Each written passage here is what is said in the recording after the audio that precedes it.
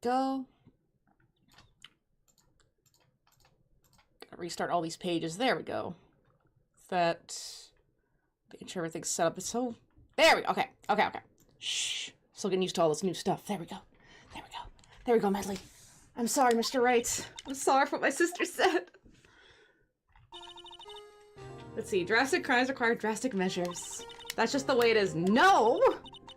We did what we had to do in order to get him to get the verdict he deserved. Oh, shit. It's okay, Jane. It's okay. Go back to sleep. I didn't know. I never knew the SL name was just another name for the Joe Dark killings. I was like, everyone's heard about these killings but me. And it was only 2 years ago. You'd think it would have been in the news. I don't want a Dark convicted so bad. I guess it's because we're supposed to be feeding, so we don't know everything about this world. Mona! Mona! Mona-me! Come on! You're big and strong, Mona. You can do it. Big leap! Big leap! Big leap for Mona! I'm hoping the break help with pain from last scene you did. Yeah, it was, it's gonna have to help. It's gonna have to help a lot. Because we're gonna get into so much nonsense just now. I can feel it. Absolute amounts of nonsense. As long as they don't give me another videotape, I should be okay. I don't want to deal with another videotape. I can't do it. That's why she used me. That's why she used what happened to me. What do you mean what happened to you? Why is no one telling me anything? It's all there in the files.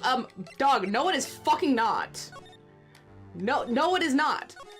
It just says that she was a witness. That's all it says. What about this is in the file? There is nothing here. I'm losing my shit, man. Joe Dark's last victim was Prosecutor Neil Marshall. When he murdered Officer Marshall's brother, he left behind an incriminating piece of evidence. What? What did you have to do with those killings, Emma? On the night Prosecutor Neil Marshall was murdered, Joe Dark tried to kill me. There, thank you, fine. It was not in the file. What, he tried to kill you? Officer Marshall's brother, Neil, was only trying to save me. Mona. Good Mona. It's okay, Dana. It's okay. It's okay. She's okay. So that means you, yes. I was a witness in the Joe Dark trial. I didn't see that one coming. SL9 incident. It happened 2 years ago. It was right about this time of year too. So she was about 14. There was a terrible thunderstorm that day, unusual for the season. I was alone in my sister's office. We were planning to eat dinner together once she finished her work. Then suddenly, this terrifying man came bursting into the office. Joe Dark. And then he was executed, right? At least that's what the legal report is saying, that he was executed. He seemed like he was running from someone. He pulled out a knife and screamed at me. I didn't know what was going on. Just then, Prosecutor Marshall showed up. Jake Marshall's brother. Joe Dark tried to take me hostage. Before he could, Mr. Marshall tackled him. Then, what happened? I'll never forget it! Getting with Shadow brought back the ability to take you fall damage from falls, but I still gotta get it. That is nice. Right, like, you can go from, like, the highest high down to a landing point and take no fall damage, but it's like, oh, only if you landed there. You land a foot away, you're just done. Which, fair, but that is really frustrating when you're just trying to get gone somewhere. Let's see, lightning struck and lights went out suddenly. A bolt of lightning flashed outside the window, lighting up the office for an instant. So she only saw a flash. While Hollow took it away, in place, you get, oh, you take reduced damage. Yeah. Like, damage done from falls is realistic. But I'm not here for realistic. I'm here for let me fall from very high places, please. What I saw when burned permanent picture in my mind, I can still see it now. It's like there's a joke in the Dragon Age community, kind of, in Inquisition, where it's like you can run around Skyhold all over and like start jumping off places, and one of the best places to like jump off and land because you can't take fall damage is in this giant tower, because you go from like Liliana's area, you jump down the tower and you land on Solus's desk, and then you just run out like an asshole. Like, sorry Solus, I gotta go, and you just like throw his shit everywhere, break his desk, but you're fine. You're totally fine. You see, that's the kind of energy I need more in my video games. See, a permanent picture. I don't remember the moment when Dark stabbed Mr. Marshall, so you weren't able to testify about that. No, I was only asked about when I was attacked. That must be why she made up the crime. Made it up? You mean provided bogus evidence? Prosecutor's office wanted that guilty verdict so badly. Lana forged the evidence and Mr. Edgeworth used it. Edgeworth? Did he know? Yes, but I'm sure he didn't know anything about it. There we go. I mean, if he's given evidence and told, here is very good evidence, and then someone else is like, well, no, that's actually fake evidence, he didn't know when he used it. You can't get him on that. If he was, especially if it was from his boss, like, hey, boss, where's that evidence? Here is the evidence that is very approved and good to use. And it's like, Are you supposed to question that? He couldn't have been known he was given false evidence. Even so, that's when it all started. The rumors about Mr. Edgeworth, I mean, it's all my fault. If I could just have testified properly, none of this would have happened. So it's true. Even though he may not have known it, Edgeworth really was involved in falsifying evidence. He was involved as like a pawn, but not as like someone who falsifies the evidence himself. After that case ended, Lana was never the same. From cold like she is today. She must not have been able to face up to what she did, especially not to Emma. Permanent picture? What do you see in the instant the crime occurred? Why does Dark have an onion head? This week of work scheduling is going to be fun. What is this week of work scheduling? Is it like a solid 7-8 days of work? Is it all night shift too? Like, how brutal are we talking here? Neil Marshall was stabbed right in front of this poor girl. I remember what happened after that. Apparently I passed out. I try not to look at my work schedule before I have to go to work. Like, oh, the day before. I try not to think about it too hard, because if I see one of the doctors, and he's got, like, all these, like, little 30-minute, 20-minute, like, hour appointments, I know my day is fucked, that I just can't mentally handle it until I actually get to work. That was actually the last day I worked, too, was, like, that Tuesday. He had all these tiny little-ass appointments, and those are the days I do, like, 1,100 steps an hour, and I think I'm getting calluses on my feet from it. It is messed up. See, when I came to, Lana was cradling me in her arms. Poor Emma. You've been through so much.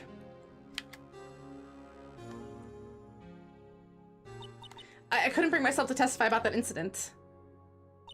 I tried, but the words just wouldn't come out. I drew a picture, but it wasn't any good. 2 years ago, you must have been 14. That's understandable. Especially being involved in a case where she was about to get murdered, theoretically. Once it was all over, I made up my mind. I decided that when I grew up, I'd become a scientific investigator. I want to be able to fight crime with my testimonies, and find the evidence to make an airtight case. That way Lana would never have to forge any. I see. I think I'm finally starting to understand what makes Emma tick. But there's still something about that crime that bothers me. It's gonna be really exciting to see her pop up later as a forensic investigator when she's a little bit older. I was off yesterday, then I work today, then I'm off tomorrow, I work Sunday. Monday, then I'm off, so every other day. Yeah, basically every other day. Wednesday, then I'm off Thursday. Then I work Friday, and then Saturday I'm off, then Sunday I work... Jeez! And I work Wednesday, then I'm off. I don't work more than 2 days for the next 13 days. Gosh. Yeah, basically it's an every other day schedule. That's gonna be a time. That is very much gonna be a time, because you can't even get into a rhythm with that. It's like, oh, I can't. Oh, yeah, oh, no, I have to work. Oh, I can stay up. No, I can't. I gotta work. And then it's like back and forth, back and forth. But hey, hopefully at least make some decent pocket change from that one with all those days of work. Funny she keeps the same look later on. So they don't, like, age her up at all? Like, she's gonna look like this, and she's like, yeah, no, I'm 28. My style has not changed in the last 12 years. This is just me. Wow. Better than my normal 6 days. That is true. Yeah, you don't want 6 days in a row. No, can't do it. 6 days in a row is just too evil. There's something that's puzzling me, Emma.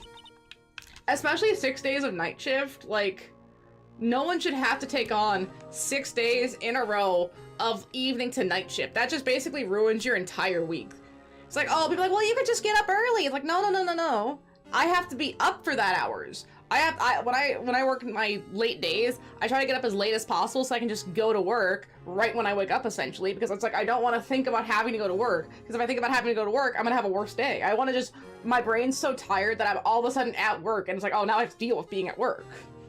Hey, dude, she just wears the same fit. You can't see her boots, but she really like bright and colorful socks. Hey, you don't say! Actually, I can't really show my sock very well, but I'm wearing, gosh, I think that's Jigglypuff as like a fluffy sock right now, and the only reason I have this is because it came with an Eevee and a Mimikyu. I was like, yes, I need the Eevee and Mimikyu, but it also came with like a little Jigglypuff, so yeah, same.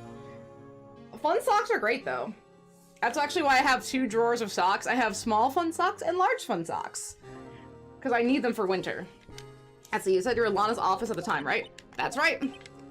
Why then would a serial killer come running in there? Not only that, but why was he being chased by a prosecutor? Oh, there's no mystery there. Joe Dark had been taken into questioning that day. Taken in for questioning, you mean by the police? Of course, this happened at the police department.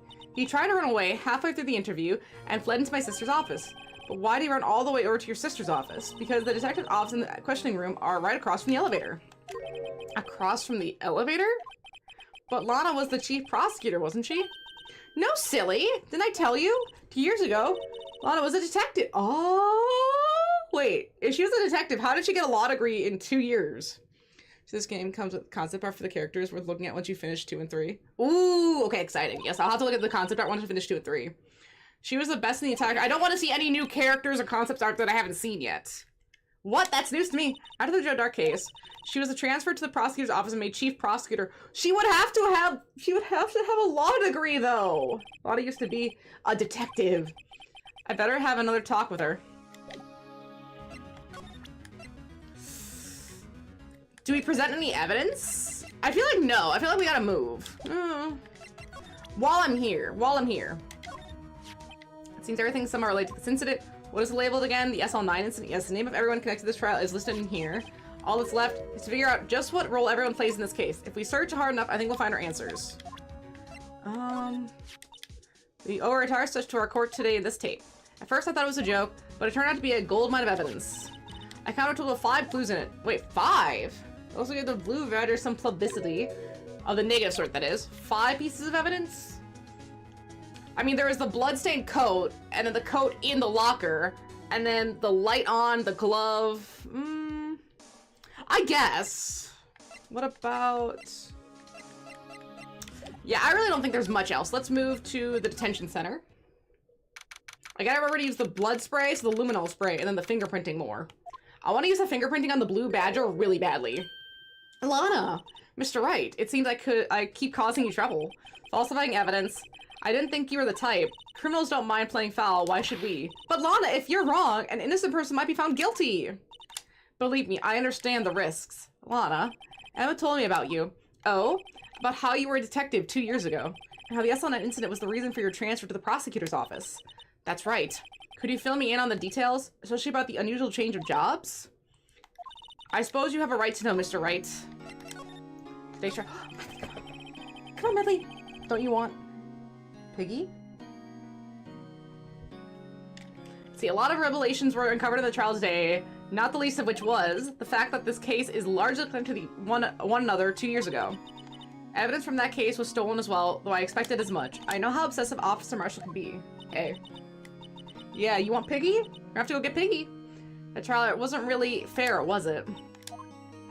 I believe in you, Lana. I believe that no matter what happened, you'd always stick to the truth. It couldn't be helped, Emma. At the trial 2 years ago, I sold my soul. All that drama aside, the fact of the matter is, at 5:15, there was no murder at the police department. Tell me it's not true, Lana, what the witness, Miss Starr, said. Yeah, because there was a murder at the police department at... So, let's see. Was it 4:20? I think it was 4:20. Yeah, so whoever 7 was, there was a murder at the police department, which actually, and going back to the autopsy report, does stay in line. Because it's the date of time of death, February 21st, so that's the right date, between 4 and 5:30. So it really does cover the whole spectrum of timeline here. See, about you stabbing Mr. Goodman with a knife? Lana, I don't understand! Why won't you just tell us? Emma, this doesn't involve just me. I don't think I've ever seen Lana look so phased before. Let's see, Detective Lana Skye. Okay, she's not gonna move. You want Piggy? Go get Piggy! It's true, I was a member of the police force 2 years ago. She was amazing. They still talk about all the cases she and Chief Grant cracked together. Chief Grant? I keep saying Grant, it's Gant. There's no R. Gant. He was a deputy chief of police back then, but he still worked the crime scenes. Damon Gant. He was everything I aspired to be. Damon looks like he has massive muscles. He looks like a Pokemon trainer. Like, of all the people we've seen so far, he gives me the most Pokemon trainer vibes. Right, Janie? Janie agrees too. They were the best team ever. They solved crimes before the reports could even be filed. Emma really idolized her big sister. But now you're chief prosecutor. What happened? I always planned on becoming a prosecutor. The reason I became a detective was to gain experience investigating crime scenes so you could use the experience in court, right? Gant's help in the SL9 case was crucial to his resolution. After that, he became chief of police and arranged my transfer to the prosecutor's office. Maybe I should ask more about the investigation of theirs 2 years ago. 2 years ago, I was second in command of the detectives investigating Dark. Second in command? That means the investigation lead was Damon Gant, right? Yes, Deputy Chief Gant and I shared the same office and the same investigations. They even had the same office. Interesting that they had the same office. I really think he's way more involved than he's letting on. Like, maybe Joe Dark was the murderer, but Gant did kill Marshall. I'm not sure. There's something really fishy about this dude that I don't like. Something about the way he pauses, the way he looks at you. Like he's way better than you, smarter than you, and he's just toying with you. Let's see, we led a team of the best detectives on the force. Detective Gooden, whose case it was, Jake Marshall and Angel Starr. It was the first time Marshall worked with his brother. He was quite gung-ho. Without a doubt, Joe Dark was a serial killer. We asked him to come in for questioning. We were desperate for evidence. That was when his final murder took place, when he tried to murder Emma. I mean, are they sure it was him if there was no decisive evidence in any of the other crimes? I mean, he was a serial killer for sure. And he's killed at least 5 other people before Neil Marshall, when he was actually, I guess, trying to kill Emma. But that doesn't guarantee that he's connected to those other killings. We have seen no evidence that ties any of these people to Neil Marshall's killing. Prosecutor Marshall is trying to save me from Dark. You see, the first person who happened upon the scene of the crime was me. Now you tell us. First one at the scene. Damon Grant and Neil Marshall were the ones questioning Dark that day. The investigation was in its final stages, and Dark must have suddenly panicked. See, I don't know. This guy's able to kill 5 people with no evidence. I don't know if he would... I don't know if he would panic in a situation like this, right? That doesn't seem right in my head. Would this kind of guy really panic? If he's already able to kill 5 people and he knows they have no evidence, why would he panic? What about him? What about the situation caused him to panic?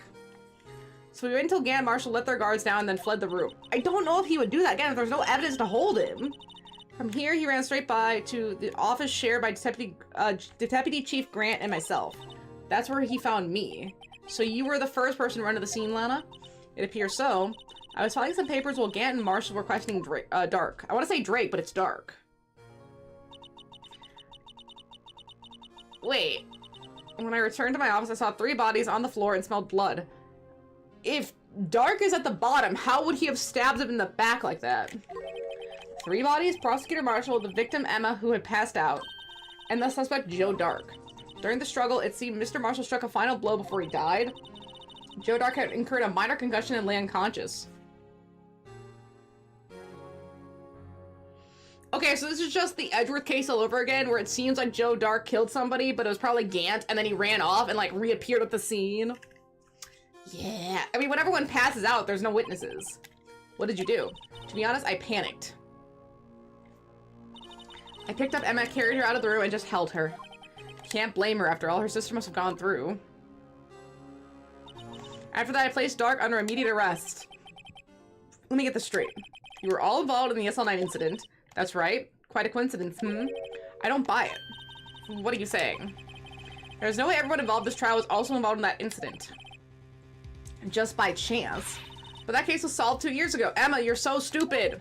At least one person went to extremes because they didn't believe it was truly solved. Officer Marshall. Yes, his action came as quite a surprise to me as well. Because, okay, if Lana was the one that falsified evidence, why would Marshall and Starr be on the chopping block? Angel Starr got fired. Marshall got demoted. Goodman was the only one that just kept his detective rank. Neil died. That seems like a cover-up to me. Get rid of the 2 people that cared most about solving this case and would have been really attached to solving this case. Promote one that really wanted it, get her out of the way, put her in the prosecutor so she's away from the police department. And then the la-di-da guy who didn't give a shit, well, we don't gotta worry about him. We'll just keep him where he is because he's not causing any problems. Ever since his brother died, he's changed completely. I guess he wasn't convinced with the ruling against Joe Dark, because it wasn't him. Life doesn't end with the closing of a case. Everyone has to live the rest of their lives with their memories. That case just might not be over yet.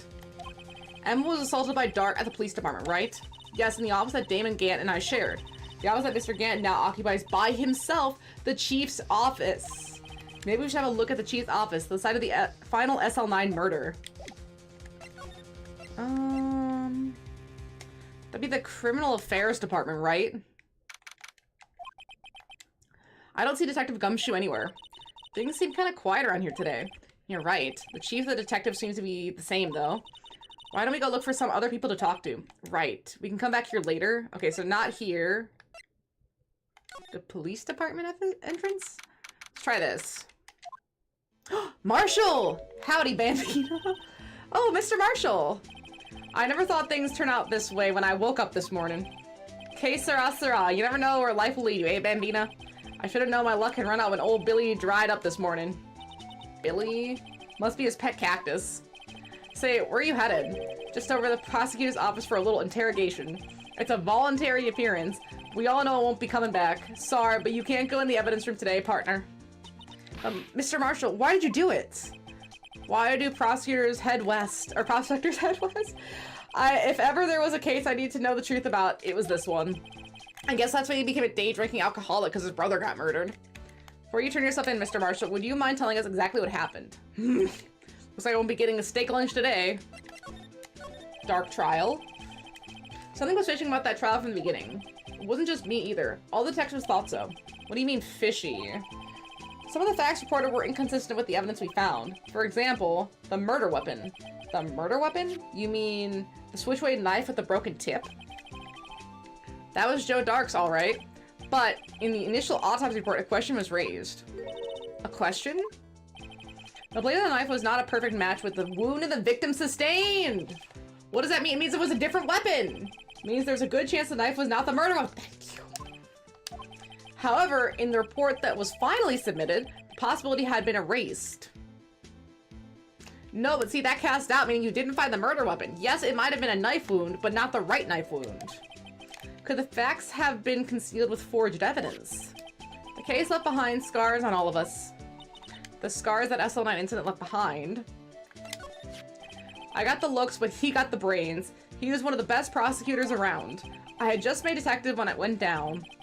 It was our first case together. How old was he, your brother? He was 27 at the time. He was awarded the highest honor that very day. The highest honor? You mean the king of prosecutors? I knew it. What are you looking at me like that for? That's an honor for a prosecutor. See, but why though? Mr. Marshall must have really been close with his brother. Everyone's saying it's an honor, but then Edgeworth looks like he hates it. He looks at the award with such disdain, like it's a mockery. I wonder what the award actually means, and why it's a broken shield. The day the SL9 incident took place, there wasn't the same day as... That's right. It was the day of the evidence transferal. Interesting. Interesting, 2 crimes happened 2 years apart on evidence transferal day. It was drizzling that morning, and by nightfall there was thunder. I can't believe 2 years have gone by already. I tried to steal the evidence so the case wouldn't die. Apparently someone tried to stop you. Detective Goodman was murdered, and the evidence locker was empty. Okay, something I don't get though, right? I mean, hey, Goodman might have been a shitty detective and left a glove in the door to open it, but Marshall obviously is bad with computers. How did he not know? Did he just expect to be able to open the locker? Did someone put the glove in there on purpose? That part feels like such a mystery so far. Because it seems premeditated, doesn't it? Scars. There was something going on behind the scenes in that case. We all knew that later. Every detective involved in that investigation, save one, was taken care of. See? See? Miss Star was fired, and I was demoted and boxed away in the tiny room. What about Detective Goodman? If they did something to him, too, the commissioner would have been suspicious. No, they were careful enough not to be too obvious. They? Who are you talking about? Don't get upset, Bambina. I mean, Damon Gant and Lana Sky. I don't think Lana was involved. It was definitely all Damon. Gant and Sky. Investigation lead, Damon Gant, and his second-in-command, Lana Sky. There wasn't a person in the force who hadn't heard of that duo. The case was the biggest step in both of their careers. After the case ended, Lana transferred to the prosecutor's office, right? Yeah, Damon Gant, the new chief of police, arranged for that to happen. She's never been the same since she left. Everyone who knew her said so. Chief Prosecutor Lana Scott was totally different when she was a detective. Now that he mentioned it, Emma said something like that too. Tell me, what happened to my sister? Sorry, Bambina, but her secret is too well guarded. I never found out. Lana's secret. It all started 2 years ago. So there you have it. That's my story. Did you enjoy it, partner? It was certainly enlightening. There's one thing for sure I found out in court today. That boy Edgeworth isn't my enemy. He was the one who used false evidence to get a guilty verdict. But someone else was the one who gave him the evidence and planted. Thank you. It's not his fault for using evidence he was given by his boss. That someone is Damon Gant. Don't believe me? Well, I don't blame you. I wasn't even to be I won't ever be a patrolman after today. Dude, stop day drinking! Too bad I won't be around to work with you when you become a real scientific investigator. Adios, Bambina. Aw, Janie. I know, Janie. Wait, court record. Wait, can I not use the fingerprinting? What about, I can spray, right?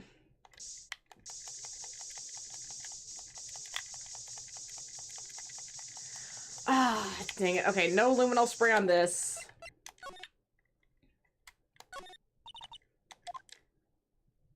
Let me fingerprint it. No, let me fingerprint it. Let's give him the benefit of the doubt and say he's dancing. Speaking of dancing, the whole police department has been dancing about like crazy since the other day. Can I take out his batteries? I just can't help but feel he's going to do something naughty. Yeah, irritating that they won't let me use... I can use the luminol spray. But I can't use the fingerprinting set. Why not? There's a handprint right there. They're probably, oh, well, it's probably Detective Gumshoes. You don't know that. That's why we have to be certain and check.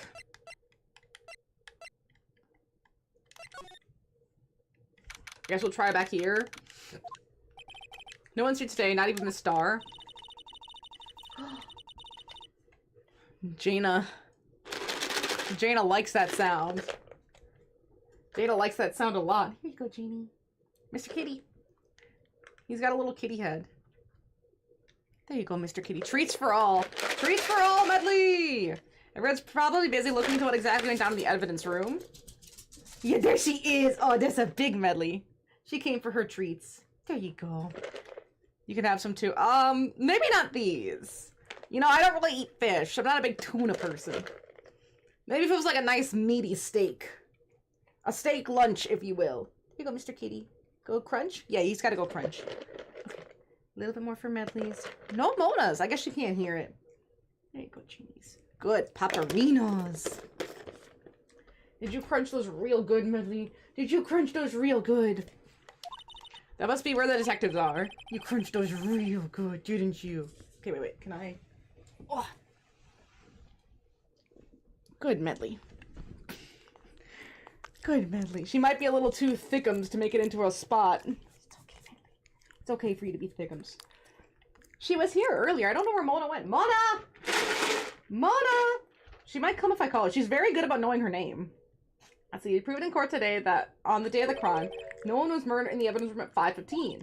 Yeah, I thought we were finally making some headway in our case, but instead it looks like we were just end up making Lana look even more guilty. Hang in there, Lana. I've got to find all the answers by tomorrow. Can we slide? There's probably nothing to see down here, but we can use this to go to the High Prosecutor's office. Ah! Medley, your claws are sharp. Mr. Edgeworth isn't here. Maybe he's being questioned by the inquiry committee. He took a real beating in court today. Oh, bye, Medley. Yeah, with Lana admitting to falsifying evidence 2 years ago, I guess we'll just have to come back later. Mr. Fenders went back to sleep on the floor, but Mona didn't come in. Mona?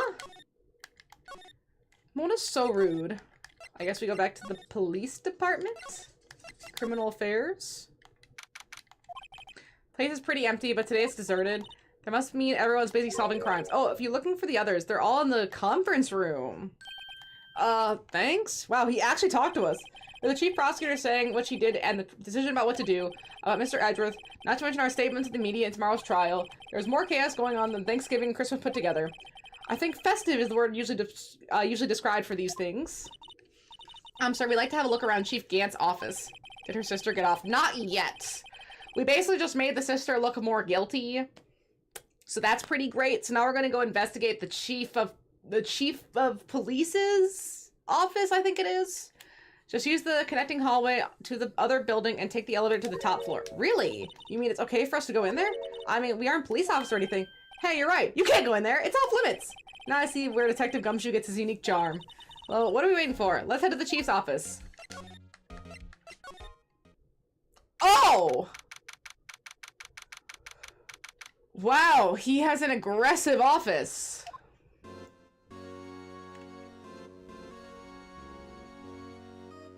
Wow, I hate it? Well, where am I?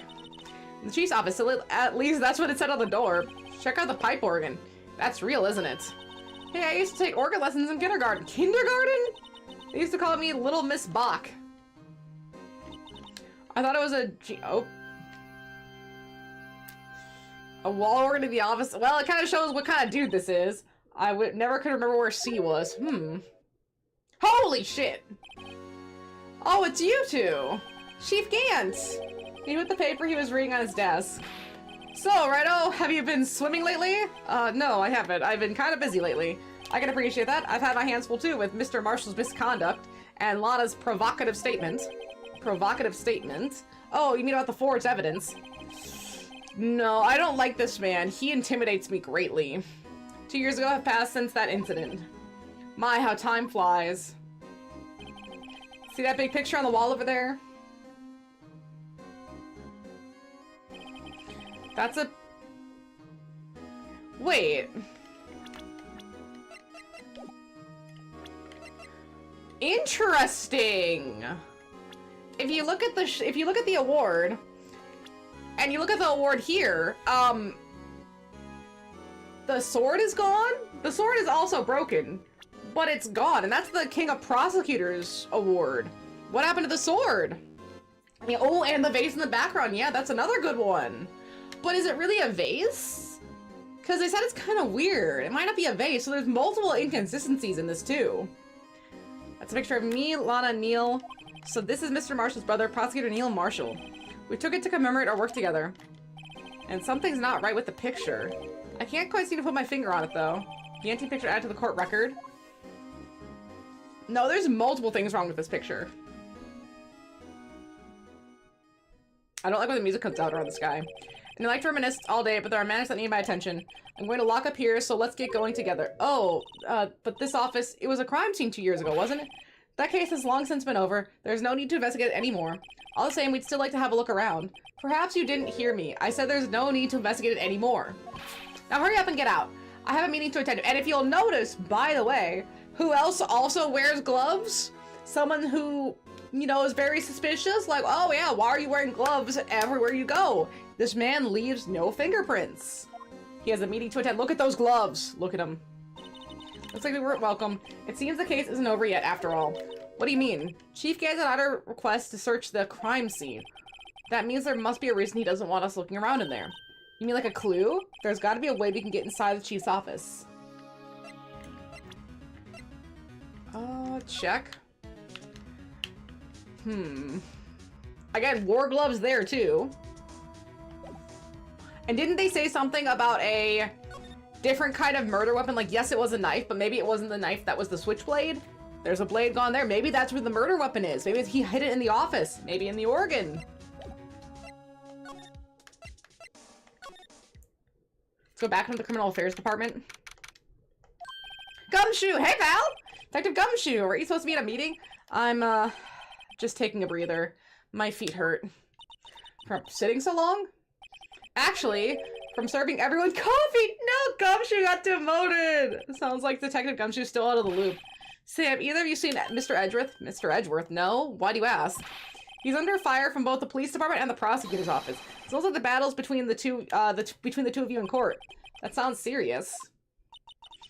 Is it because of what my sister said? That's basically what it all boils down to.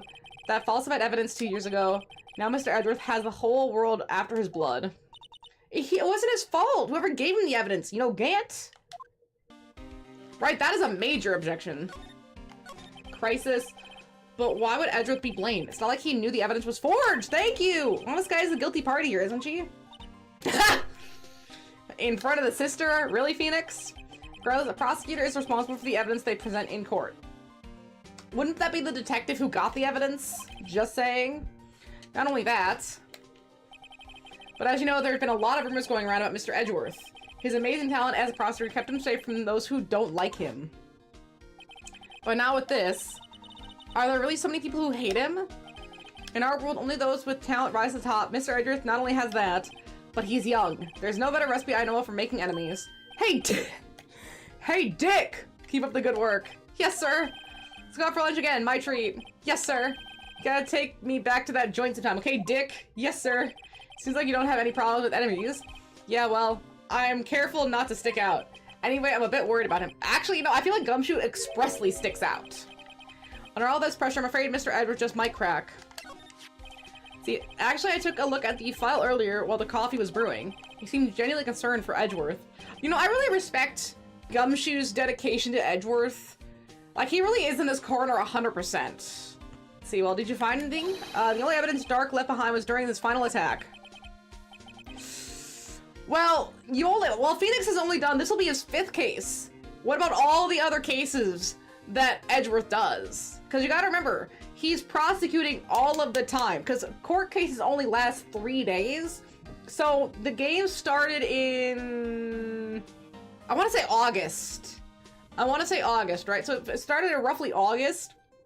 And now in game, it's been about February. So September, October, November, December, January, about 6 months. The game has been going over 6 months. And remember, Phoenix Wright has only done 5 cases in 6 months. He even mentions, yeah, I haven't really done many cases recently. I haven't been taking anything. So he's gonna be 5 for 5. But Edgeworth has been working that entire time as a high-level prosecutor. So 15 days? Not even. More like, yeah, okay, let's do 15, because that's just easy. 5 times 3, 15, easy. Out of 6 months? Meaning that's like another 180 days, give or take. So, Edgeworth works about 165 days more. Again, that's like estimating. Horribly estimating. They maybe drop like 20 of those days, so it's like 145 of those days as a prosecutor. And he is on top of it. What I don't see it, okay. Well, then when we get to the Miles Edgeworth investigation games, maybe that'll change your mind. But we still have 2 and 3 before we can get to the Miles Edgeworth stuff. His final attack, you mean? When he killed Prosecutor Marshall, he was trying to protect some girl. Me. Seems Detective Gumshoe never realized Emma was the girl. That's when he left the most incriminating evidence of all. Well, what was it? Oh, let's see. I think it had something to do with the murder weapon. Oh, I forgot. Look. It's all written somewhere in there, okay? His powers of recollection never fail to impress. Maybe we should show him the murder weapon. It might jog his memory. Dark crime? I guess he's F. Yeah, a little bit. Just a touch. Joe Dark was 42 at the time of the crime. He was just your run-of-the-mill businessman. A businessman? What made him take to serial killing? One day on his way home from work, he hit someone with his car. With his car? So it was an accident. An accident, yes, but it transformed into an animal. An animal? He killed a man that witnessed the accident, then he killed a second at the crime. A kid walked by just then, so he killed them too. Then he was burying the bodies. A jogger came up to the scene and was killed all while. Finally, he turned himself in. Seems like a pretty careless animal. Of course, this is all conjecture. There wasn't a single shred of evidence. So he turned himself in? So wait. All 5 people he killed at the same time. The only person he didn't kill was Neil Marshall. So yeah, again, I don't believe it. Theoretically, it's not like it happened over like a 6-month span where he rained terror down on the people and killed 5 victims in 6 months, so basically 1 a month. No. That was at once. People didn't even know about it. Yes, but in the middle of his questioning, he fled and murdered his final victim. Prosecutor Marshall. That makes no sense. Why would he flee? The crime was witnessed by someone too, but luckily Dark was arrested on the spot. Doesn't it sound super fishy? That makes no sense. What caused him to freak out? If they had no evidence, if they were just asking questions, why didn't he call for his lawyer? You don't have to talk to the police without your lawyer present. That last witness, aka Emma, like you can literally just tell the police, I plead the 5th, I will wait for my lawyer. I plead the 5th, I will wait for my lawyer, and they can't use that against you in court. Because like, oh, well, your silence can be used against you in a court of law if you don't talk. No. If you plead the 5th, none of that shit can be used against you. You just have to wait for your lawyer to get there, and then you talk to the lawyer. Why turn himself in? That's another good question. Yeah, there's a lot we don't know about this.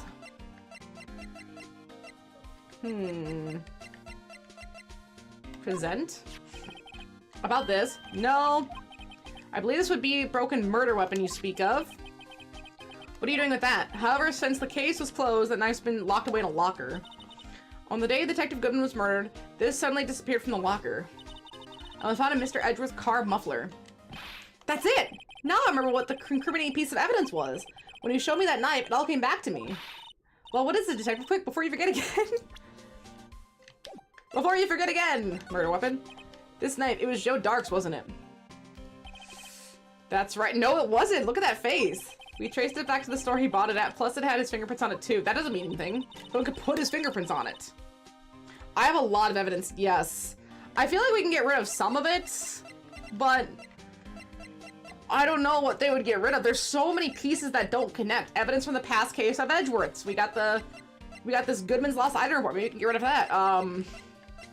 All these pictures, the bloodstained shoe, the cell phone with the muffler. Because we cleaned out our evidence last time, but I don't know if we'll do it this time.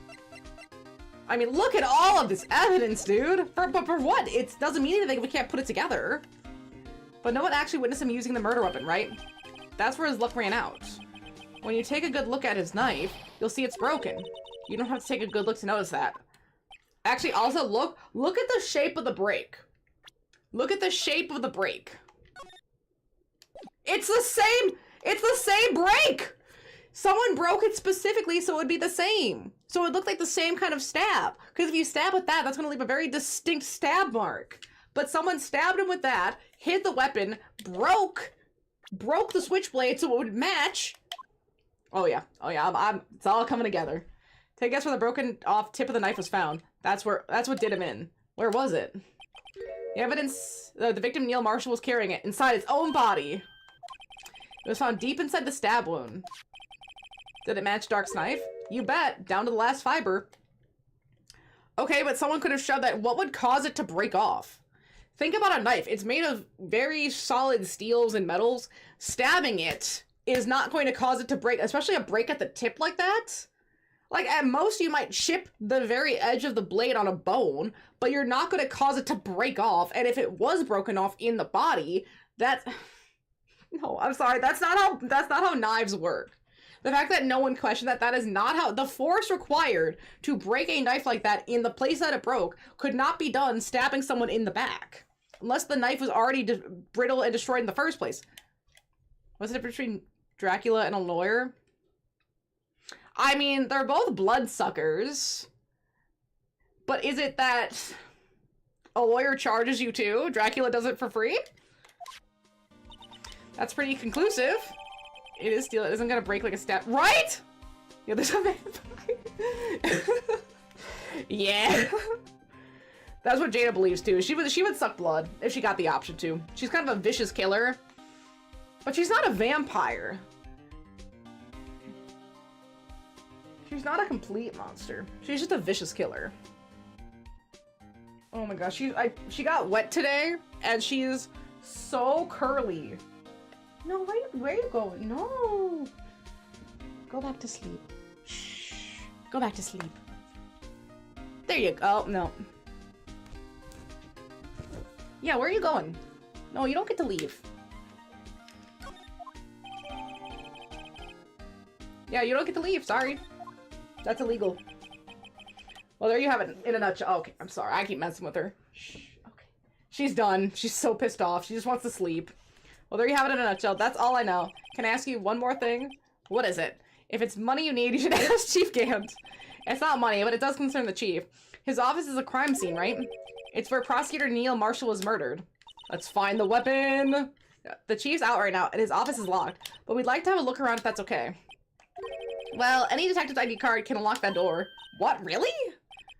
That seems like a security feature, but if I let a civilian in there, I'd be charged with a breach of trust. Breach of trust? Simply put, I'd be canned. Oh. But wait, we have a visitor's card! We have a card! Sorry, pal. I don't plan on getting fired because of you. How about this ID card? It was Detective Goodman's. That wouldn't work either. The data was deleted the day he died. Oh. So in other words, Gumshoe is our only chance of getting into that office. We have a visitor card! I wonder if there's something that could show him that would change his mind.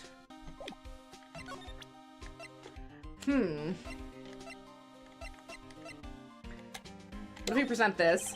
Make sure a little, no. Okay, so that's nothing.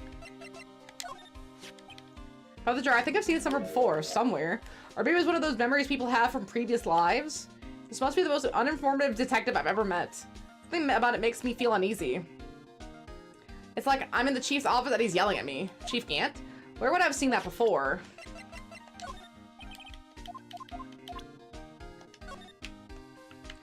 Why can't I examine the picture? That's so frustrating.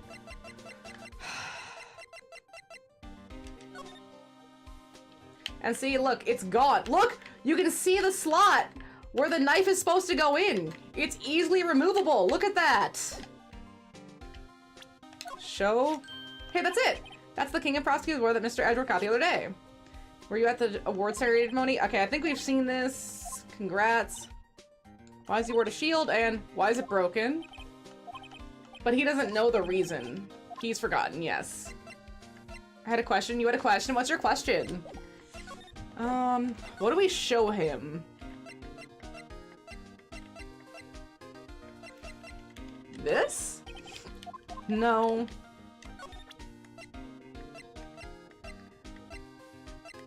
Incident files?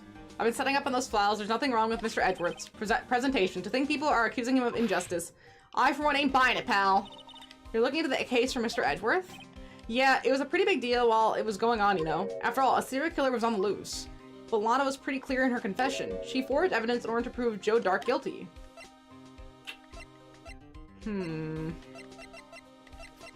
What else could I show him? We don't really have much else.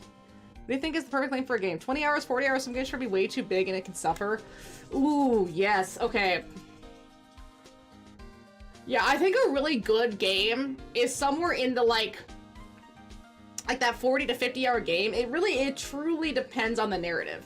But something like Ghost of Tsushima, you can get almost everything in the game done. Like, I was going through it, and it was about 50 hours. There wasn't too much side stuff, but it was enough side stuff that it felt doable. I think somewhere around the 40 to 50 hours for, like, a standard kind of game is really great. But yeah, it really just depends, because then there's games that are kind of longer that do it really well. Like, the Personas feel really good. Dragon Quest XI feels really good, and those are like the 70 to 90 hour games, but I think you have to break up the items really well for that to work. A game that doesn't break it up super well was something like Clair Obscur. Act 3 was too bloated. Yeah, Yakuza 5 is a little bloated. Yakuza 8, don't get me wrong, I really loved a lot of the side stuff in Yakuza 8, but again, it kind of felt bloated. Like, if you were trying to do everything, I think it took me... Gosh, I don't even remember. It was a long time. I was in that game. It must have been 80 to 100 hours. 7 is better. It is, you're correct. 7 is better than 8. I think because 7 was so unique for its time, but 8's plotline just goes completely off the rails. It takes 5 chapters. 5 chapters to get into Hawaii, and then they bring in the Barracudas, but then they drop the Barracudas. And then there was the nuclear waste and the cult. And then the mom, like, we didn't really need to talk about the mom. I didn't give a shit about the mom. The whole, like, dad and Arakawa stuff going on in the 7 was way better than dealing with the mom in 8. Especially with the brother. Oh my gosh. Good shit. And the Bleach Japan. Yeah, the mom was inconsequential. There's no point. It doesn't matter. And Ichiban's personality is really good, but the plotline they put him in for that was not great for me.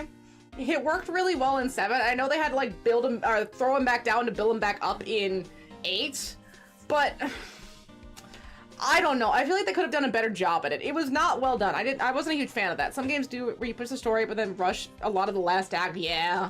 And I don't think that's what you should do. You definitely need to break it up in a good pace. Again, look at the Persona games. You can do a bunch of combat, and then you can just do whatever you want, and then combat, and then it's like, it kind of, like, weaves itself. And it gives a good pacing. You could set the pacing yourself. But then you get to Act 3 of Clair Obscur, and the pacing just goes out the fucking window. Ichiban and Sayaka, they did. They really did. If they were gonna focus on that and make that a thing, they should have actually focused on that.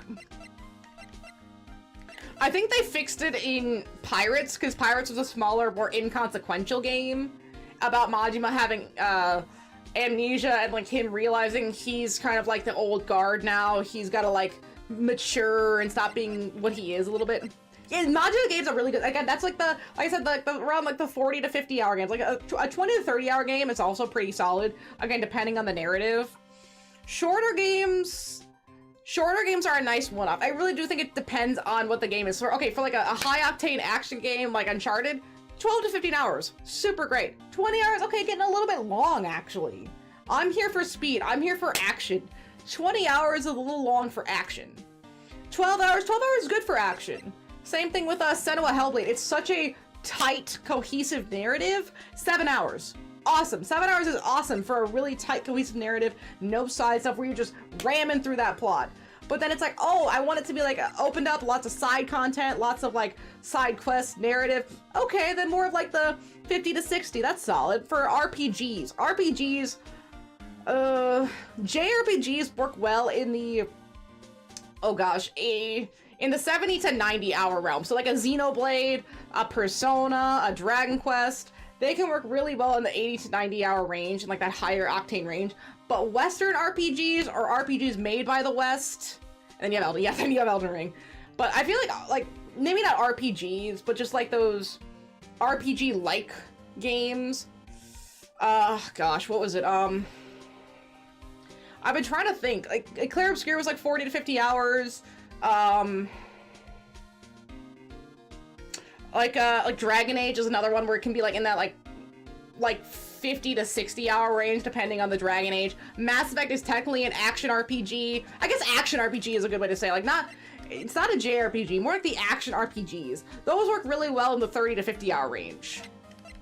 I can't remember, is Ghost of Tsushima made by the Western company? Is that what I'm remembering? There was a Japanese type game set in Japan but made by the West. I can't remember if it was Ghost of Tsushima or not. Because again, that's like another 50 hour range game. Like, okay, that would make sense if it was made by the West just because they work better. Is Sucker Punch in the West? That's what I couldn't remember if they were. Which is, thank you, yes, okay, it is based in America. See, that's what I'm saying. Americans work better with that like 30 to 50 hour range for an action RPG. That's the best way to describe it in my head as an action RPG. Because like a JRPG is its own thing, where America do better with action RPGs. And that's just based on the trends that I personally see. I don't know what we can show this guy, by the way. I have no clue. Because we already showed him this. I'm just gonna show him other stuff. Let me, yep. They're in Washington State. Oh, okay, nice. Good for Washington State. It's a really nice place. I went there once for like a mini vacation for a few days, and it's really pretty over there. Tape. No. Let's see, you know Officer Marshall? Of course I do. He was like a mentor to me. When I first started out, he first gave me a small cactus. Really? I said, Dick, she'll listen to all your troubles. Note to self, Gumshoe talks to cactuses. Hard to believe he's just a patrolman now. Someone ought to trade places with him. What? What are you looking at me like that? No lock can be opened without a fingerprint match. Besides, there's no reason for the murderer to touch his own locker. Hey, wasn't your locker the one with the blood on it, detective? A handprint of the real murderer's glove hand without any fingerprints. Shh! If you came to arrest me, you'll defend me, won't you? If it happens, I think it'll be better pleading with Edgeworth.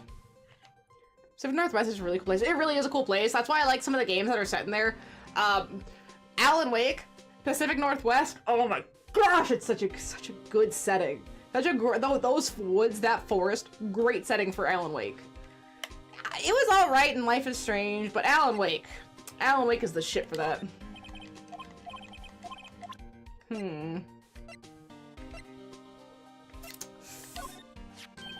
Oh, a Lost Item report, huh? Very impressive, detective. You know what it was right off the bat. Well, I'm a master of misplacement, you know. Really?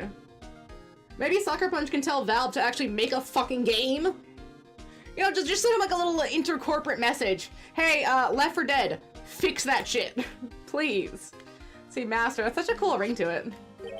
The way I see it, if things are meant to be lost, then they're meant to be lost. There's a higher power at work here. Wow, a higher power. Maybe I shouldn't let Emma hold on to any evidence. Hey,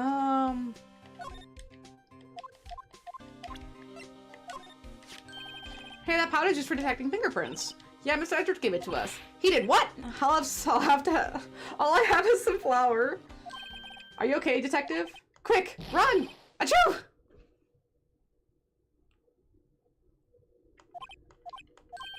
If there's any help, one time I took a nap on a bench with wet paint. Why am I not comforted? ID card record. Yes, there's only one number left to investigate at 4:20 p.m. Wait, is this gonna be it? He's gonna know the detective. He's gonna know Chief of Police Gant's number. Let's see. The victim, Detective Goodman, must have entered the evidence room along with someone else. Someone with an executive officer number. 777777777. That's 17 too many, detective. An executive officer. I might just have a hunch.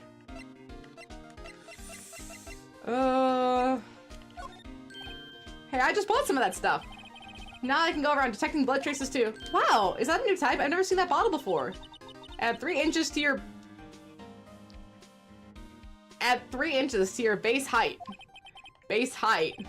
Hey, let me see that. Looming tall, new and improved formula? I mean, this can't detect any blood traces? Oh, well, I'm not quite sure the same thing as luminol. So that's why the lady at the counter had that smirk on her face.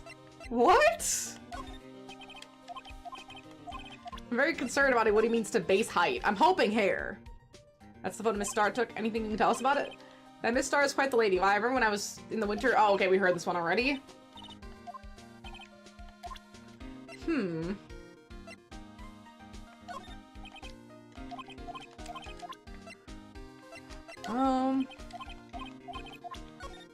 I'm trying to see if just presenting everything, because that's what I keep failing to do, is present everything and see what happens. If I'm stuck. Blue Badger. What are you talking about? He was guarding the bloodstain in the evidence locker with his life. What's more than you can say for some officers nowadays? That would have saved us a lot of trouble if he hadn't guarded it so well. I have to admit he's right, though. Thanks to the Blue Badger, we were able to prove another possibility today. Possibility that another murder took place prior to 5:15. The ID card belongs to the victim, Detective Bruce Goodman. You can just do about anything these days with a card and a secret number is scary. It's only scary because you keep dropping your card, Detective Gumshoe. I forget my secret number a lot too. I'm scared of myself. But I'm me after all, and what could be wrong with that? I think I'll stay out of this conversation.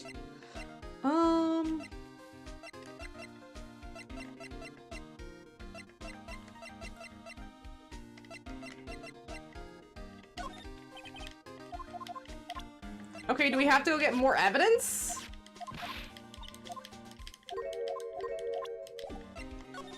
I basically showed him everything.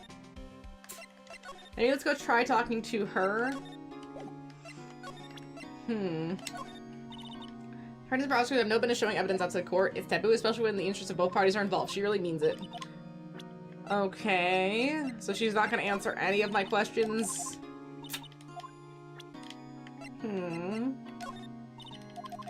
I'm just gonna see if she does anything with it. She looks pretty locked down.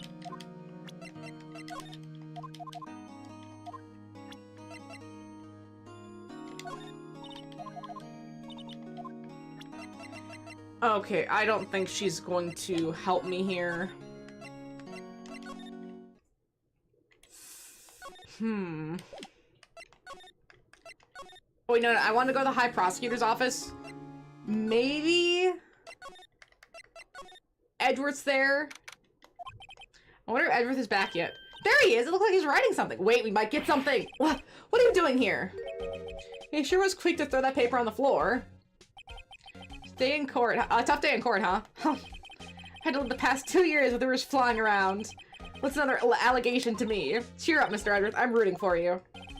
That Edgeworth for you. Always trying to hide his real feelings, but I can see right into his soft interior. That tough shell. One day I'll break it apart. I can see what Phoenix is thinking. I have it right here. So what do you want? Unlike some people, I don't have all day. So rude. Can I snoop? I wonder what he was writing before. Come on, Mr. Wright, let's take a look. Are you crazy? Edgeworth is sitting right there. Just distract him. I'll check it out. Hey, Edgeworth. Is that Detective Gumshoe at the window there? Oh no, he's falling to the ground. Hold on. First, let me see what this girl's doing crawling around my feet. He didn't even look. What? Letter of... If you're having trouble reading, I'll read it for you. So, letter of resignation. Yeah, honestly, a tough few months. First, he keeps losing to Phoenix, someone who just started as an attorney, and he's been accused of murder not once, but twice, theoretically. Well, this whole thing comes up big into... Really? I like that they keep making all of the cases so far kind of relevant. Like, okay, Mia being dead, the whole Maya stuff, Steel Samurai is coming back. Like, Steel Samurai is everywhere. And then the fact that their relationship is so dynamic and that we've had so many cases together, they don't just drop stuff so far. I mean, of course, it's only the first game, but their consistency is really commendable. Resignation? Edgeworth, you don't mean... I'm tired, right? I feel as if something inside me has died. But Mr. Edgeworth, none of it is your fault! I know the path I've walked. You don't need to tell me. And the path I've walked hasn't been a just one. I can't forgive myself for what I've done. And no one should forgive me either. Uh-oh, I think he's serious. Oh, Medley. Hi, I didn't see you there, little puppy. You're so sweet. Mr. Fenris looked at me when I said that, and he looked so betrayed. Like, really, mother? Her? Mr. Wright, please, you have to do something. This letter of resignation. I wonder if I can use it for anything.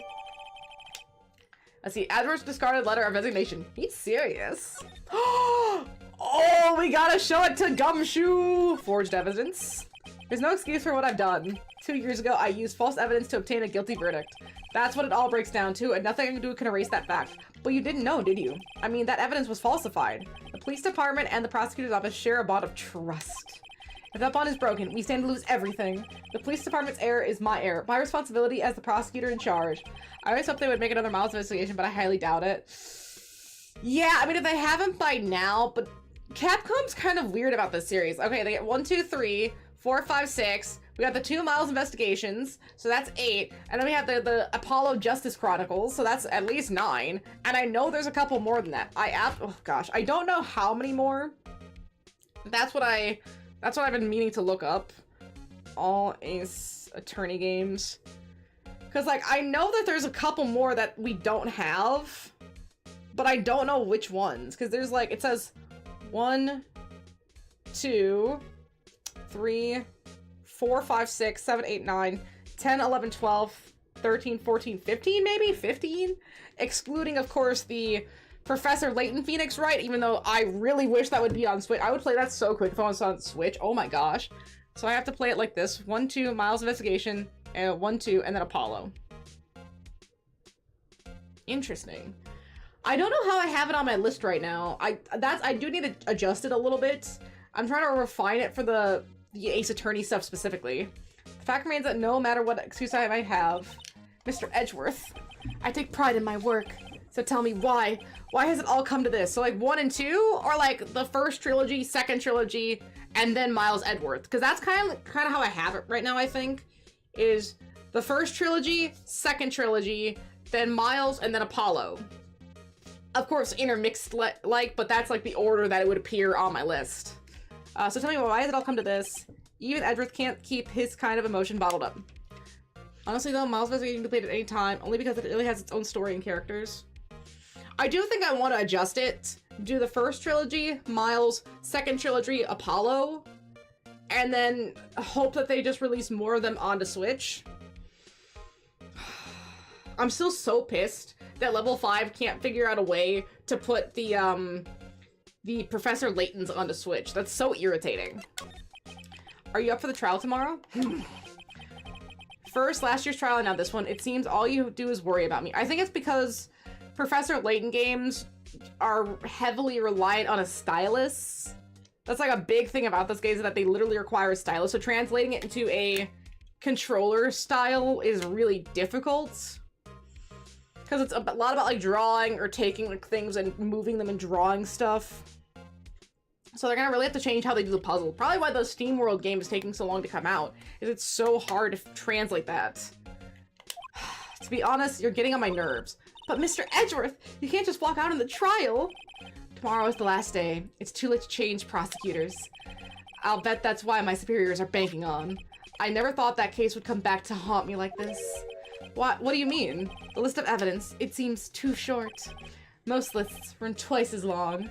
It's only half as long as those lists? That is odd. After Neil Marshall was murdered, I became prosecutor for that case. I may not have been part of the investigation, but I knew what I had to do. Use the evidence I was given to prove the suspect guilty. Well, and killing the prosecutor also means that you don't know what evidence was there because the other prosecutor was working with the detectives. He would know about all the evidence available. Edgeworth wouldn't. Edgeworth could be given a falsified list by someone willing or trying to cover up a crime. That was really the only thing on my mind at the time. Say, we just saw a picture taken around that time. That picture, something seemed strange about it. Day of the crime. Could you tell us again about what happened that day? The day Detective Goodman was murdered? You're participating in the ceremony over at the station, right? I never cared for ceremonies, but I had to attend that one. Because you were rewarded this? Those receiving awards can't exactly skip out on the ceremony. I mean, I guess it depends on the awards, because like that was a whole thing, right? In some of Eminem's songs, where it's like, hey man, I'm not gonna show up to the award because you're just gonna make fun of me. But it's like, oh, well, what if you do win? Wouldn't it be weird? Why? So you guys could just lie and trick me there, so you could sit me next to Christina Aguilera and Britney Spears. Yeah, that's from the real Slim Shady. Yeah, okay. So it's like, you can't skip out an award ceremony. That's why Eminem doesn't go, is because they're kind of bullshit, like, respectfully. Those receiving awards can't really skip out on ceremonies. I finished up at the office in the morning, then drove over to the police department. I wouldn't show up. You finished up at the office? Yes, just odds and ends, clerical stuff. I don't plan to return to the office that day. That was until I asked to take something back. Oh, the screwdriver. Take something back? This. Oh yeah, Chief Gant asked you to hold on to that, didn't he? Yes, it was a piece of evidence in a case that was closed half a year ago. Also look forward to Miles' investigation will let you play out Edgeworth. It wasn't this one though. This is his first big case, right? Because he had smaller cases before this one. The SL9 was his big case, his breakout case, but not the first one. Ooh, yeah, I gotta move my list. I've been meaning to adjust it. I've just been bad about it. I think I'll adjust it later and then change the thing that they need to change. So I need to change the Ace Attorney stuff, and I also need to change the Final Fantasy VII stuff because I want to put Rebirth before Reunion now. I want to switch those two spots. Let's see. He asked me to bring it back to the prosecutor's office. That's the story we heard yesterday. That's the screwdriver in the Mia murder, though, right? So you came back here to the prosecutor's office because the chief asked you to? That's right. Still have no news on FF7 Remake Part 3. Yeah. I think it's gonna be soon, though. I know they keep, like, teasing what the new name is gonna be for Part 3. So I think we're gonna get some news soon. This picture is hanging on the wall in Chief Gant's office. But I want to hear news on 13. That's the information I need. Prosecutor Neil Marshall, he had just started making a name for himself. Looks like this was taken when he received the King of Prosecutors trophy. Speaking of that, there's something about that bothers me. Yes? Trophy Mr. Marshall's holding. It's a little different than yours. Yes, you're right. Yes. I remember now. Remember what? That was what the official prosecutor's trophy looked like until 2 years ago. The story behind this design. A story? Sounds interesting. Would you mind telling it to us? It's simple, really. Contradiction. That's what the award was based on. This award originates from an ancient Chinese tale. In the Chinese, the word contradiction is written with 2 characters. First means halberd, the second means shield. Have you heard the story? Me? Oh, sure. Everyone knows that. Why don't you tell it for us, though? For Emma's sake. Very well.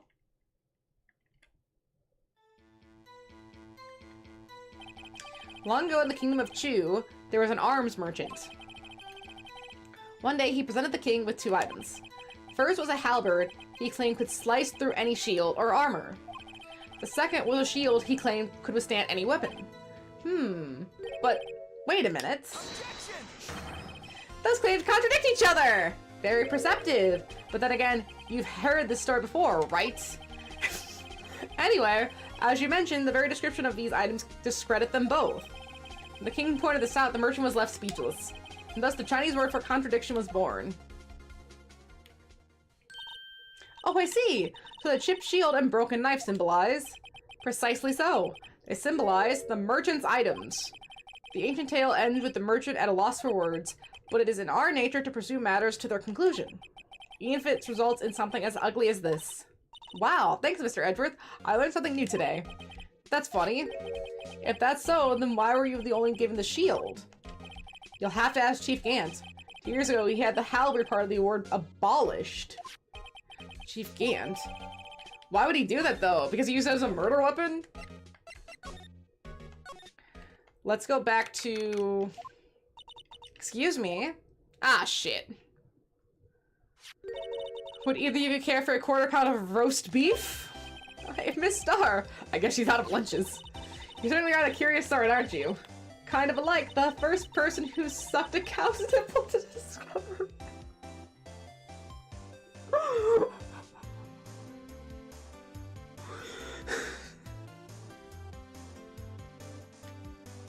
Lady, I just sat down! Who starts a conversation like that?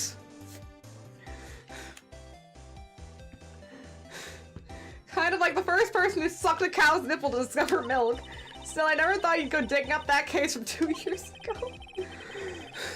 Everyone in this trial has been involved in the SL9 incident. Not only that, but the murder occurred on the very day the evidence from that case was due for transferal. Not what I needed. I didn't need to think about an imagery. I mean, wouldn't they have just watched a baby cow sucking milk? Think, huh, women do the same shit. Oh! I got you. You wouldn't full fist you wouldn't full fist the nipple to stick out some milk to test it. You kinda just assume. This attorney box so damn wrong.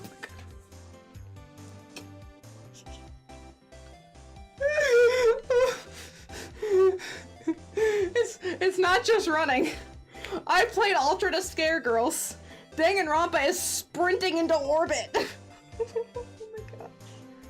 I mean, the fact that the Monokumalings exist in Danganronpa 3 is a disturbing image I never wanted. And the fact that they kept killing my favorite one almost first made me so pissed. This can't all be attributed to mere coincidence. Right, okay. What was your favorite little Monokumaling? I like the blue guitar guy. The blue rocker, my favorite Monokumaling. Holy shit. Are you forgetting something? But he always died first. I was pissed. You know that little scene I happened to witness? The instant Lana stabbed Detective Goodman with a knife. No matter how much of the past you dig up, it won't change what I saw. Roast beef is meant to be savored when eaten. Miss Star's hatred towards Lana. Miss Barris goes, I like the gangster Kuma they had. Oh, the gangster Kuma. Oh, they had a lot of good Kumas. Let's see, it all dates back to 2 years ago. Let's see, talk. Dark investigation. Joe Dark, that's a name I'll not soon forget.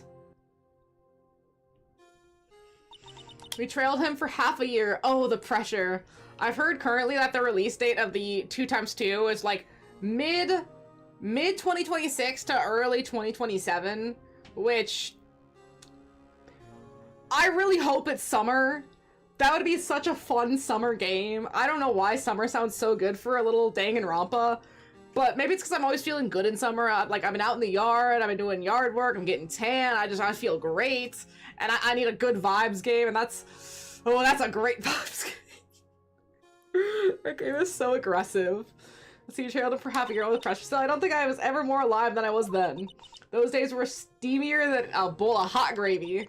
Poor old Jake Marshall, though. Must have been going through hell. You mean because of his brother's death? They were close, those two. After Neil died, something took over Jake. He became obsessed. Seeing Jake like that made her all the more desperate. Her? Lana? Lana Sky. My sister? Best of the best were put on that SL9 case. Of course, they were led by the legendary duo, Lana and Chief Gant. Let's see, after case closed. I wonder what the longest Ace Attorney game is. This one has blown out the, like, you basically could do the entire game and then this on top of that, right? Like, this is almost a whole separate game in terms of length, because they not only hit me with the latter trial, the investigations have taken way longer, it feels. Like, this is definitely its own game, almost. I basically played 2 Ace Attorney games for the length of how long this one has been. So the legendary pair was the reason we were able to keep up our investigation. That's why we were so shocked over how it turned out. You mean with the forging of evidence? Don't get me wrong, Joe Dark got what he deserved. Still, it was obvious the evidence produced in court was being manipulated. Items our team never found were suddenly appeared, while other items were kept secret. But you don't have proof anything illegal was done. I'm proof enough of what happened. Most of the cases aren't overly long. There's a case at the end of 3 that's super long, but it's my second favorite after the Edgeworth one in this. Interesting. Second favorite, you say? I would say narratively, I do like the Edgeworth one best. Dealing with Von Karma sucked, though. Combat-wise. And then the only thing about this, besides the length that is bothering me about this case, is the videotape. I hated that. That was awful. Never again. Most without even so much as an explanation. Then Lana Skye transferred to the prosecutor's office and became chief prosecutor. Lana always wanted to be a prosecutor. There's something quite as simple as it appears. Huh? Lana Skye was merely being used as a pawn. I will say, for a game that came out in 2001 on a GBA, this feels really interactive, right? It feels really active. For basically just a bunch of PNG stills and like a little bit of movement. There's not a lot technically going on in this game besides the videotape, but it feels really good, right? Like, it feels solid. See, Lana was merely being used as a pawn. That's my take on the matter. She was being used? Legendary duo. Damon Grant and Lana Skye. I keep saying Grant, it's Gant. Gant led the investigation with Lana second in command. They were the best. They solved all kinds of cases together, didn't they? Damon Gant's magnetism in particular was almost unreal. His magnetism? He's a creep! By that I mean his ability to attract evidence. He's produced the most incredible evidence in the case he handled. Incredible evidence? Do you mean... Oh yes, there was rumors back then even about him. No one dared confront him though. I take it she's talking about forged evidence? Back then everyone looked up to Lana. All the detectives wanted to be like her. Really? Oh yes, myself included. I was a fool, really. She hated everything crooked and always watched out for the other detectives. That's why she was so concerned for Jake. Mr. Marshall?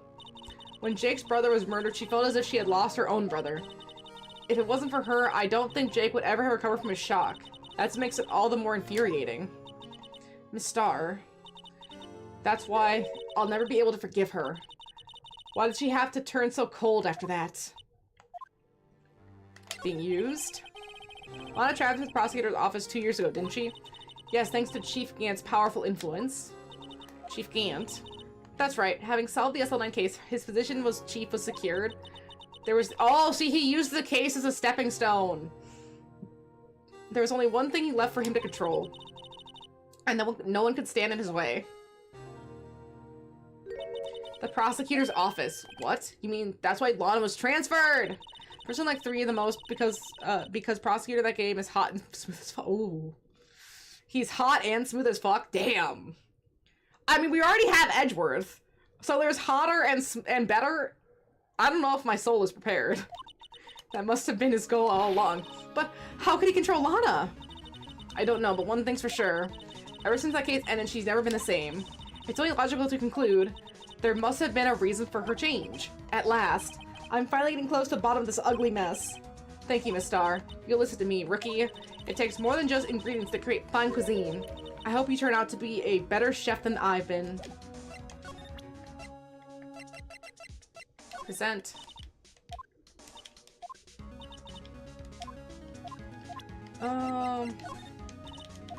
Okay, so she's not gonna tell me anything else. I think we're done here. Back to the police department.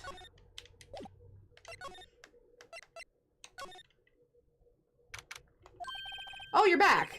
You're still here? I gotta make 150 copies of these files. 150?! Brewing coffee, copying files. I'm turning into a regular DJ. You're a DJ as well?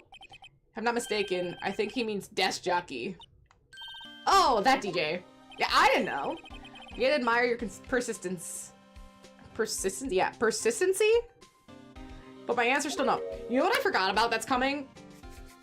I mean, besides, like, the Danganronpa 2x2 and some of the other remasters, remakes that are coming out, like the Tales of Berseria and the Dragon Quest VII Reimagined, I 100% completely forgot Persona 4. I forgot Persona 4. Oh my gosh, Persona 4. That might be this year. Persona 4R? This year, maybe? That would be so good. Not letting you to the chief's office, period. It'd be my neck on the line. I think Persona 4 is probably my favorite narratively. Like, 5 is really good. 5 is amazing. 5 combat-wise, 5 animation-wise, 5 is awesome. 3, they did an amazing job at bringing 3 into the 5 realm. Oh my gosh, such a great job. 4 though, with the music, with the characters, with the location, with the plot. Because they showed the teaser for they just started by the looks. Yeah, but hey, it's soon. 2027 is soon. It's coming up. I have to take a look in there. I'm so glad, but I'm a little sad that they haven't touched 1 or 2. Maybe they just think they can't do it. But I would love for 6, right? I would love 6. But trying to play 1 and 2 would be really difficult based on the console it's available on, or maybe based on just like the mechanics. If they're able to bring up 1 and 2, maybe just changing a few things, I would really be excited to see that. See, there's gotta be something we can do to make the detective change his mind. Let's see, present. What's this crumpled up piece of paper? Oh, dude's freaking. No way! Mr. Edwards can't be serious! Is he ever not serious? He's serious. I can't believe they pushed him this far. Mr. Edgeworth feels really responsible. When I first met him, I thought he was cold as ice too. But I know different now. He trusted us detectives to provide him with sound evidence. But we betrayed him. Detective. See, I've kind of so come around on Gumshoe. He was really annoying in the first one, but we've like got a understanding now. He's great. That's it, I've made up my mind. But, here, take my ID card. We can't do that. If someone found out, they wouldn't let you off the hook with another lost item report. Look at me. It's no secret I'm already out of the loop. After all, I'm friends with Mr. Edgeworth. Depending on how this case turns out, I may already be as good as terminated. I kind of want to shake Edgeworth a little bit. Like, please stop docking Gumshoe's pay. Let the man eat. Let the man just, like, have some money. I beg of you. If Edgeworth can afford to drive a fancy red car, he can give Gumshoe some money to get food. If he's excited about getting $50, that's... A detective should not be excited about $50. I'm sorry. What? At least let me do this. For Mr. Edgeworth's sake. Alright, detective, thank you. He tries so hard. He is. He's so likable. He's such a nice dude. Here goes, Mr. Wright. Yes.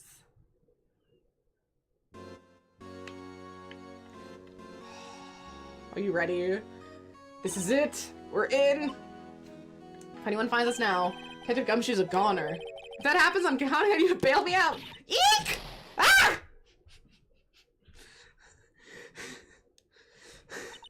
Sorry, I thought you were a ghost. I didn't even know you could slap a ghost. Ah! Detective Gumshoe! What are you doing sneaking up on us like that? I wasn't sneaking. I was just worried something might go wrong.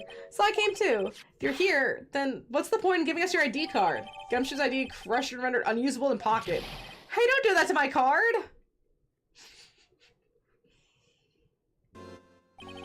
I hardly ever get a chance to come in here, so I figured I'd look around myself. Besides, we're all in this together now. You really want to get fired, don't you? Not if we're lucky. Now come on, let's see what we can find out. I've got a bad feeling about this. Someone should keep an eye out.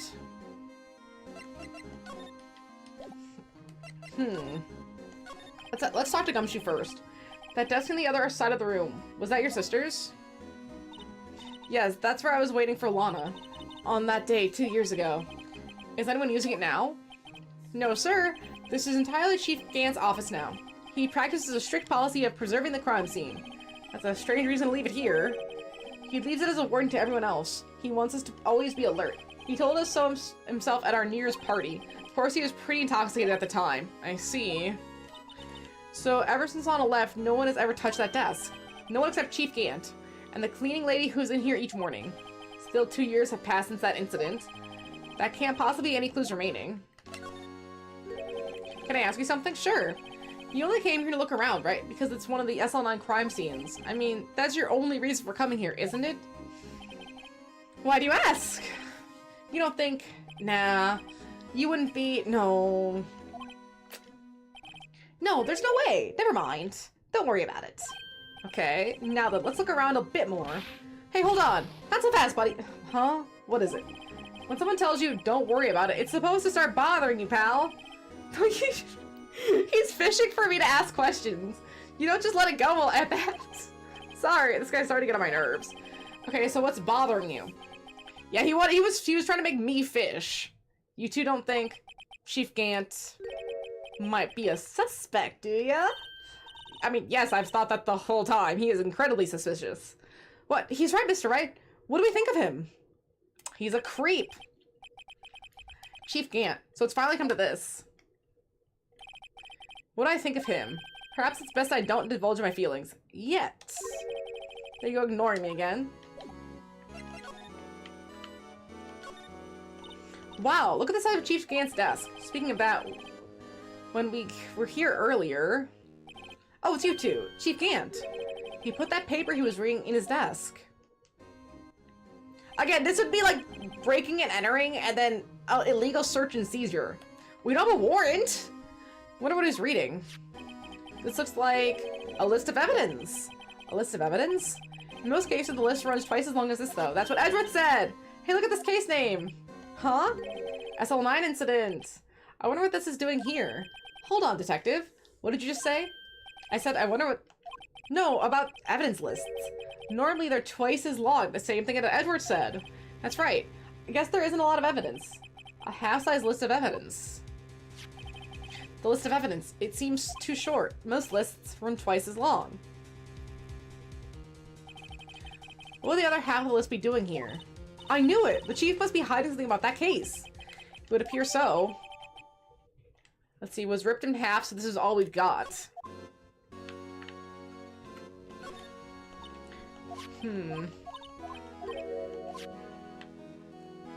Okay. This is the real deal, isn't it? The armor and these weapons? Sure is, pal. The chief doesn't care for imitations. First the pipe organ, and now this armor. Do you know how many taxpayer dollars must have gone into this room? What? You mean we're paying for this? That's it. I'm not paying 1 cent of my taxes. You don't have any taxes to pay. She's 16. Be careful what you say. Who knows? The chief may be hiding in his armor as we speak. I don't think he'd fit in there. Why does the armor look like Melania's? Is it the red? It's the red scarf, so it's the red, and then like the gold armor pieces.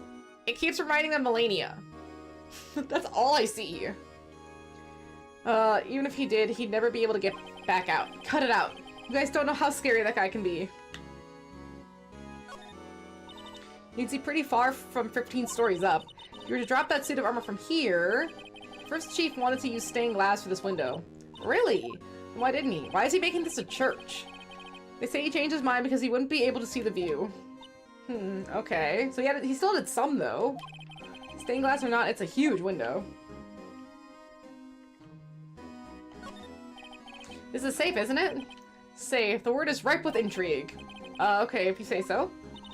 Looks like codes need to be entering the panel to open it. Input number. You know what it is? I have a hunch. Oh, I know. You want me to try my birth date? It's... I have a better idea. Here goes nothing.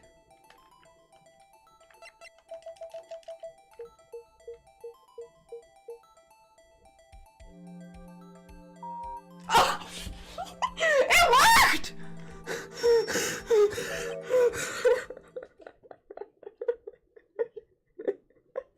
I was kidding! I was kidding! I just wanted to see what would happen. I didn't mean it! What number did you enter? Whose birthday was it? 7's. The final ID card number on that record. What? Number of the mysterious executive officer entered the room that day. You mean 777777? That ID number? I think you're 17 shy this time. This can only mean one thing. That Chief Grant's ID number. I was kidding. Say, anyone care to look inside? I was kidding. I'm gonna have a stroke. Is there any money in there? It's gonna be the knife blade from the shield. How much does he have stashed away? Look, it's a oh no, it's the other piece of pottery. It's a shard from a broken cup. It looks familiar. Where have we seen this before? There's something else in there too. A handprint? Looks like a piece of leather cloth. a handprint, isn't it? Hey, I saw something wearing a shirt like that once. Neil Marshall? Think the chief made up that design? I don't think so. Oh, well, this is just as I thought. What is it? Is this all that was in the safe? Apparently so. It's empty now. A piece of cloth with a handprint on it and a broken shard from a cup. They look like pieces of evidence. Yeah, but unless you can prove that they have anything to do with the case, I'm afraid I can't just let you take them. After all, it's my neck on the line here. Great. Now I have to prove their relevancy to get them. How are these two items related to the SL9 incident? Come on. There's gotta be something that we can show the detective. Organ. Chief's organ sure is a sight to behold. Occasionally we hear him playing it from the Criminal Affairs Department. That's on the 2nd floor, and this is the 15th floor of an entirely different building. Oh, it's loud. When the detective screws up, the chief calls them to his office and makes them listen to the organ for hours. What's so bad about that? Music soothes the soul! After that, the detective can't hear anything for days except for ringing in their ears. So it's an instrument of punishment, literally. That will destroy you're gonna get tinnitus. But aren't the chief's ears affected? Earplugs? He never listened to anyone anyway. That's besides the point. Earplugs?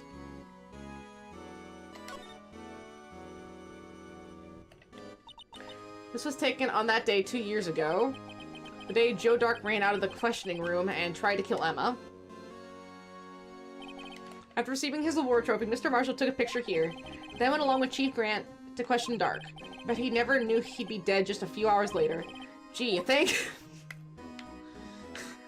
It's so aggressive. Okay, this was Lana's desk. It sure is tidy. Lana's always been a meticulous cleaner. There's not even any dust on it too. Looks like someone's still keeping it clean. Does Lana come back here? No. Chief Gant must still keep it clean in the memory of their partnership. There may be stuff legends are made of. Does he keep the memory of her or the memory of the crime?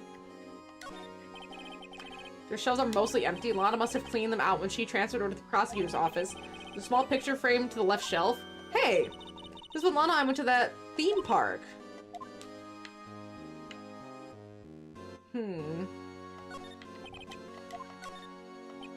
Giant window makes you want to crash through it and jump outside. This is the 15th floor. I know, I was just saying. Saying what? Ever since making Detective, I always dreamed about doing something like that. Note to self, Detective Gumshoe has a lot of dreams.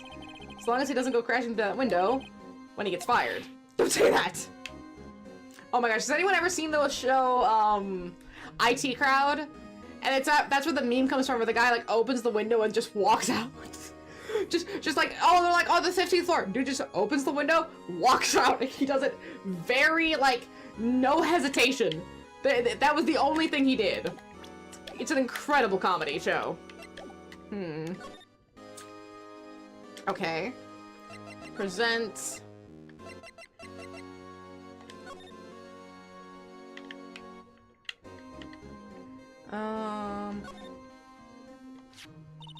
Hey, look. Red stains. Looks like blood.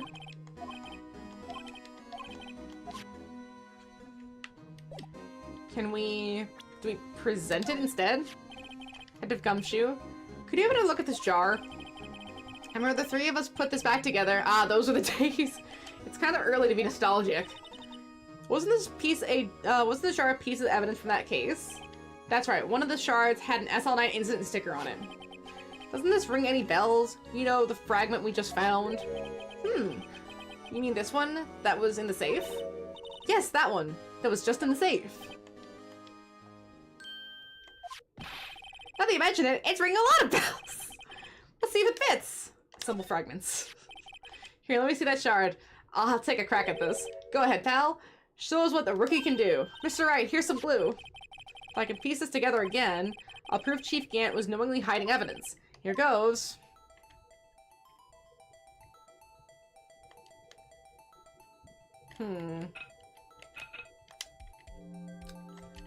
Combine. Nice. There, it fits like a charm. That, of course, means Chief Gant willingly and knowingly hid a piece of this jar in his safe. In other words, he concealed a piece of evidence from the SL9 incident. But, hey guys, get a load of this. What is it? This piece you just attached. It's different from the others. Oh.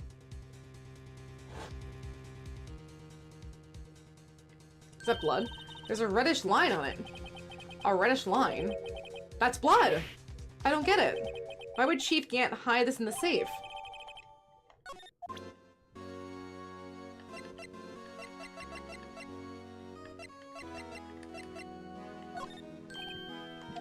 Okay, no, not this.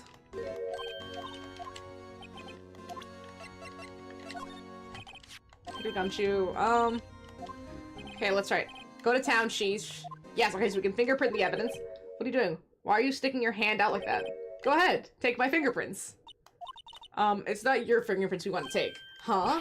Come on, this isn't the time for jokes. Talk about that cloth we found in the safe. Oh, I knew that. The one with the handprint on it, right? Sheesh. What are your sense of humor? Sprinkle the powder on the cloth, and once they've been absorbed into the prints, blow the rest away. What are you, my mom? I don't have to be told a million times. Alright, let's get this over with. This print looks really good. Yeah, this print looks really good.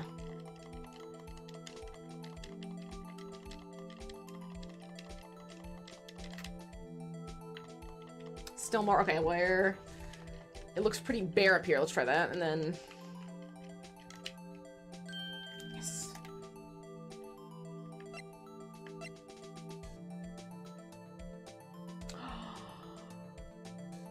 Wait.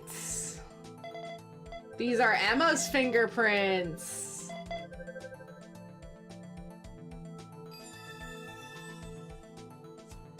What is this cloth? No. How can this be? What are Emma's fingerprints doing here? Hey, you found a match?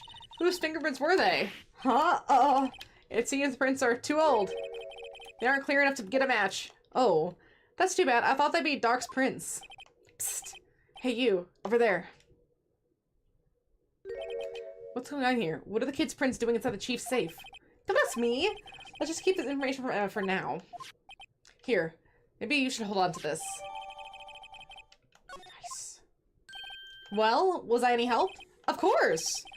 Thanks to your ID card, we were able to get some hard evidence. Now that's not very kind, is it? In other words, if it wasn't for his ID card, he would have been useless.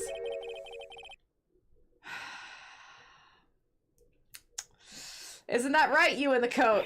Eek! Chief Gant! We didn't think you'd be back so soon! Fortunately, I'm a man who believes in signs. As I was walking to my meeting, I happened to look out at the window and saw a stray dog run into a pole. Just then I thought of a certain detective. You don't mean me, sir? Now then, I'm afraid I'm gonna have to ask you all to leave. Yes, sir. Sorry, sir. Oh, you in the coat? Me, sir? Drop off your ID on the way out. You won't be needing it anymore. But, sir... Now get out. Yes, sir. We'll be on our way too, then. Wait. You, the one without the spiky hair. Don't go yet. Me, sir? I'd like a word with you. But, sir, I'm not a- Oh, you with the spiky hair. You're free to go. Mr. Wright. I mean, I guess how do you say no to the chief of police? Especially when he's this intimidating and you're a child. Look, pal, if you told you once, I've told you 1,000 times, the chief's office is off limits. But no, you just had to go sneaking in there like that, didn't you? I thought you said you didn't care anymore if you were fired. Yeah, but I knew I'd be like this. I never would have said it. Then I've seen the evidence Chief Gant was hiding in his office. I think I'm finally starting to get the picture. But why has she kept eerily silent about it all this time? Anyway, you listening to me? I'm gonna try to smooth things over with the chief again. Later, pal. You know what? I gotta give Detective Gumshoe a hand here. He's going back to smooth things over with the chief. He's going back to talk to his boss after a showing like that. That'd be scary. Because he'd just start yelling at you. But he's just gonna go get yelled at. He could just tank that. Oh my gosh. After that, I heard from Emma. She said the police wanted to ask her some questions. So she'll be busy for the rest of the day. I guess we talked to Lana, and then maybe that's the end for this part. I see the chief asked Emma to come in for questioning. Now he's thinking about it. Tomorrow's the final day in court. I'm committed to doing everything I can to defend you, which is why I'm here. But I've already told you all I can. What you've told me over these past couple of days is absolutely nothing. Not a single useful thing. Thank you! Really, I believe I did mention something quite important. Something I told you right at the beginning. I said that I was one who stabbed Detective Goodman. You know, I think I finally figured it out. I know who it is that's lurking behind your words. Mia did a good job mentoring you. I'm rather jealous. It seems Edgeworth was right. Edgeworth? Once you're convinced you know something, no one can persuade you otherwise. Boss also didn't seem to behave very nicely. No, absolutely not. Thick-headed is a term he used, I believe. Good luck, Gumshoe. Good luck, Gumshoe, man. Like, respect to go. Round of applause for Gumshoe for going back. Keeping quiet.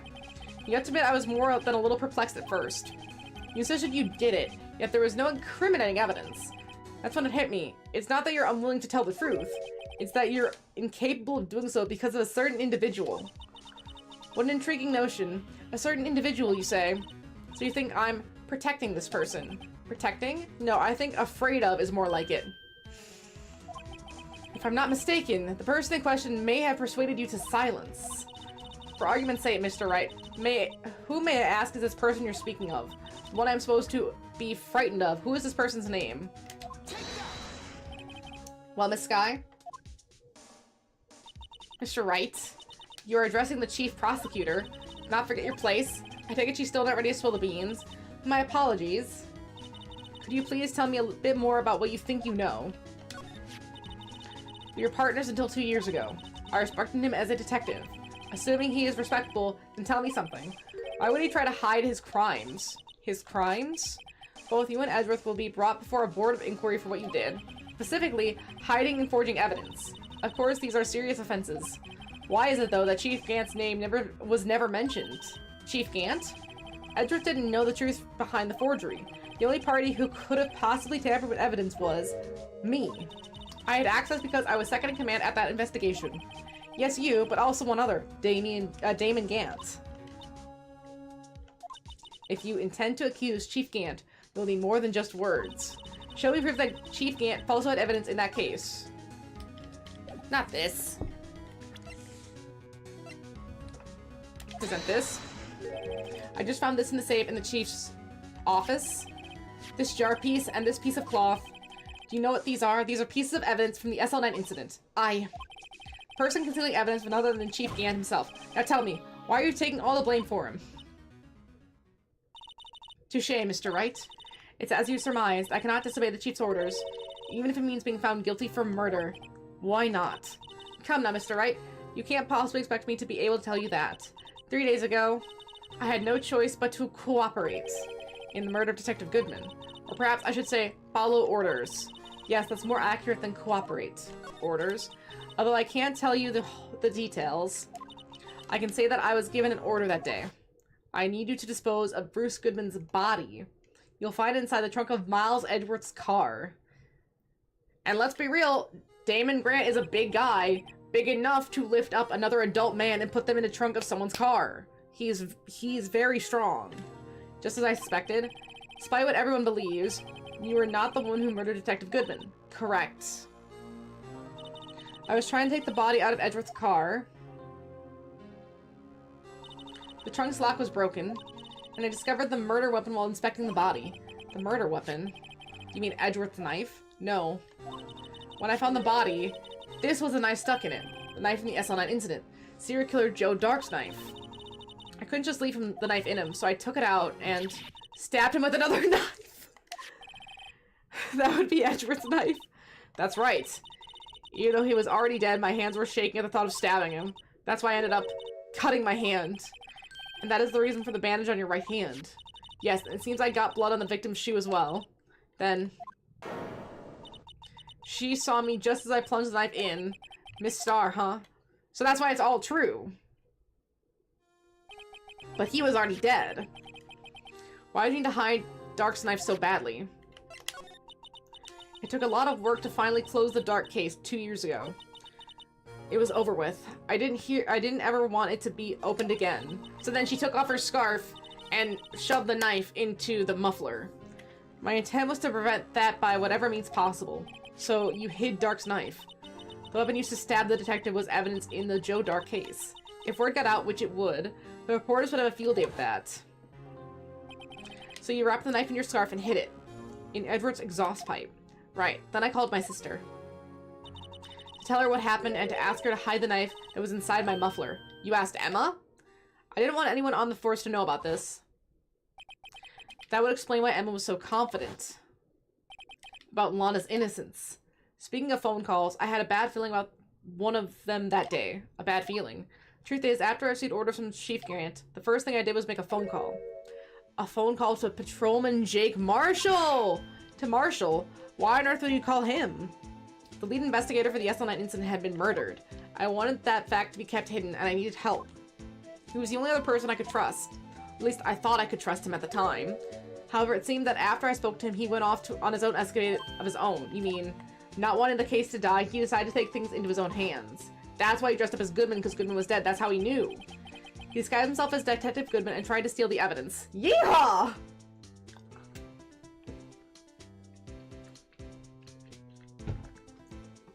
Ah, my mouth is dry. He had already stolen the ID card, but it seemed he still hadn't made up his mind to break into the evidence room.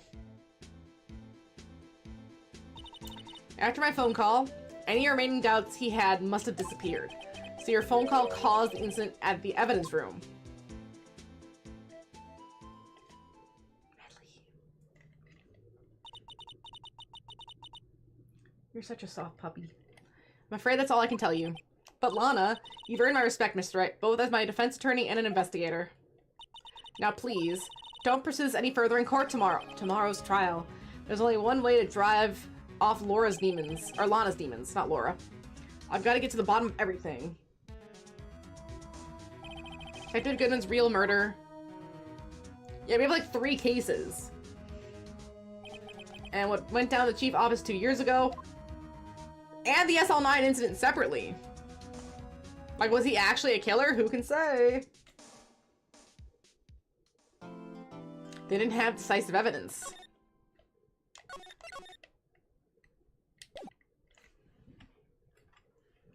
Jeez, that part took 2 hours, by the way. All that investigating, 2 hours.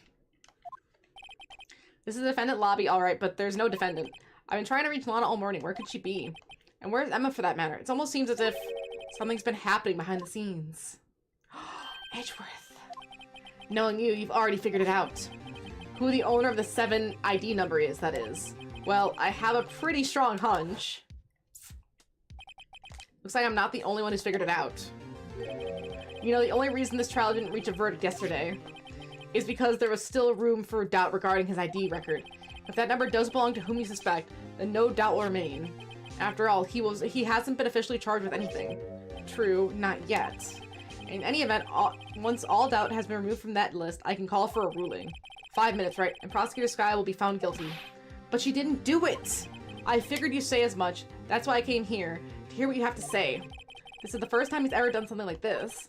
Lana's hiding something, and the only way we'll ever know the truth is to draw it out of her. The truth. Everything goes back to the SL9 incident. Don't be stupid. Today's the last day of the trial. We don't have time to reminisce about the past. That depends on you. If she's found guilty, you'll lose your only chance to find out what really happened. I'll think about it. Oh, he's gonna think about it. See you in court, right? Oh man, I'm going in alone. This is it. If I'm ever going to find out what Chief Gant has on her, it's now. Can we do a defense without the defendant? Isn't she not here? Where did she go? Court is now in session for the trial of Miss Lana Skye. The defense is ready, Your Honor. Prosecution is ready, Your Honor.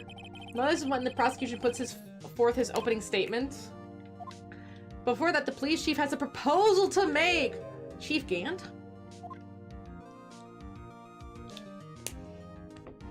A proposal?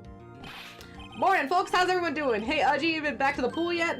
No, I've been drowning enough as it is in my work. Well, so, yeah, I gotta sell this 1v1. Whew, that's a good one. Don't think I can top that. If you don't mind me asking, Chief, exactly what is this proposal of yours? I don't like that the music is quiet around him.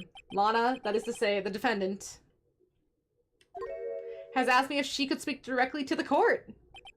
She wants to do what? Having heard what she intends to say, I feel we should grant her request. In the end, it should save everyone a lot of time and trouble.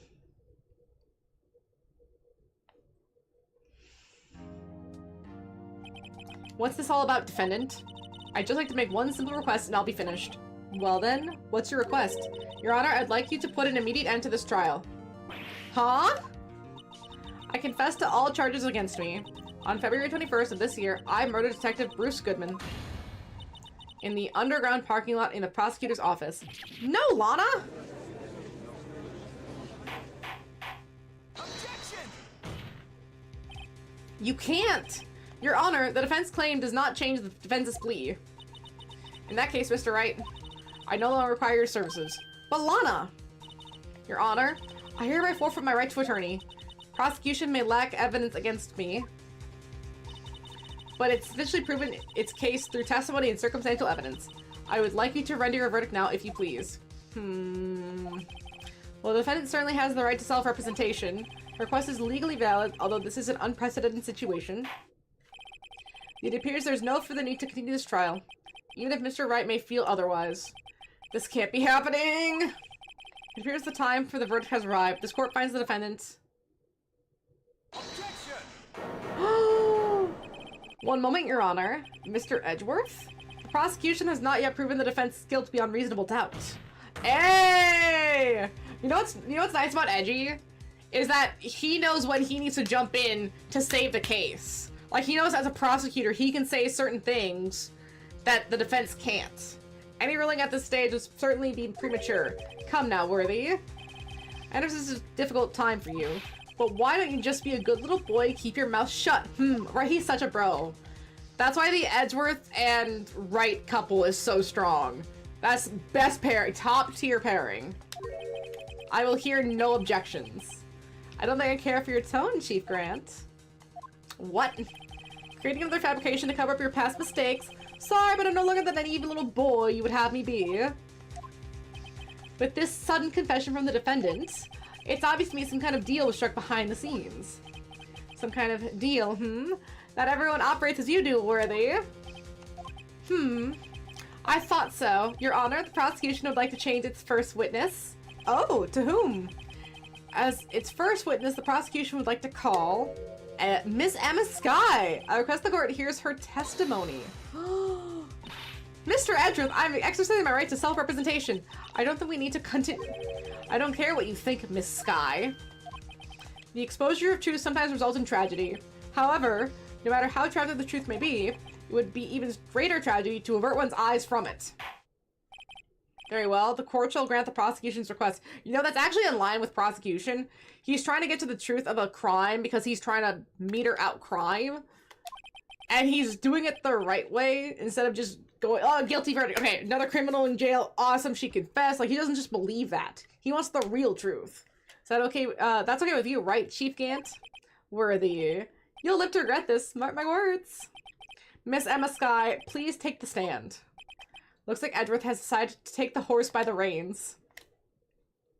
Where did she come from? Now then, witness, please state your name and occupation. My name is Emma Skye.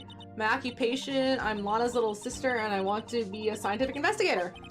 2 years ago, you encountered the serial killer Joe Dark of the Dark Killings. Is that correct? Yes. I'm trying my hardest to forget about that though. I'm sorry, but I'm afraid you're going to have to ask you to recall those events one more time. Mr. Edgeworth, please remember this trial contains the murder of Detective Goodman. Is an incident that was resolved 2 years ago really all that relevant? Yes, it most certainly is. Well, okay then! Can't argue, he sure gave in fast. Now, please testify about what happened to you 2 years ago. The trip to yesterday has finally begun. It's bound to lead to the truth behind this trial. I need to get me a Phoenix Wright figure so bad to put it up here, but they're so expensive! I was waiting in my sister's office that day. A man came running in and took me hostage. Neil Marshall rescued me, but I'll never forget what I saw in that instant. The man raised up his knife and stabbed Mr. Marshall in the chest. I noticed his name is Joe Dark, but is this also JD? Used for John Doe. Oh yeah! It's probably, oh, they wanted to do like a little homage to that maybe. It's a good thing you weren't harmed. I passed out. I don't remember much. Why is everyone always passing out in these games? That's understandable. However, please tell me, Mr. Edgeworth, what does this testimony have to do with Detective Goodman's murder? That will soon become apparent, Your Honor. You've got to admire him for his courage considering he has no evidence. Very well, the defense may begin its cross-examination. You know what? Edgeworth is such a real one here. Let's see, 2 years ago.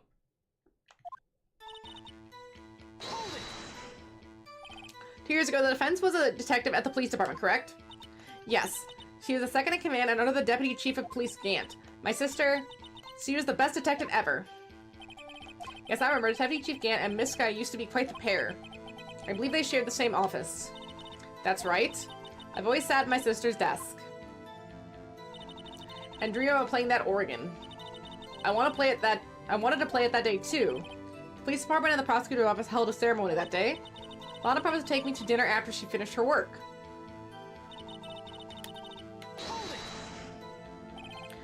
Man?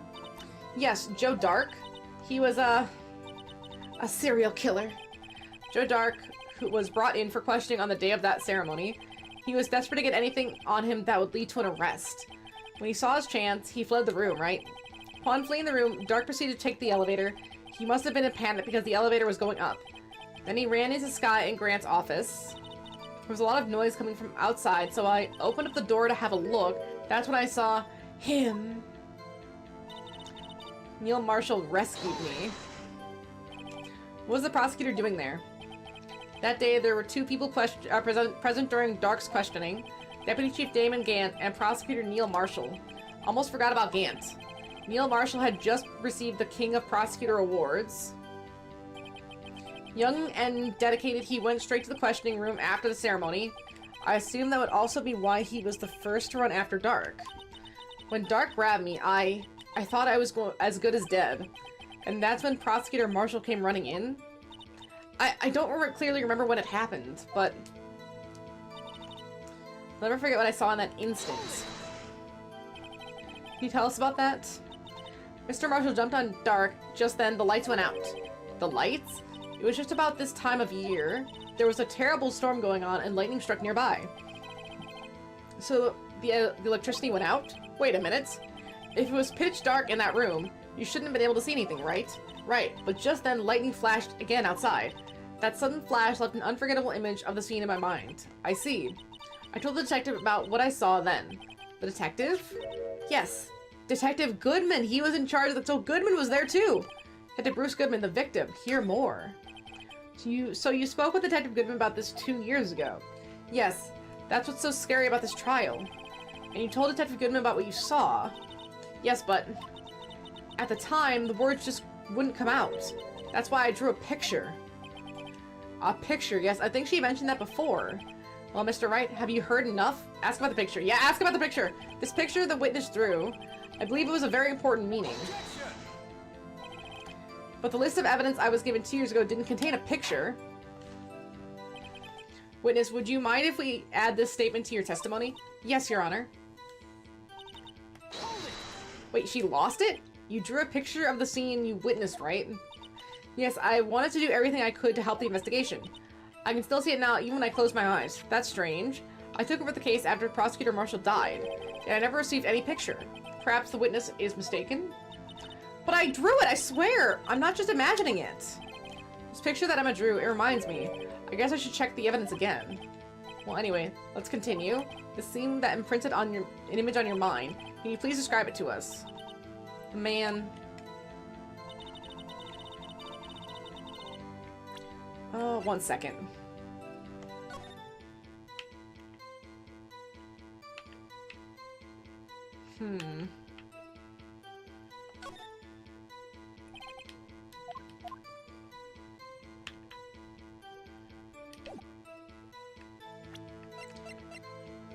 Maybe it's this evidence list?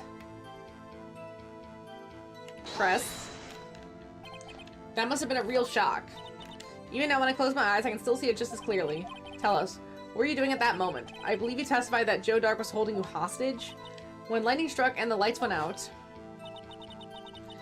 Mr. Marshall jumped on Dark, I was thrown aside, and the two began wrestling each other. I'm pretty sure I was watching them. Emma doesn't have any reason to lie, but Lana sure does.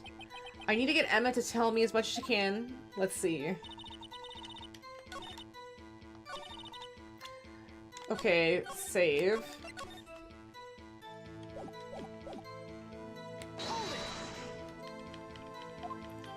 Wait a second.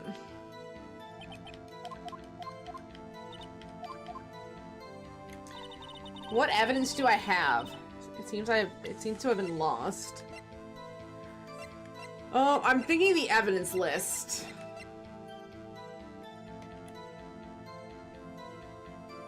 Objection! Oh, there it is. Yes. Mr. Edgeworth. This little girl put all her heart into drawing that picture. And yet, you would insist on denying its existence? Huh? Hey, I'm not the bad guy. All I'm saying is that the prosecutor for that case, I wasn't handed such a picture.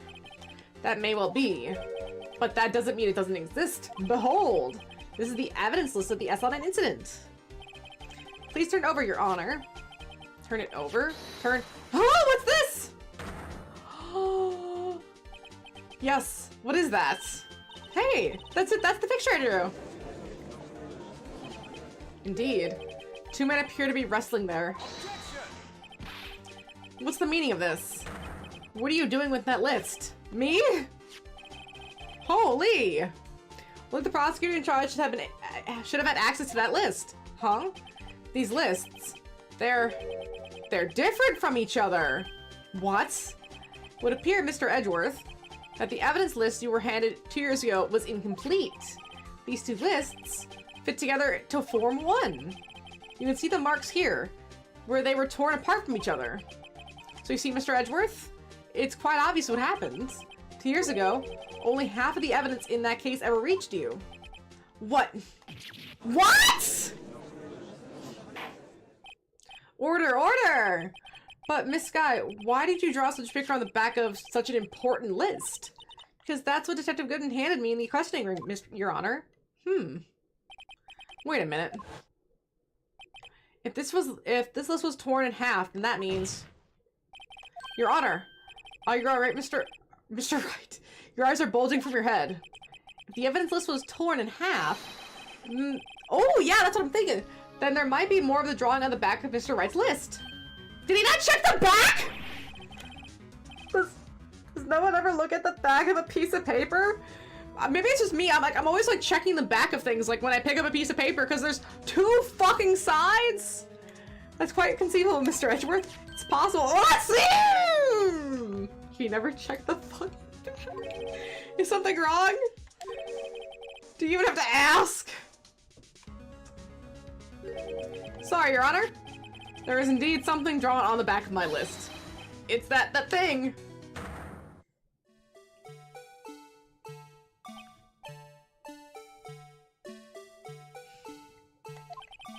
That's that thing. That thing that was dancing in the evidence room. Clearly this act of vandalism is the work of a certain chief of detectives. I guess he was out of scrap paper.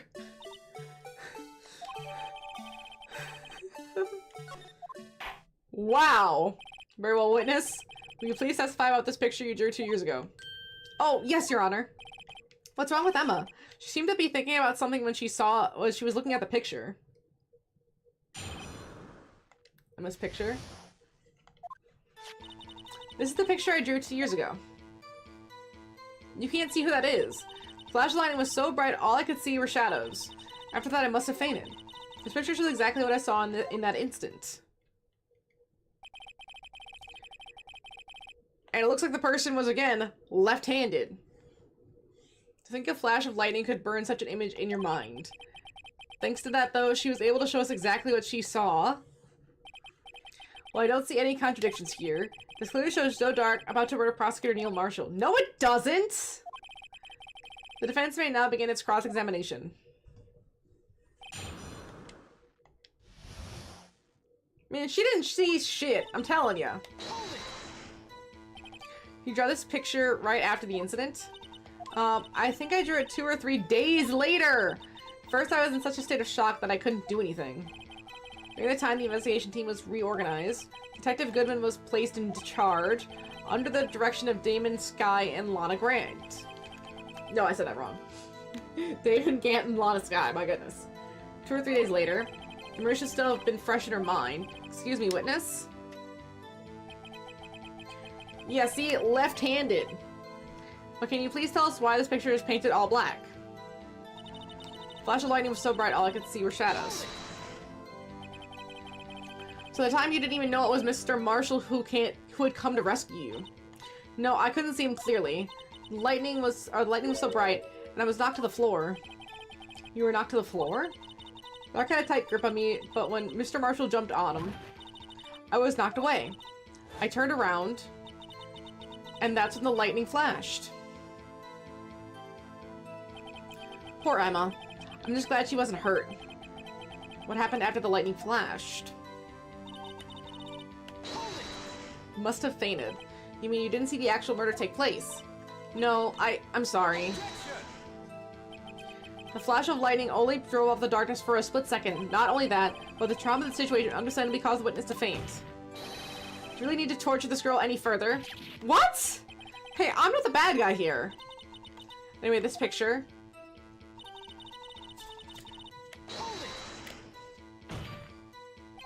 Sorry for asking so many times, but are you sure you drew exactly what you saw? Of course! This is the exact scene. It wasn't influenced in any way from your talks with the detectives. Are you insinuating we somehow manipulated her memory, Mr. Wright? No, of course not. I better watch out or he may find some way to cut my salary. I drew this picture before I heard anything from the detectives, so I don't think anyone's story would have influenced me. Mr. Wright, is there something that's bothering you about this picture? Huh? Oh, well... That's strange. She claims this is exactly the scene she was imprinted in her mind, and yet there's clearly a contradiction here. Okay. What can we present?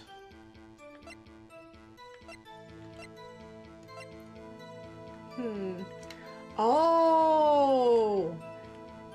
Objection! Stabbed in the back! Stabbed in the back! I hate to be the bearer of bad news, but this picture the witness drew contains a blatant contradiction. What? But I still remember it like it was yesterday.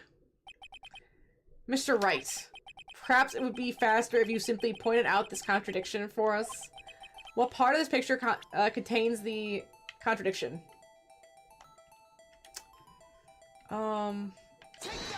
This? I think it's this part here. I don't see what's so strange about it. It's because the drawing stinks. Oh. Okay, wait.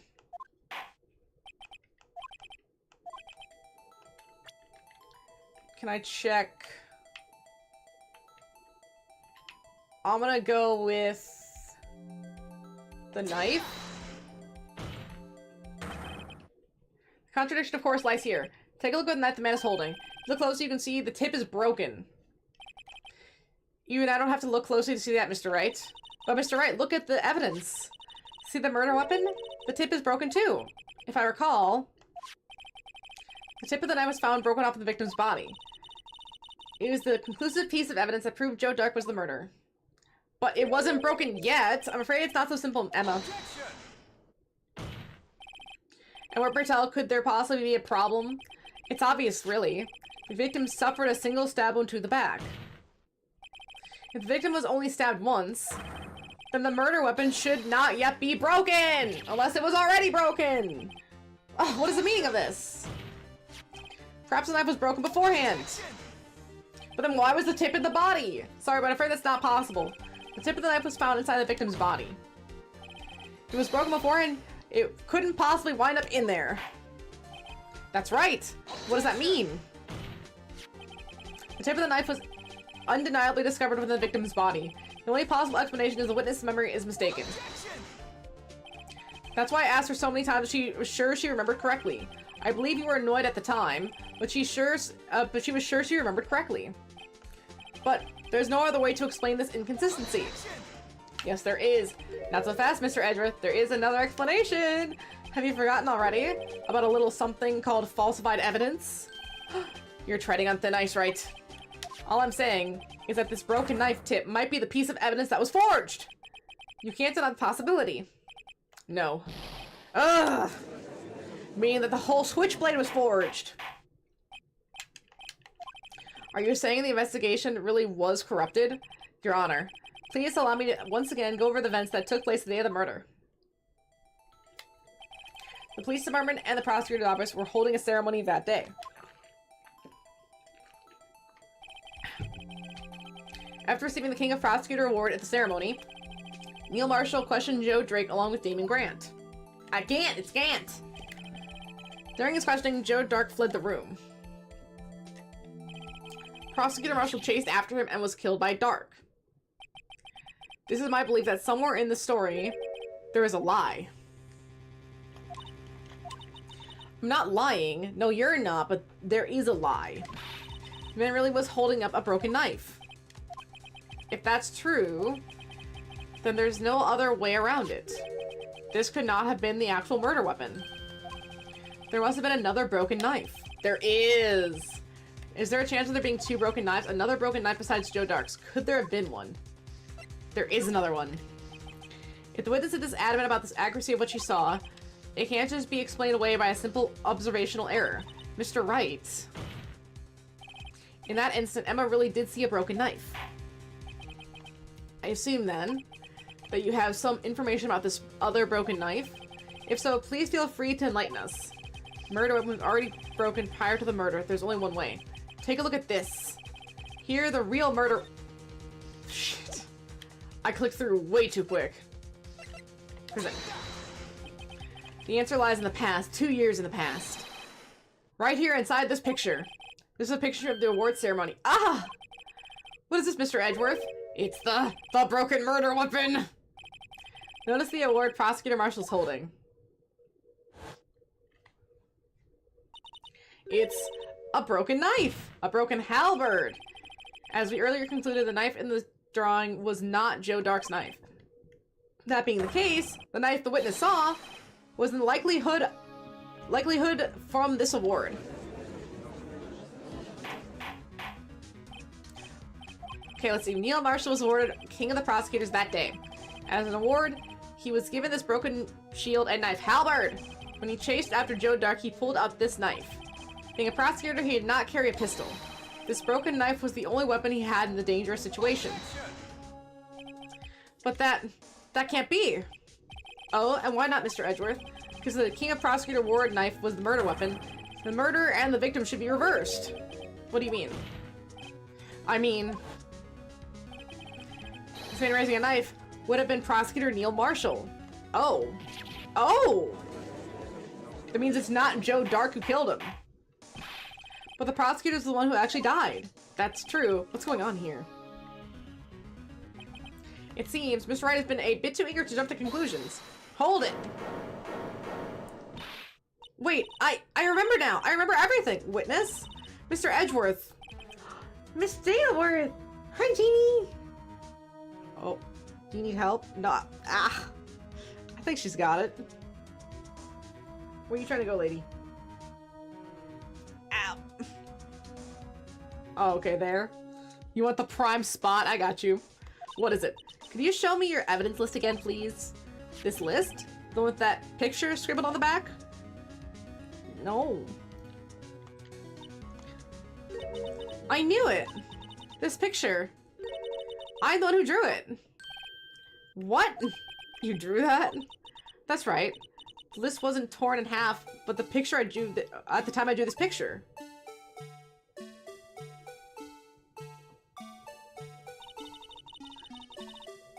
All this time I've been trying so hard to forget. I must have locked this part away deep inside me. Perhaps it would be best if we added this to the witness testimony. Jaina, no. Would you please tell us what you've been recalled, Miss Guy? Yes, Your Honor. First the knife mix-up, and now the blue badger? This should be interesting. What? Emma's recollection. When I saw that man raise this knife, I panicked and rushed toward both of them. I think I knocked away the man with the knife. Just then there was another flash of lightning, and that's when I saw the blue badger. He wasn't in the room, but I'm sure I saw his shadow. It's certainly most unusual. Try impossible. The chief of detectives hadn't even designed him until this year. That would mean he didn't even exist 2 years ago. Well, yes, well, the defense may now cross-examine... Stop, please! Don't pursue this any further! Lana! What's the meaning of this? Please remain seated in the defense's chair. But you can't do this! I've already confessed the crime! Why can't you just leave it at that? Chief Prosecutor Sky? We've already come this far. Ooh, we're getting close. I think this would be a ladder trial, right? We're getting so deep. It's too late to turn back. Silence. The defense will now begin its cross-examination. Bailiff, please detain the defendant. It seems we're finally getting to the core of the matter. Danny, you gotta relax.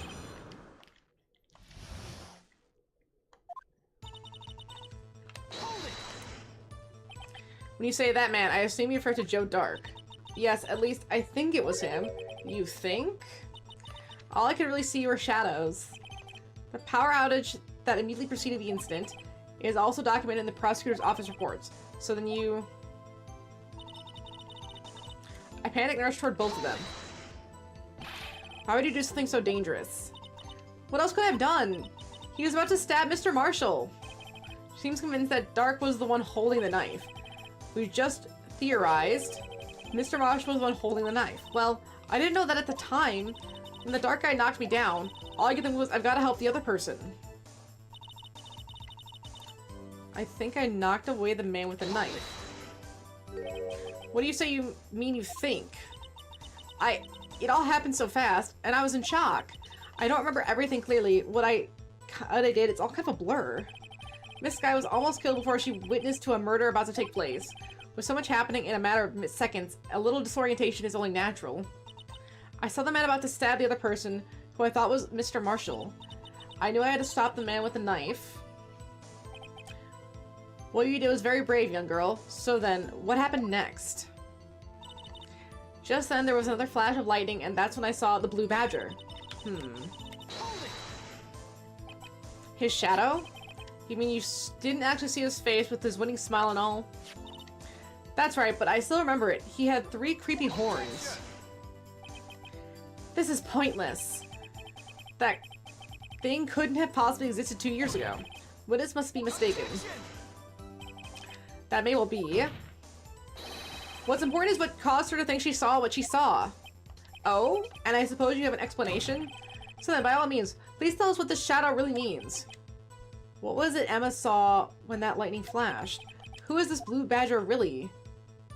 I might just know. Blue badger hadn't even been dreamt up when Emma drew this picture. Yet she's certain she saw its shadow. Ladies and gentlemen, it is the defense's belief that on that fateful day 2 years ago, there was indeed something that looked similar to the blue badger. Something that is now sitting in this very room. Mr. Wright. In this room? Very well, Mr. Wright. What is that witness saw in that instant? Please show us the mysterious blue badger.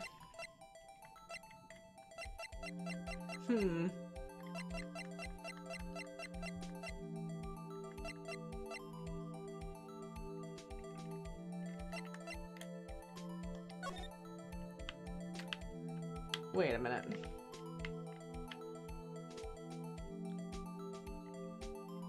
Horns.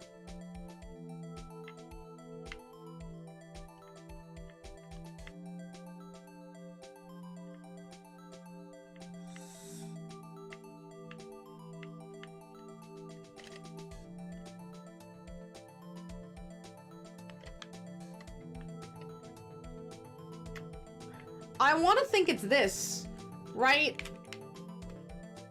Like someone lifts this up and uses this to bash someone on the head?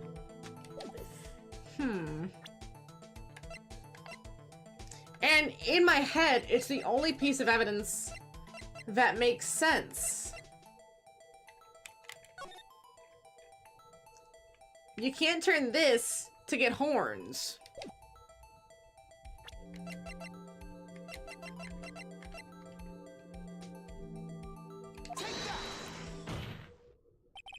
The mysterious blue badger was in fact this.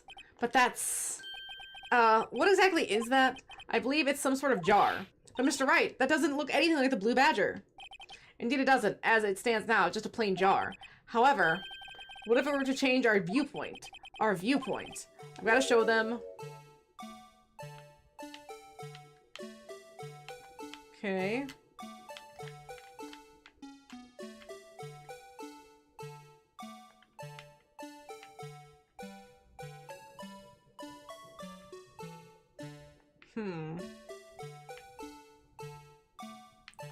I don't know what viewpoint they want.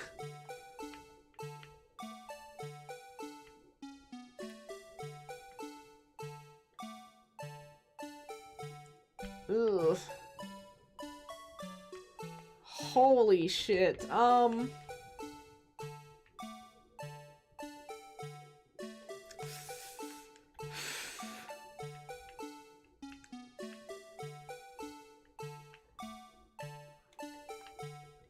Okay, wait. I'm trying to like rotate it. Wait.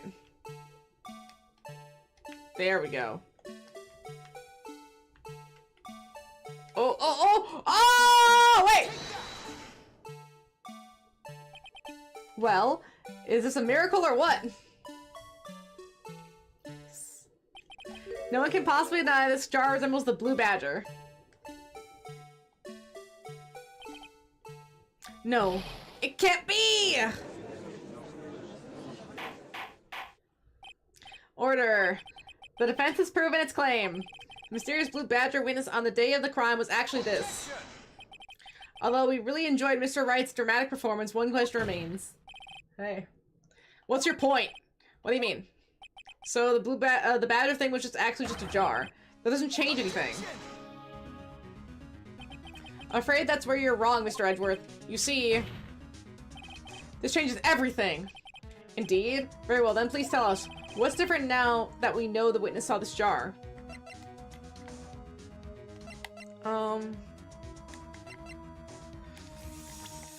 I'm gonna save.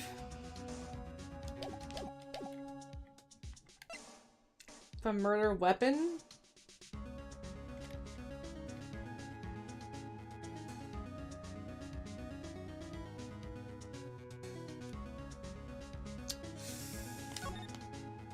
Allow me to take these in turn. At the moment of the murder, the witness saw this jar. At the very specific angle, I might add, Mr. Wright. Yes, well, knowing this, where could she have seen this jar? Where? Location of the jar is shown in the picture taken on the day of this crime. It's on the shelf in the office of Damon Gantz. But the body was found lying near Lana Sky's desk. Witness testified so herself. Yes, and it is these two facts that revealed what actually transpired. You see, the struggle between Dark and Marshall did not take place in Lana Sky's office. It happened on the other side of the room in Chief Gantz's office. What are you implying the murderer moved the victim's body? From Damon Gantz's office to Lana Sky's office? Yes. Why would he do that? There's no reason. Exactly. If there wasn't a reason, he wouldn't have gone through the trouble. The only logical conclusion is that there was a reason. Do you know what that reason was, Mr. Wright? I finally figured it out. This is why Lana tried to stop the trial. It's too late to quit now, though. I like the balls of this dude. He's going for it. He's not intimidated. Please recall the witness's testimony. She knocked away the man who was holding up the knife. In the next instant, the jar was hit and flew through the air. Now tell me, what could have sent the jar flying? That would have to have been the impact the man made when he was knocked into the wall. Ladies and gentlemen, if I may draw your attention to this picture once more. If the man was not in the direction of the shelf the jar was sitting on, what would he have hit? Ah! The suit of armor, holding a very sharp and dangerous looking sword. Yes. And since the man was not in the armor was carrying a broken knife, he would have had to have been Neil Marshall, wielding the King of Prosecutors trophy. No, Mr. Wright, you can't be thinking... Yes, there's another possibility of what actually transpired in that room. Another possibility? Of course, the perpetrator would have had no idea, but nevertheless. I don't know if I can go through with this. Mr. Wright, what's the matter? If events took place as the defense theorizes, then the outcome is obvious. In that moment, assuming the man Emma Skye knocked away was actually Prosecutor Neil Marshall, she killed him! And Lana agreed to the cover-up because it's her sister!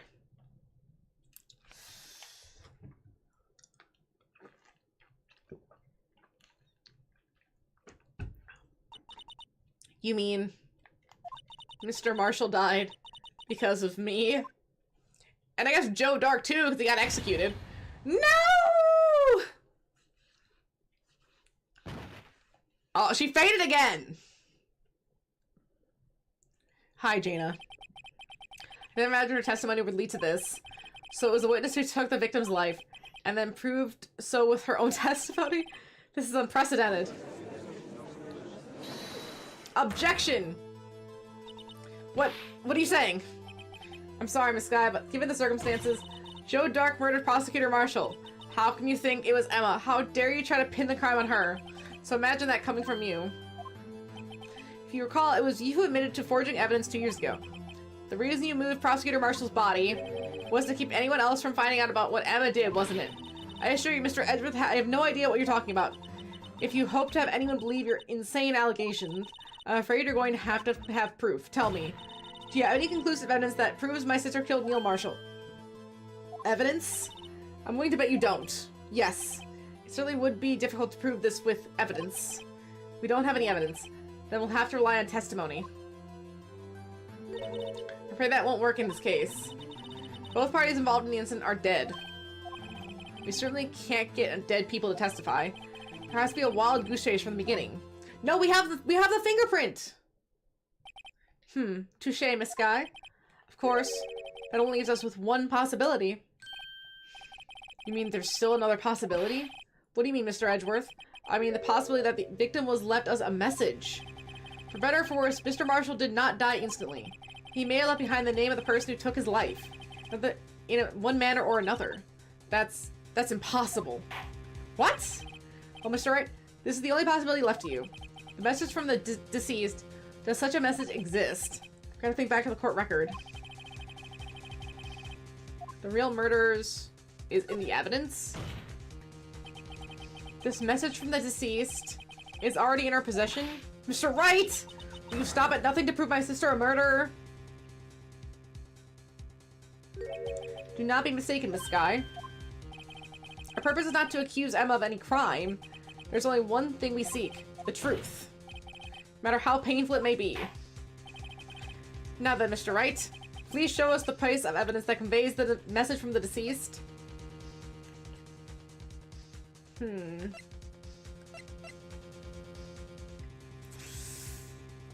Check. A single stab wound piercing heart/lung. Die from blood loss in under 10 minutes. Weapon found in wound was missing tip. Gosh, I want to say it's this. Found in the Chief Gant's safe. Evidence of something but what? Bears Emma Skye's prints. But that feels too obvious. Blood traces.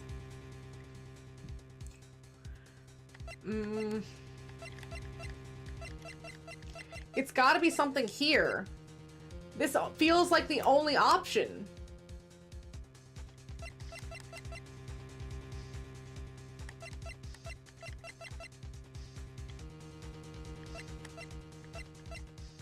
I don't know. Wait, is it the picture again? Because of the angle of the weapon? Oh my gosh, I'm so paranoid. I have no idea.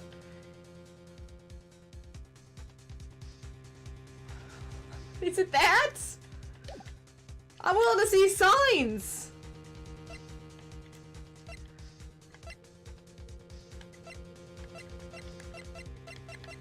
Oh my gosh.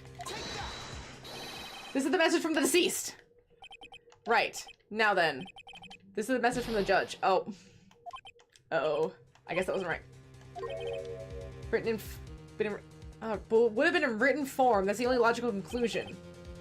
written form.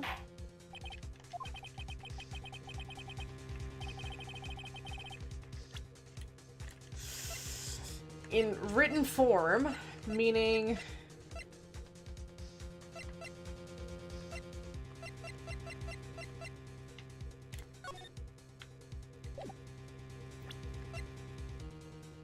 this?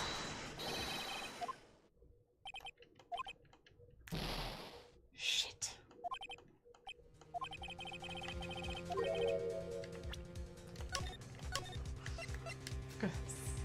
Gotta save separately here.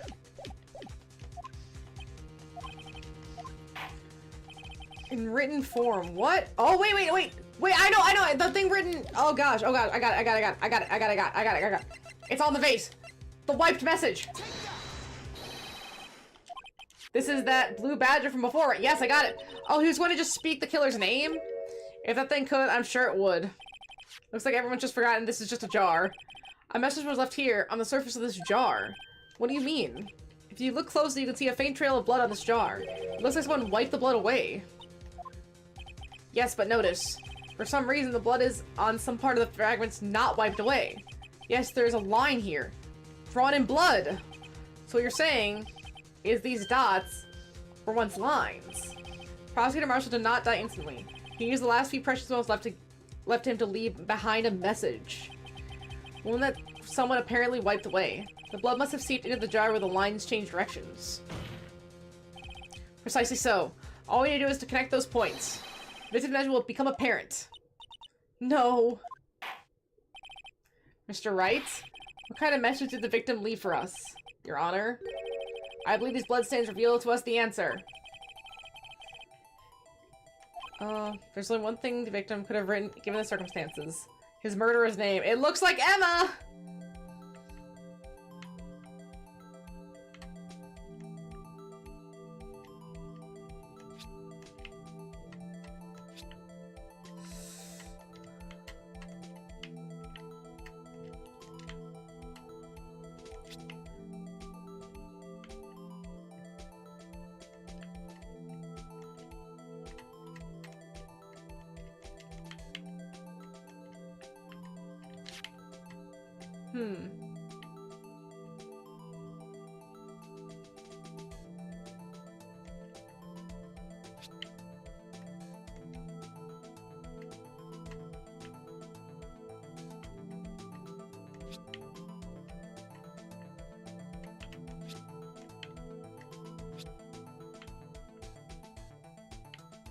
That doesn't seem right, Majima.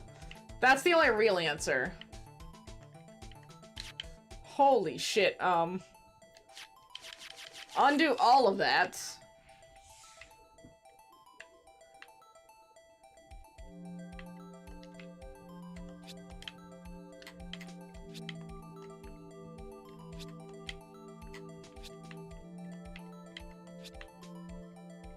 There we go. What a dick to call Emma out like that, though.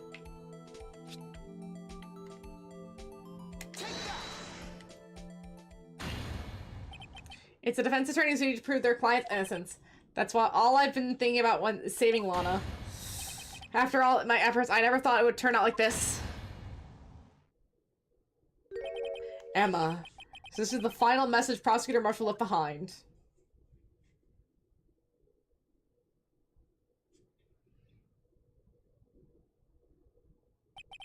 Of all people, she may not have meant it, but in the end, the one who took the victim's life was Emma Skye.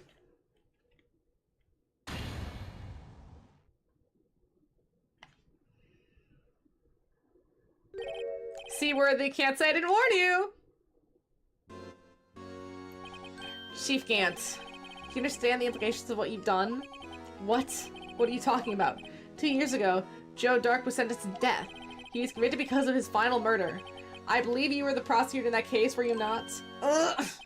Yes, Worthy. Because of you, an innocent man was sentenced to death! Not only that, but you used forged evidence to ensure his conviction. Ugh. But Joe Dark really was a serial murderer. That's undeniable. I'm afraid that's not important. Didn't you know? We aren't defenders of justice. What? We're merely keepers of the law. Sentencing a man to death is no light matter, even if it weren't any cover-up or evidence forgery. Ultimately, the responsibility falls on the prosecutor in charge. Despite what anyone may say, the fact cannot be denied. Yeah, he's kind of a dick. That's going on in the prosecutor's office. They may have sent an innocent man to his death. How could he just stand there? Order! Order! Order! Order! The gavel's pound fell on deaf ears. Unable to settle the crowd, the judge declared a recess. Where the trial is headed, no one knows. Oh my gosh, man. Save your progress. Yeah, let's save that. Okay. We made it through! Somehow we made it through. Now this should be the very final section. We're looking so good. And like ending credit stuff when we're set. Sorry, Edgeworth. I didn't mean to get you in trouble. Don't worry about it. This is my problem, not yours. Hope I'm not interrupting anything, pals. Oh, yes I am. I'll come back later. Wait, Detective Gumshoe, what is it? You got a lot of nerve, pal. Making a detective run all around while on duty. And stop off, you call me here. I've seen happier people at funerals. Your desire to smack grows? Oh no, why? That's unfortunate. Oh, I take it Lana's having you run errands again. Let me tell you, this is the last time, pal. Evidence law. Evidence law! Here, she asked me to give you this if there was a break in today's trial. Again, the 5th episode. The 5th trial we've done. And now they're talking about evidence law. Maybe that should have been the first trial. Just saying. Evidence law? Edgeworth was talking about that just the other day. I'm sure they give you plenty penalty at the end. And you have to get a right answer to the first try. And the game will tell you when. Interesting.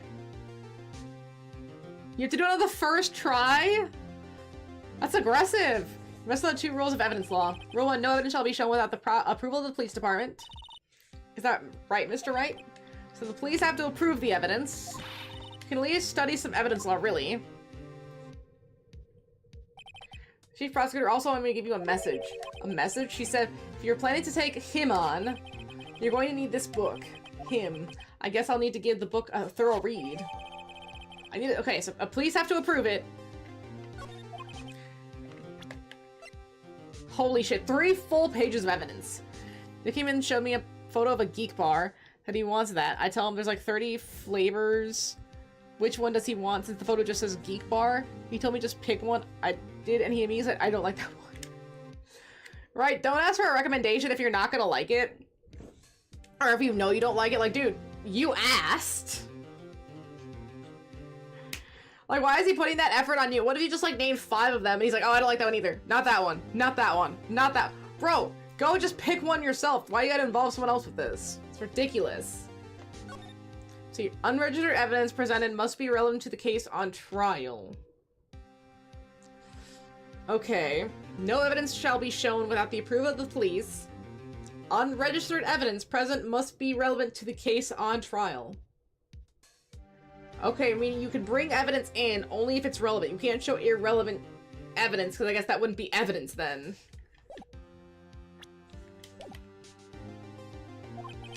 All that's left now is the chief prosecutor's sentence. That's where you're wrong, detective, huh? Haven't you figured it out yet? Why I'm still sitting in that prosecuting seat? Despite all these allegations thrown at me? Mr. Edgeworth, the real trial today hasn't begun yet. What else is there left to do? Your credibility's all but ruined by this forged evidence you were unaware of. Emma Skye found out she was unwilling to cause a man's death, and now you're telling me you want to do more? You gotta be kidding me, pal! You're missing the point, detective. Lana didn't murder Detective Goodman. Yeah, we still haven't proven that. She really struck a knife into his dead body. That means the real killer is still out there. So yeah, Gant still did kill somebody. Even it's gonna be very tricky, and you gotta follow that book closely. Interesting. Edgeworth is unstoppable now. Edgeworth is ready to go because fuck Gant. What? And we're going to expose him, no matter what it takes. This case has hurt too many people, and it's time to bring it to an end. I guess Gant was probably tying up a loose end. Or maybe they argued about something. Court will now reconvene for the trial of Miss Lana Skye. Mr. Edgeworth? Yes, Your Honor. The inquiry committee is planning to impose harsh penalties for your actions. Of course, Your Honor. Thank you for the news, Your Honor. Yes, well, this is where the prosecution calls forth a witness, but this isn't easy to say. You see, there is some concern that you, Mr. Edgeworth, may have struck a bargain. You think I may have manipulated the witnesses. I didn't say that. It's just, you see, everyone's been talking and... Very well, Your Honor. I have a solution. A solution? That being the case, prosecution will allow the defense to call forth all further witnesses. What? But there's no precedent for what you're proposing. Undeniably, this is an unusual arrangement, but a very effective one. It would prove that I haven't struck any deals with the witnesses. Well, Mr. Wright, what do you have to say? Unbelievable. Edgeworth has found a way to continue the trial. Very well. The defense accepts the prosecution's proposal. That it's settled. The defense may now call forth the next witness. Mr. Wright? You do realize this is your last chance. If you call the wrong witness, this trial is as good as over. The defense calls. The time has finally come to bring out the real murderer. I'm gonna run to the restroom, and then we're gonna call out our guy here. Let's do it. Call Larry Butts. I wish I could. That'd be great.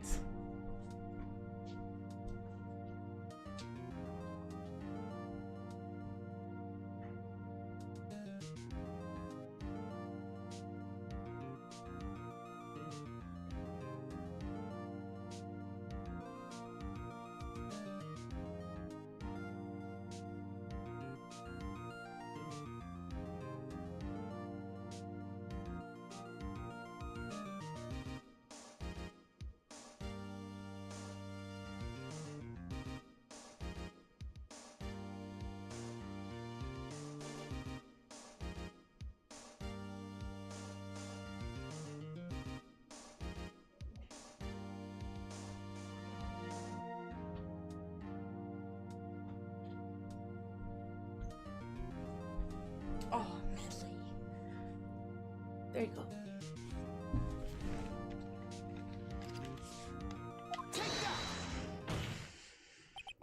Let's do it. Damon Gant. The defense calls Damon Gant to the stand. Damon Gant? What does he have to do with anything?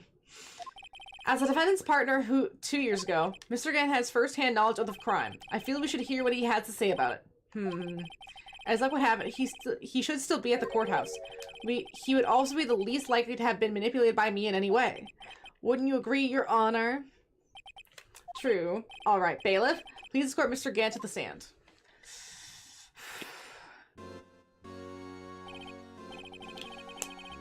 Witness, please state your name and occupation. What is this, some kind of practical joke? I was just on my way to lunch. Your name and occupation, sir. Worthy. Are you sure you want to do this? Your name and occupation. So, you want to play hardball, eh? Please, Mr. Grant. Fine. My name is Damon Grant. I'm the acting chief of police. Now then, Chief Gant, the court requests to hear your testimony. All righto. What's with the grim face? First, let's clear up this SL9 incident.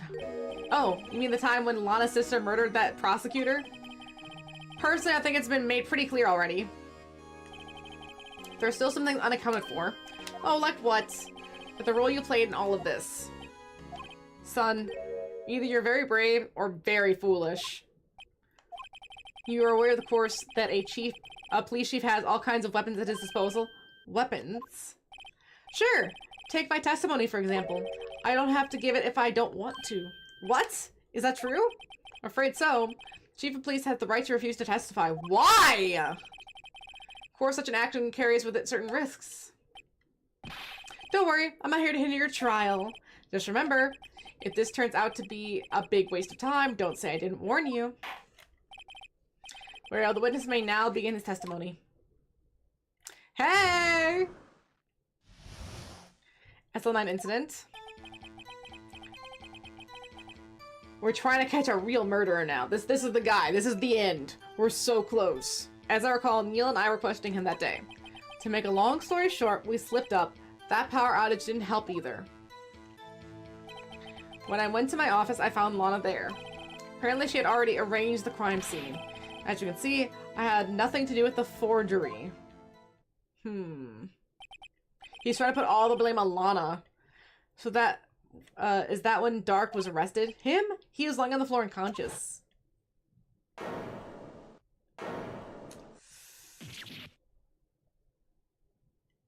Who has their weapon like that? They would have had it straight up.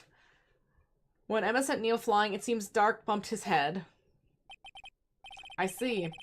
Everything seems pretty clear-cut.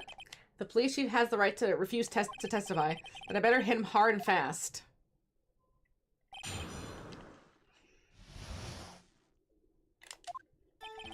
Okay.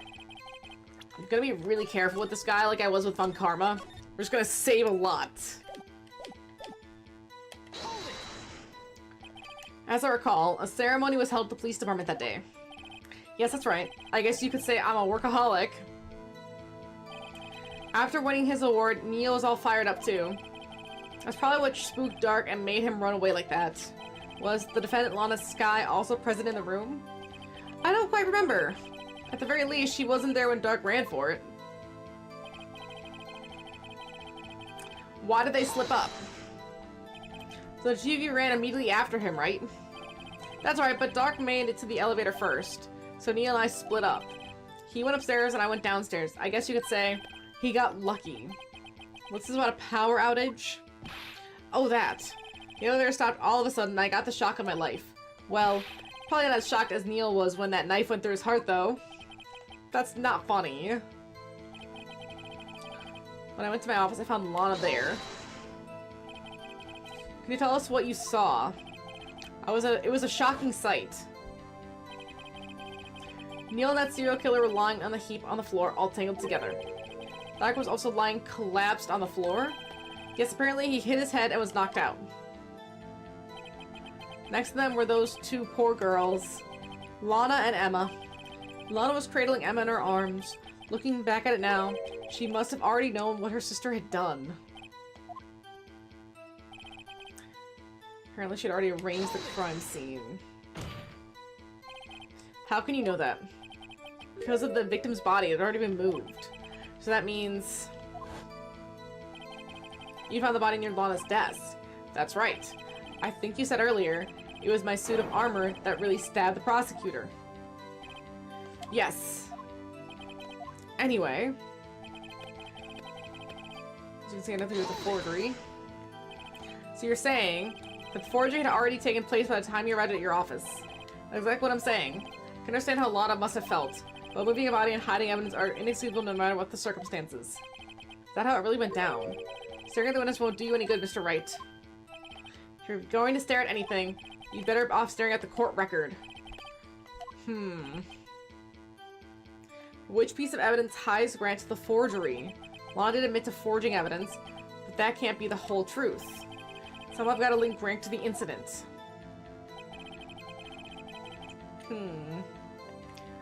What evidence do I have?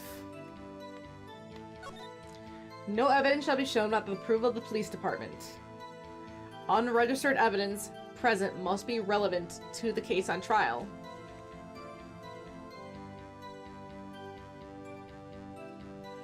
I wonder what that second one really means. Like, that's worded very weirdly to me. Unregistered evidence presented must be relevant to the case on trial. Like, it almost seems too blasé. Like, yes, that does make sense. Evidence Chief Grant safe. Evidence of something, but what? Looks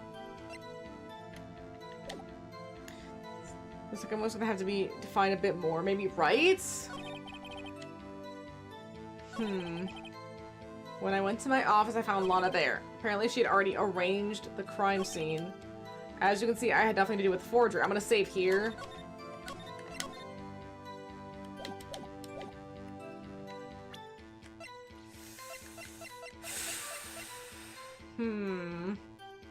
Final fragment found in the... I'm gonna do the handprint.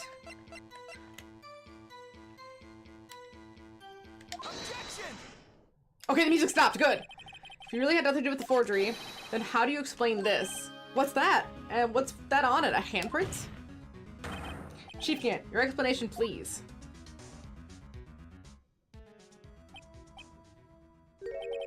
I don't know. You tell me, son. Huh? My dear Redo, don't you know? The second rule of evidence law? It must be relevant to the case. Uh-oh, not this again. Evidence law. Amongst evidence presented, it must be relevant to the case on trial. Tell me, how is this reg relevant to this trial? It appears the defense was not prepared. I guess it's too early to use this piece of evidence. Please accept my profound apology, Chief. Would you mind giving the defense another chance? Okay, we'll do it just this once, but only because you asked, Udgy. Thank you. I assure you, this defense is terribly sorry. Yeah, sorry I didn't nail you. Shit, dude.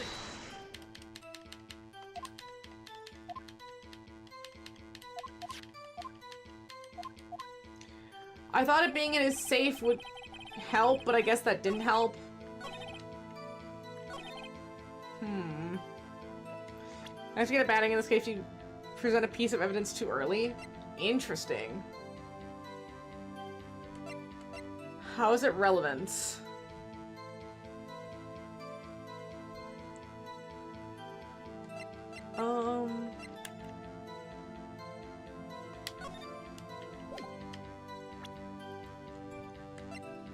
How does he have something to do with the forgery? The list? Objection! You claim you had nothing to do with the forgery. Right, I didn't think they'd have multiple endings. But I'm afraid that this claim you cannot back up. Explain yourself. Several pieces of evidence were found in your office. Take this list, for example. Test list Emma's guy drew her picture on. This was discovered in your desk. And only that, but a piece of this jar was sitting in your office. Okay, so that builds in. Was found inside your safe. It was found where? You see, Chief Grant. These articles of evidence uncovered in your office are both concrete proof that you also played a part in the illegal investigation. Chief Grant, what is the meaning of this? Oh, there's a defense attorney who may even rival-worthy. So you admit to it then, that you were involved in the forgery? Who, me? Or do you mean you? Me? Why would I have anything to do with that? Well, you were the one who snuck into my office when you found this evidence. Yeah. Prosecutors aren't the only ones capable of forging evidence, you know. Defense attorneys can also do so. Isn't that right, Righto? However, Detective Gumshoe was present during the investigation! Worthy, my boy! Not even detectives are exempt from the law. Rest assured, Dick will receive his due punishment. What? Instead of Gumshoe's salary drops any further, he'll end up paying to work. Yes, well, in light of the detective's presence, please give us your testimony regarding the piece of evidence found in your office. Well, yeah, the judge says, hey, a cop was there. That he's still a detective. He's still a cop. That is a character witness that you have to trust unless, hey, they are on stand for untrustworthiness. If he's never forged evidence before, he'd be a good witness. And the relation to the forgery that took place at the crime scene. My, kids these days no longer know how to put two and two together. And these do have bad endings. You can get them. One of them even has a favorite. The miracle never happened instead of never happened. I see. What was this now? A jar fragment and a list? For all I know, you could have planted that in my office. And you can't prove when those pieces of evidence were discovered. They were found after Dark was convicted, then they're worthless. There's no reason I participated in a forgery. Already the crime scene wouldn't help me out in any way. Okay. Mr. Wright, yes, Your Honor? When investigating the crime scene, you should have been more careful to observe protocol. You do understand what that I am the chief of police, right? There will be consequences. Oh. Indeed, I believe I will press charges, so you won't make the same mistake again. My apologies, Chief, but would you mind waiting until tomorrow for that? Today is, well, you know. Right, Udgy. In return, though. I know. The place, right? This guy's telepathic? I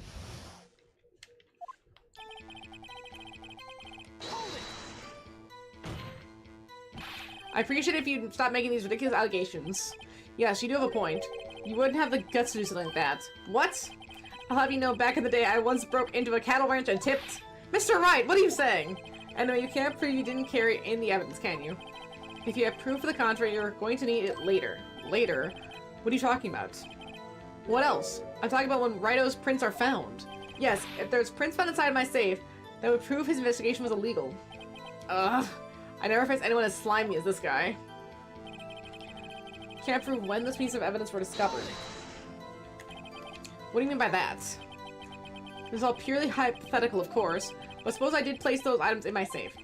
Such an act wouldn't necessarily constitute forgery. Oh, big crime. But concealing evidence found at a crime scene isn't forgery. I'm not through speaking yet, Righto. It all depends on when the evidence was discovered. If they were found after Dark was convicted, they're worthless? Are you saying this jar fragment wasn't discovered in the initial investigation? It would appear not. After all, it wasn't listed in the evidence list. Probably no, it could have suddenly materialized the day after Dark was sentenced. Oh, wouldn't that just be convenient? Right. Chief is talking about a possibility, so long as you can't rule that out. Your remarks, however clever they may be, will only succeed in wasting time.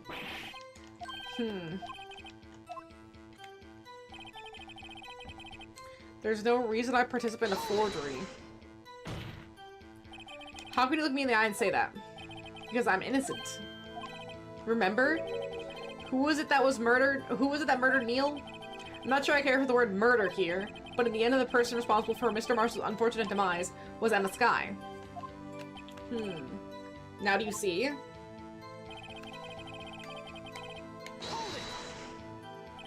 Really, Chief Grant? At the very least, there is one very large benefit you've been reaped from all this. Oh, I wasn't aware. What is this benefit? That would be, of course, the position you have. Chief of Police. Oh! Resolution of the SL9 incident secured your promotion to Chief. That in itself, sufficient motive. Ho ho ho! Oh! That's a good one. Huh? Do you really think I'm that incompetent? What do you mean? Even without that case, I was already in line to become the next chief. The resolution of SL9 merely sped the inevitable up a little. Is that true, Mr. Edgeworth? Yes. He was going to be made chief anyway. Ugh! Be careful when pointing that finger, or you might wind up being the one pointed at. So that means there's only one possible motive for you to commit forgery.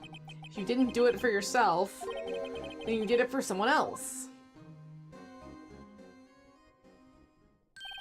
Don't be silly, Worthy. You know me better than that. There are only 3 people I look out for. Me, myself, and I. There, it's out in the open now. Aji, would you mind if I change my testimony a little? By all means, please do. Nothing in it for you, so there's something in it for him. Sorry, but the only person I care about is yours truly. That girl, Lana's little sister, was it? If you think I feel sorry for her, you better think again. You're right. You don't feel sorry for anyone. Be tough on crime and tough on people. That's how I was raised. You seem to be lax enough on yourself, though. Ho ho ho! No, that's a good one, Worthy! Could there have been something in it for him? Given his selflessness, would he have helped someone out?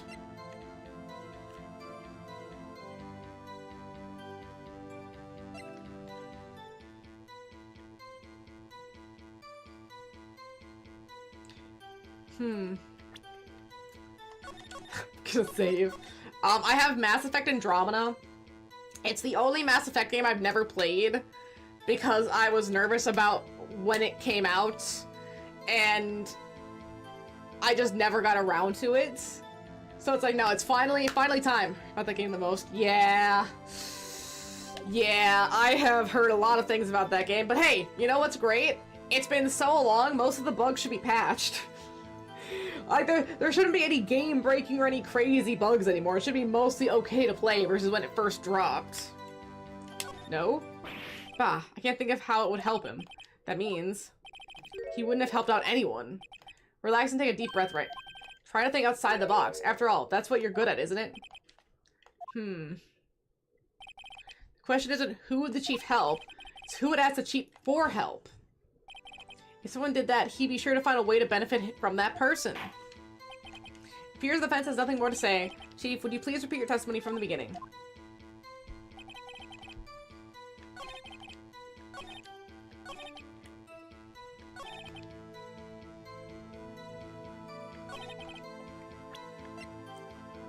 Um...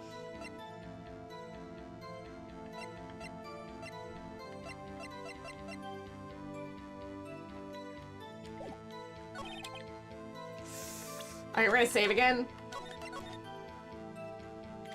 I think I wouldn't be anyone's accomplice if there was nothing in it for me. I think the answer is to present the piece of cloth, and then it's like, oh, well then Lana was the one that wanted it to be made a deal with, right? That's what they were talking about. Or do we do this again, and I do it the other way? Let's try that. I'm not gonna present anything. We're gonna try something else. Skip all this. Point out accomplice. You might not have helped out anyone for their sake, but it would benefit you. You might decide to assist someone. Mr. Wright, it appears you're positively determined to portray the chief as a nice man who likes to lend people a hand. That's not what I mean. Well then, who's the person you believe Chief Gant may have helped forge evidence?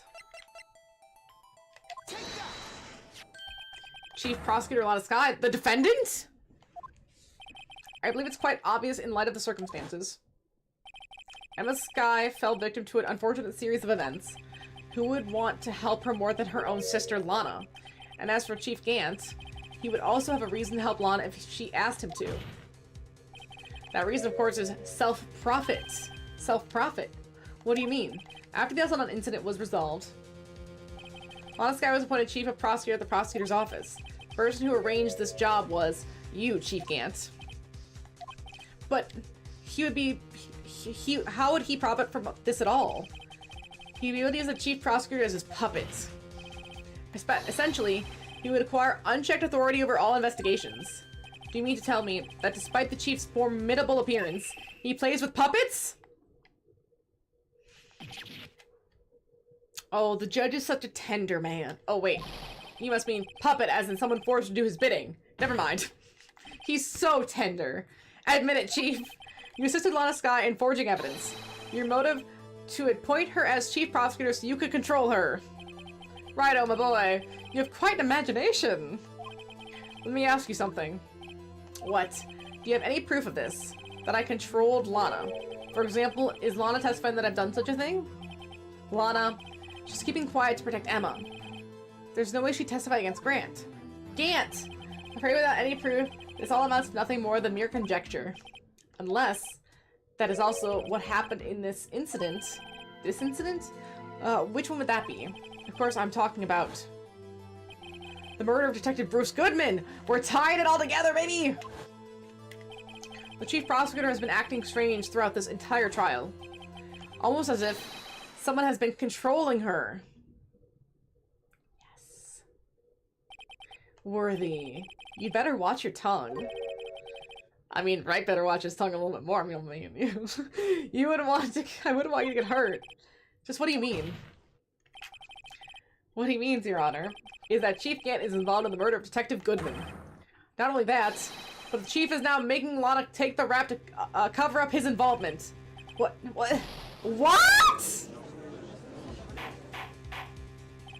Order! Order! I said order!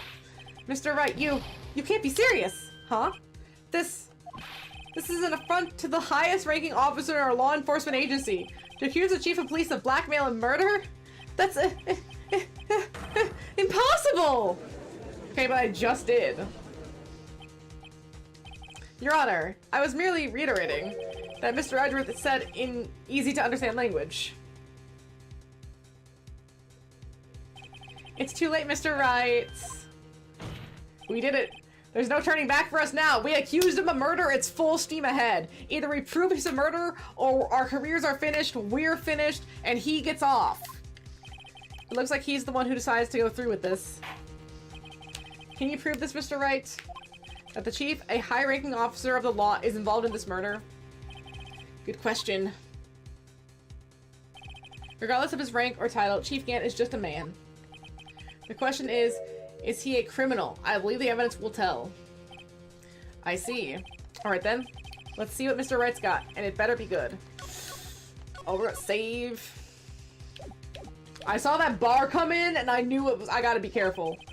Shows evidence that ties Chief Gant to the murder of Detective Goodman.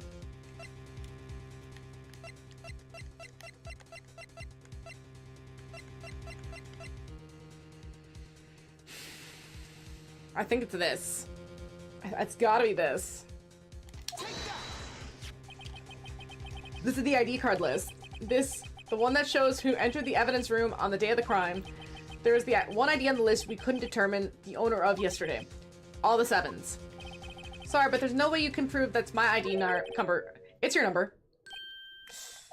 What? How do you know that? The safe that Chief Gant's office required a code to open. A 7-digit code. 7 digits? You don't mean... Afraid so, Your Honor. The code was 7s. The same as the remaining ID card number on that list. Chief Gant, you entered the- Oh, look at him! You entered the evidence room on the day of the crime. Order, order! Chief Gant, what do you have to say? Nothing. The defense's search of my office was in violation of regulations. And I will demand Mr. Wright be punished to the maximum extent of the law. Yeah, now we're getting into it. But right now this court demands an explanation from you about the issue of this ID card. Chief Gant, just so you admit it, you entered the evidence room on the day of the crime. What about it? I'm chief of police. Whether it's the evidence room or the bathroom, what's the difference? I can go anywhere I want. Tell me, when you entered the room, were you alone? I always go to the bathroom alone, as I do with the evidence room. Detective Goodman wouldn't have happened to be with you that day, would he? Of course not! Why would he be? For evidence transferal, dipshit, I haven't seen him in days! You hadn't seen him in days, Chief Gant? Afraid you've just undone yourself. On that day, you had to have met with Detective Goodman. What do you mean? This trial's purpose is to determine Lana Sky's guilt. No, it isn't, Your Honor. This trial's purpose is to determine the truth. If Chief Gant met the murder victim on the day of the crime, then we need to determine one thing. What transpired during that meeting? In that case, Mr. Wright, I'm going to ask you for evidence. Show us proof that victim went to meet Chief Gant on the day of the crime. Ooh,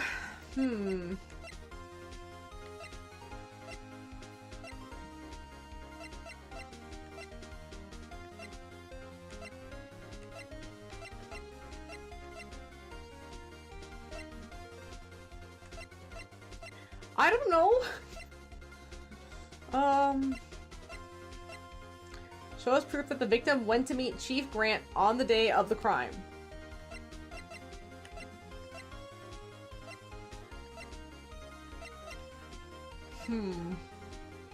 We have Goodman's ID. I don't think it's the King of Prosecutors trophy. It's not the Edgeworth Knight or the parking stub or the Blue Badger. Goodman's autopsy? Loss of blood from a chest wound. I know! I'm trying to be systematic. Between 4 and 5:30. I think the evidence, I think the autopsy is like card reader list. I do, but we already used it. We used it to prove that, or we're using it to prove that, Chief Gant went into the evidence room, and then the Bruce Goodman was when Marshall went in. So now this is irrelevant for this piece of evidence. Let's see. It might be the autopsy report. It might be SL9 21-2. Maybe this? It might be Goodman's note. It's not the cell phone. Parking lot floor plans, no, it wouldn't be any of this.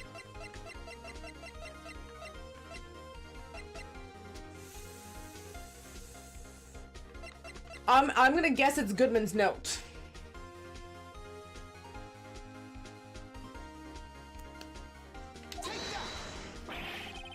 No, there's gotta be something more solid than this. On that day, Temperman had to go see Chief. Sorry to interrupt. Court is ah, damn it.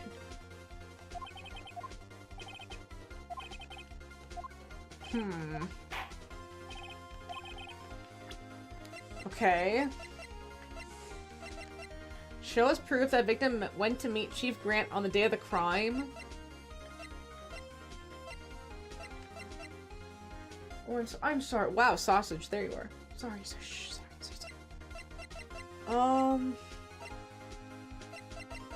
It wouldn't be any of the. Wait.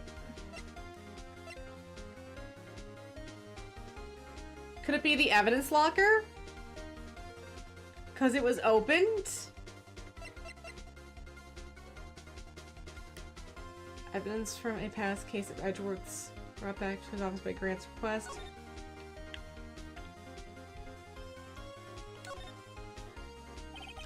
Special attack, huh.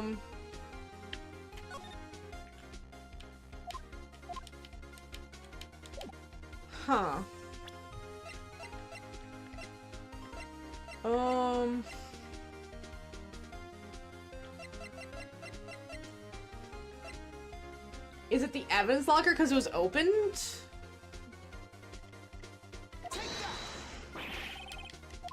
Oh, damn it!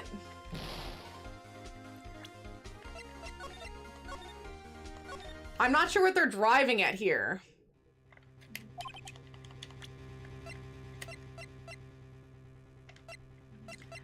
It wouldn't be evidence law. PC plot, evidence list, Team Grant picture, no, none of that. Not the autopsy report? Could it be...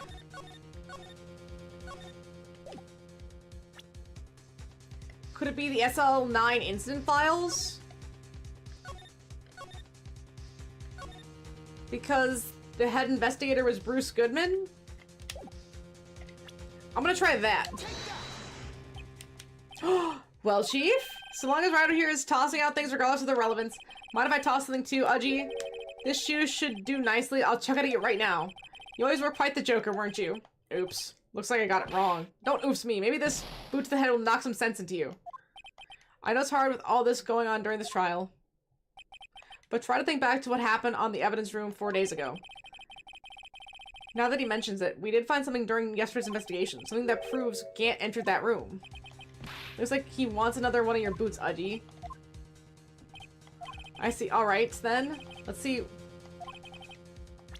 Wait, why was that different?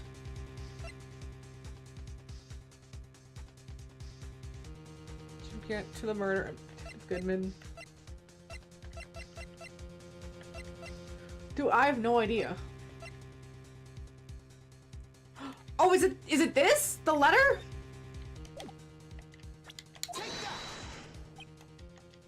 Well, Chief. Oh gosh. Again! Oh my gosh, this one sucks. He is so awful! Okay. I really am trying to think what could be a good reason. Like, I think all of them sound valid.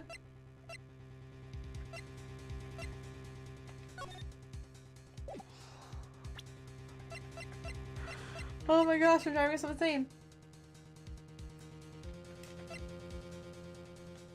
Out of the prosecutor. No! Okay, it wasn't the note. Wasn't the lost item report.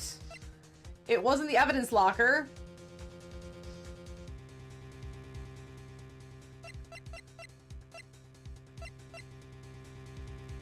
Show. Oh wait, is this the wrong piece of evidence? Wait, show us the evidence. This evidence that ties Chief Gant to the murder of Detective Goodman. Wait, no, this is the wrong piece. Wait, show us this evidence that ties Chief Gant to the murder of Detective Goodman.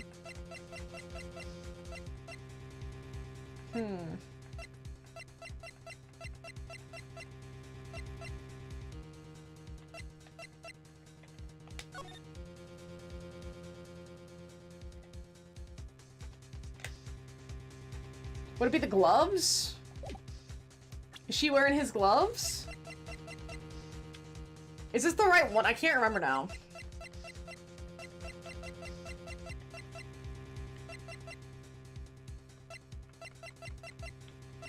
The trophy photo of them.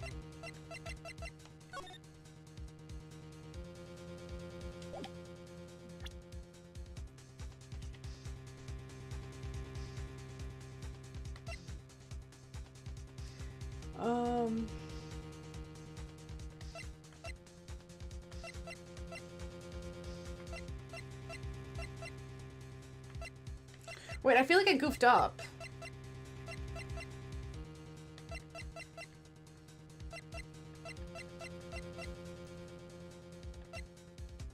No, but this is show us the evidence that ties Chief Gant to the murder of Detective Good. Oh wait, no, wait, no. Okay, I didn't save after this part. That's where I got confused. Oh gosh, I didn't realize how far back I was. That's where I got. Oh, I saved before the other piece of evidence. I didn't save after this piece of evidence.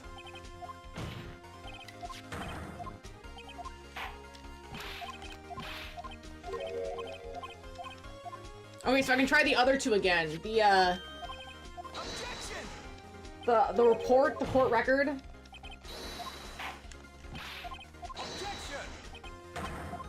Okay, the truth. Then he breaks. Oh my gosh. I didn't save again. Oh shit. Why would they meet at that time of day?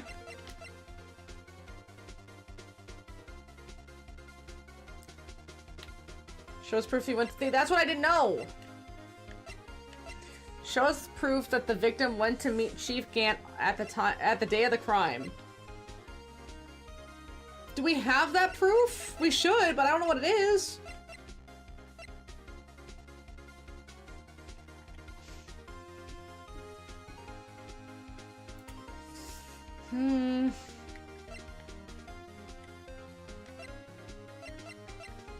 This is Edward's sticker.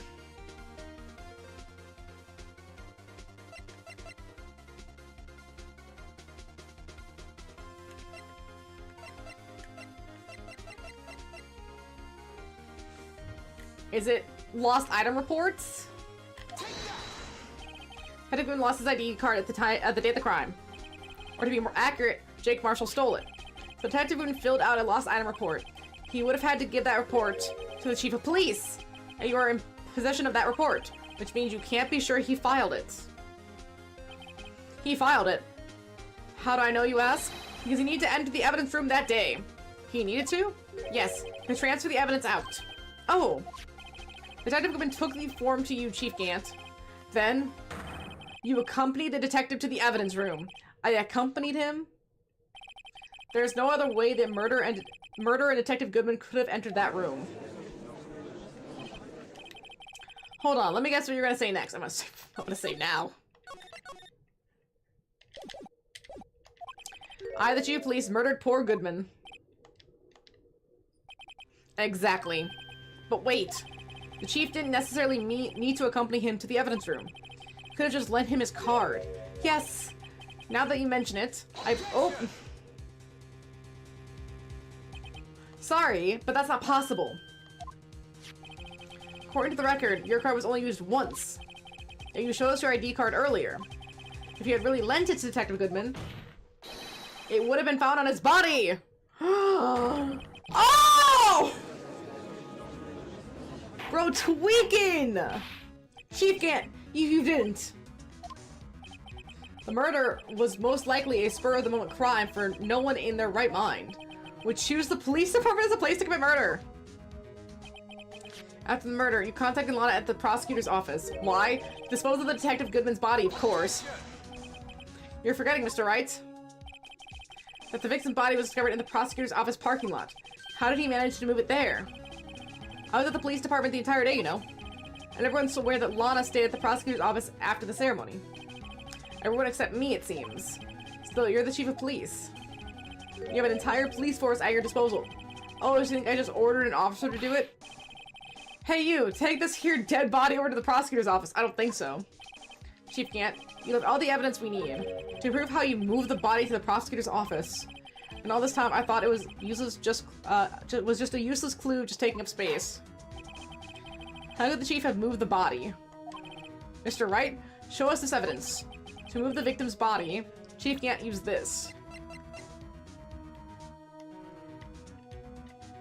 The car. How do I say the car? Parking lot, Edward's car.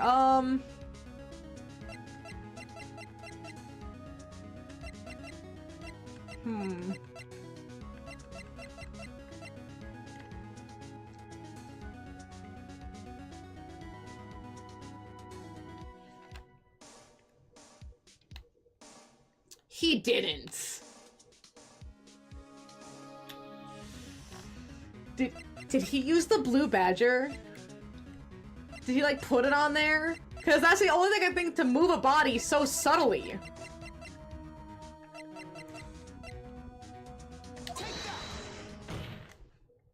Well, I see. Maybe I'll use this later to move your dead body, Mr. Wright. Huh? Oh.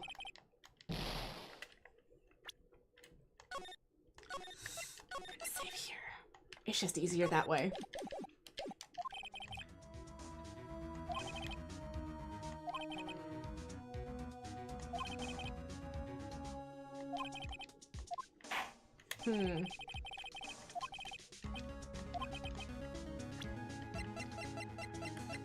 I want to say it's the car.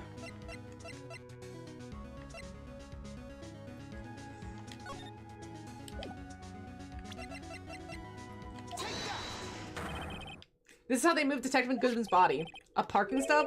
Miles Edgeworth? You mean... The body was found in the trunk of Mr. Edgeworth's car. I think it's obvious what happened. The body was moved by that car. You mean I carried the victim's body? Precisely so. But wait, even you know, I didn't plan on returning to my office after the ceremony finished that day. But you did return. Tell me why. Ah! I was asked to go by Chief Gant, no less. He told me he wanted me to keep it here in the prosecutor's office. In any case, on the day of the stabbings, I brought this back here. Oh, he was a mule. So you see, what you were really taking to the prosecutor's office wasn't the screwdriver, but the victim's body in your trunk. Sausage. Detective Woman's body was carried in the trunk of Mr. Edgeworth's car? Yes, unless of course you have another explanation, Chief. Why else would you have asked Mr. Edgeworth to transport evidence from a closed case? The only plausible explanation. To transport the body to your accomplice, Miss Lana Skye. Order! What's going on here? There's no room for rebuttal to the defense's outrageous accusations. Think back to the photograph Miss Starr took at the prosecutor's office. This was not a photo of the body being stuffed into the trunk to be taken away. This was exactly the opposite. It was a photo of the body being taken from the trunk. Chief Grant, please say something. I believe... Your time's up. My time's up? Sorry, Redo, but I'm having lunch with the District Attorney General after this. We have to get going if we're going to make it on time for the early bird specials. But the cross-examination isn't finished yet. Remember, what I told you earlier? A police chief has all kinds of weapons at his disposal? Weapons? Like the right to refuse to testify. I'm invoking that right now. What? That is not a right to be casually invoked. There are certain risks to be considered. So you're going to just run away after all this? Run away? Don't make me laugh, Worthy. I stabbed old Goodman. That's what you're saying, right? But if you had any conclusive evidence, you would have presented it by now. Well, You think I had Lana dispose of the body? If so, then show your proof and get it over with. I'll say it again, Mr. Wright. Damon Grant is the current chief of police. I'm gonna save that. The court will not tolerate any accusation against him without concrete proof. Well, Mr. Wright, Your Honor, you have concrete proof. Proof the Chief Grant murdered Detective Goodman and made Miss Skye dispose of his body. Do you have any concrete proof? Present evidence. I can't let him just squirm his way out of this. I've got to keep the pressure on. Yes, Your Honor. I do have such evidence. Please hurry up and present it. Just remember, it better prove Chief Gant murdered Detective Goodman beyond a shadow of a doubt.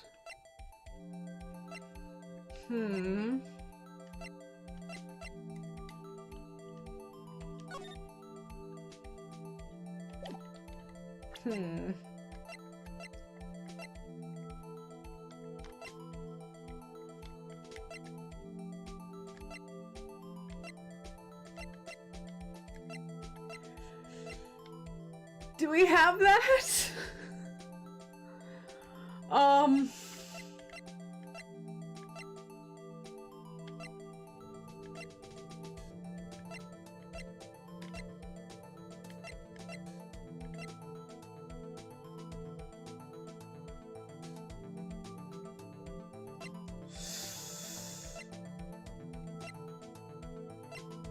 I don't know what they want me to present. Cause it's not none of this. It wouldn't be the Edgeworth knife. Or the parking ticket. Murder at the PD. It's not the Blue Badger.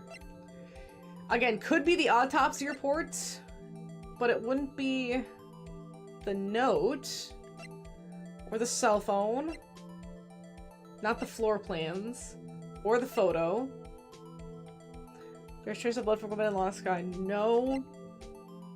Found at the crime scene wrapped in the defendant's muffler. Small tag attached.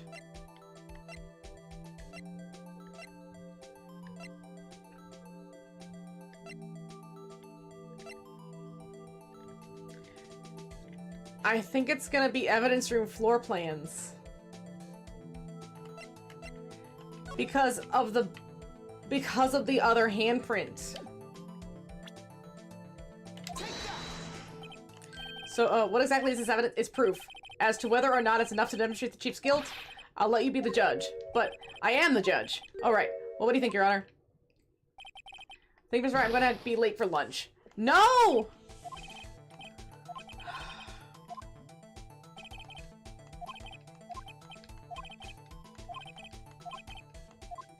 I have no proof yet. I'm not even sure of it. Your Honor, I have no conclusive evidence. See, Udgy. In that case, this court is forced to penalize you for your allegation against the chief. What? Here's a tip. Never gamble what you can't afford to lose, Righto. It seems that Lady Luck was on my side again today. Okay, Udgy, I'll leave the rest to you. Did I goof? I goofed.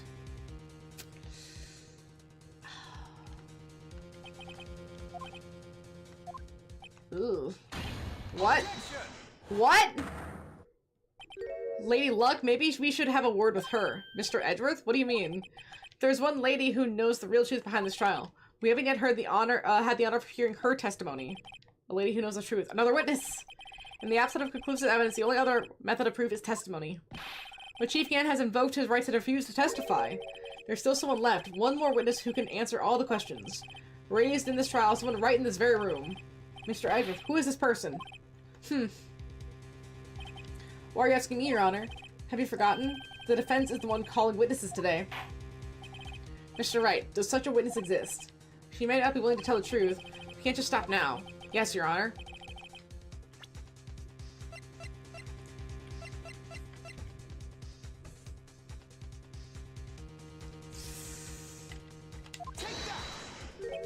The defendant, Miss Lana Skye? She was in the underground parking lot at 5:15 on February 21st. Her task to dispose of the victim's body. In accordance with a certain someone's orders, Mr. Edgeworth, prosecution has no objections, Your Honor. Very well, the court will now take its final recess for the day. In 15 minutes, we will reconvene to hear the defense's testimony. This court is now in Hold on. Huh? Chief Gan, I thought you were going to eat! Listen good, Lana. He's talking to Lana. I don't think you need me to tell you this, but if you accept Mr. Wright's claims, there will be terrible consequences.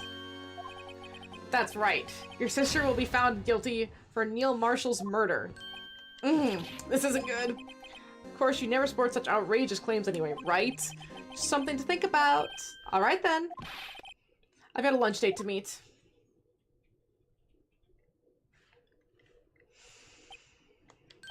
Okay, if there are any further objections, this court is now in recess. Oh gosh, I cannot talk.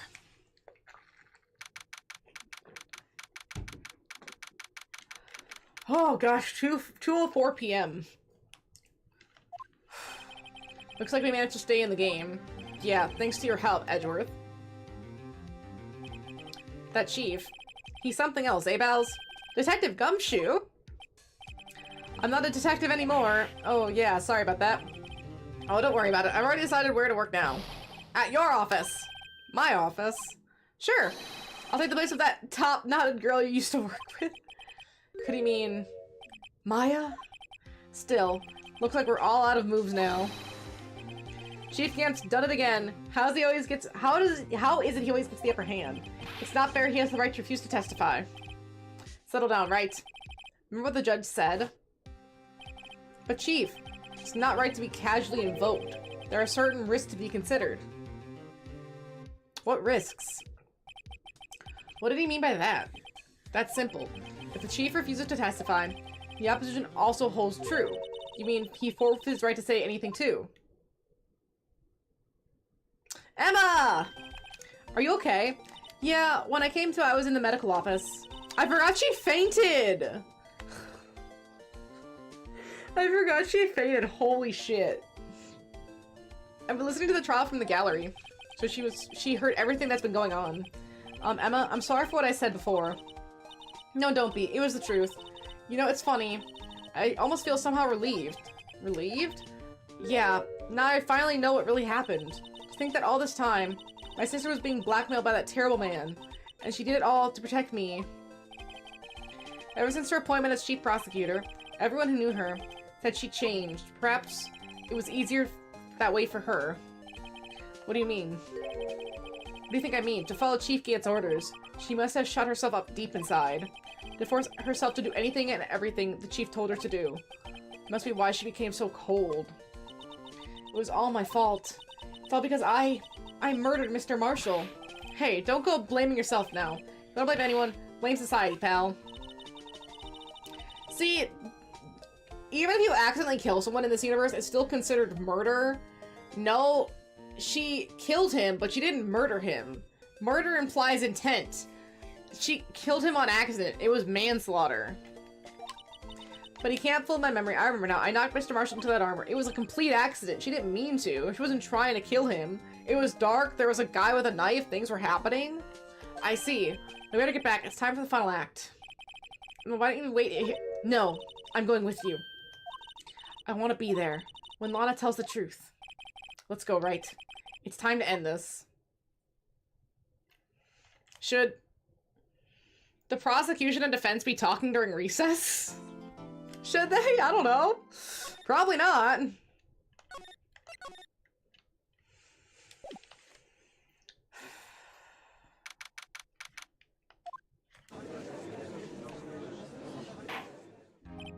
Now then, will the defendant, Miss Lana Skye, please take the stand? Miss Lana Skye, you're the chief prosecutor. I'm sure you're aware of what is required of you. Mr. Edgeworth, you already know everything. You know all I've done these past 2 years. Please provide the court with your testimony, Miss Skye. And remember, you are under oath. We want to hear the truth. Of course. The truth. Lana, no matter what happens, I'm always your sister. Now then, your testimony, if you will. First, tell us about your relationship with Chief Gant. Everything hinges on your testimony. You're the only chance we have to get Gant. Gant and the fabrication. I worked alongside Gant for years. There's no truth to this blackmail theory. I fabricated the evidence 2 years ago all by myself. When I found the prosecutor Marshall's body, I rearranged the crime scene. My only motivation was to get Dark convicted. I had nothing to do with Emma. Are you sure about this testimony? Your Honor, I'm confessing to capital offense. Of course I'm sure. But Lana... If this is true, then that means Chief Gant has nothing to do with this. That's what I've been trying to tell you from the beginning. Please, Mr. Wright, you've got to help her. She's sacrificing herself because of me. What if she's telling the truth? She's not. I know my own sister. Whatever she's speaking stiffly like that, she's hiding something inside. Deep down, she's really screaming in agony. Yeah, this is no time to start second-guessing myself. Let's do it. Defense may not begin this cross-examination. Hey, Sausage. What's up? Okay, Gant for years. How many years exactly? Ever since I made senior detective. Let's see, that was 24 then, so it's been about 5 years. Detective Gant and Detective Skye were legendary partners. I personally saw them testify in numerous cases. She must have been good coming from the same school as Mia. Damon Gant was a respectable detective, that's why.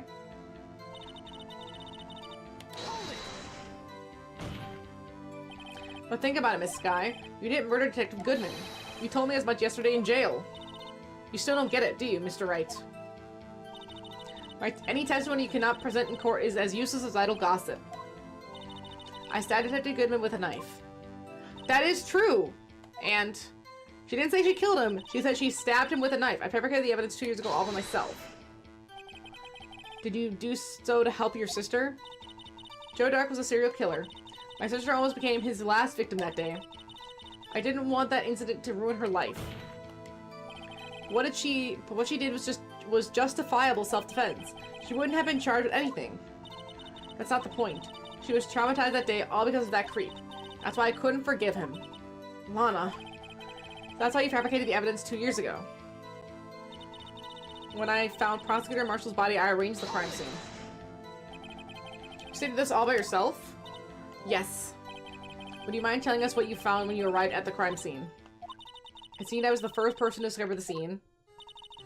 The broken Prosecutor Award knife was stuck in the victim's body. What? Prosecutor Marshall died from an unfortunate accident. That's only a situation you dreamed was possible. The reality is, it wasn't my sister who took the prosecutor's life. Fantasize all you want, Mr. Wright, but I'll never change this statement. You mean Prosecutor Marshall wound up being killed by Dark? Something like that. That is so. What happened to the other murder weapon? Dark was carrying a switchblade knife. Oh, that was lying on the floor a little distance away. It was probably knocked away in the struggle. That's not how it went down. She's trying to cover up her lies with more lies. All just to protect me. So when you found the scene like this, what did you do? After all, this is what everything boils down to. Yes. I broke off the tip of Dark's knife, planted inside the wound, then moved the body. You planted the tip of Dark's knife in the victim's wound? And then you moved the body? But why? Why would you do that? You people should know, Edgeworth. I've always had a good head on your shoulders. No, see, okay.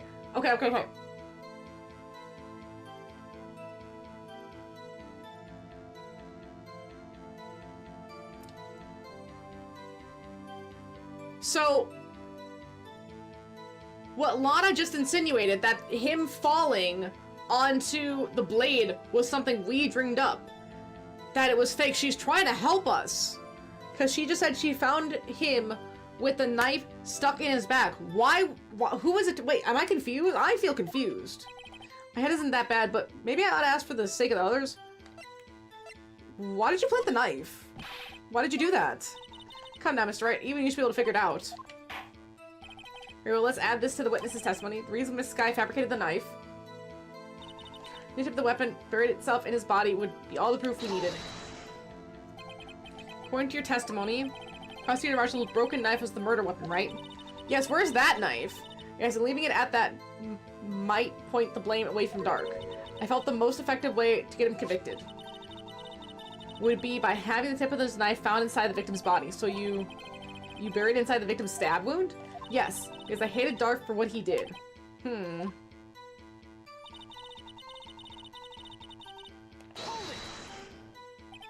So you rearranged the crime scene. Are you sure you didn't do this to keep Emma from looking like the murderer? How many times do I have to tell you, Mr. Wright? Emma didn't do it. Period. Are you so desperate to hide the fact you're willing to risk the death sentence? She's lying. She did it so I would be blamed for what happened. In any case, as a prosecutor, what I've done is unpardonable. There's nothing I can do to make up for my actions. Mr. Wright, my sister's lying. Looks like she's determined to protect you to the end. She says she fabricated the evidence by herself. There's no way she could have done it alone. Gotta get Lana to talk more. If she's lying, then she's bound to slip up and make a contradiction. But why? Am I confused? Why would she need, in her version of the truth, who stabbed Marshall with the knife? Why did she have to make it seem like Dark if he had been stabbed and there was only 2 people there? So then who stabbed him?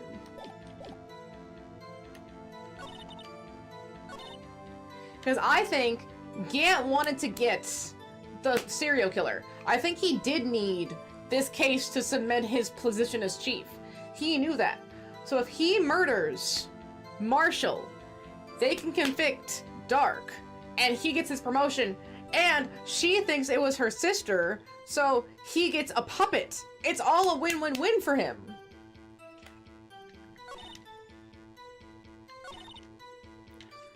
I broke off the tip of Dark's knife, planted it inside the wound, and then moved the body. But...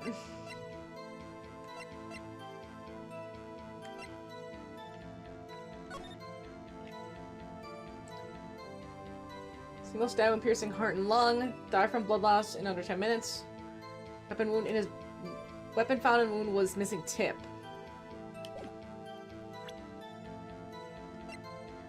Well, I think he's an opportunist. It just happened to work out like that. It's still boo. But I think it just happened to work out like that.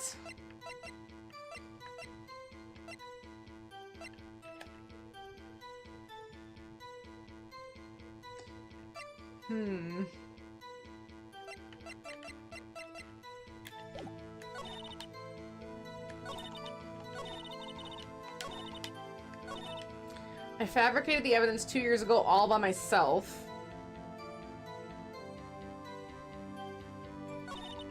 I broke off the tip of Dark's knife, planted it inside the wound, and then moved the body.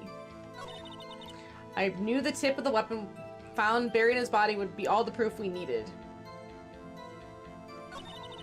My only motivation was to get Dark convicted. It had nothing to do with Emma.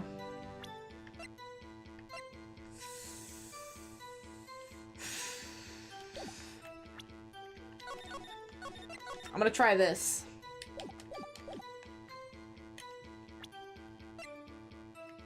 Objection! Nope, that's wrong. That's wrong. That was wrong. No. The tip of the one found buried in this body would be all the proof we needed.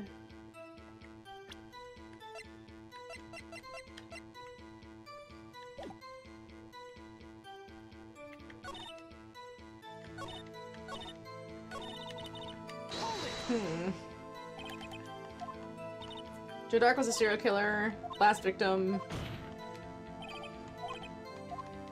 I'm trying to see something specific. Dang it. Okay, I wasn't in that. When I found Prosecutor Marshall's body, I arranged the crime scene.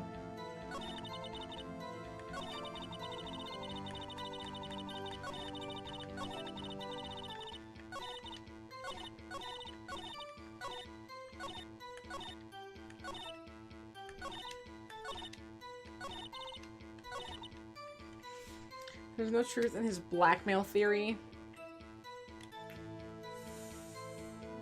Objection!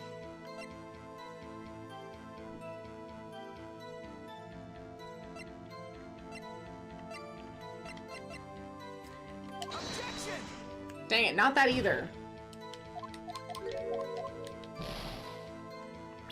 See, I'm not sure what they're looking for. This is a tricky one. I'm trying to figure out what her contradiction is. My only motivation was to get Dark convicted. It had nothing to do with Emma. See, that sounds like a contradiction. But it wasn't the handprint.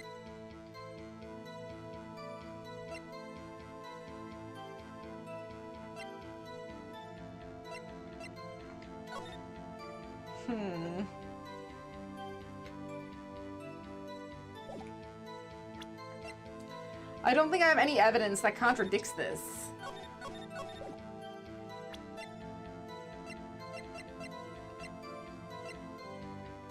Final fragment found in Chief Gant's safe. Emma is written in the surface of blood. Objection!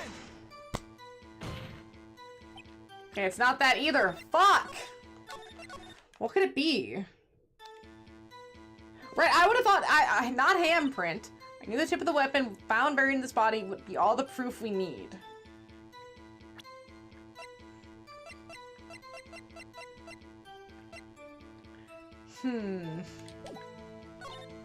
I broke off the tip of Dark's knife, planted it inside the wound, and then moved the body.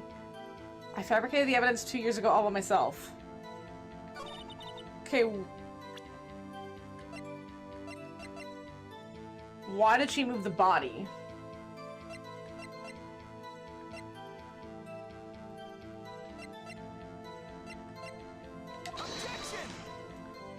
Dude, I don't know.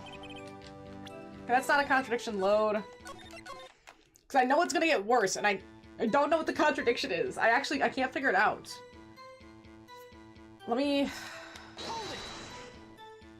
So you rearranged the crime scene. Are you sure you didn't do this to keep Emma from looking like the murderer? Honey, I have to tell you, Mr. Wright. Emma didn't do it. Period. Are you so desperate to hide that fact? You're willing to risk the death sentence? She's lying. She did it so I wouldn't be blamed for what happened. In any case, as a prosecutor, what I've done is unpardonable. There's nothing I can do to make up for my actions.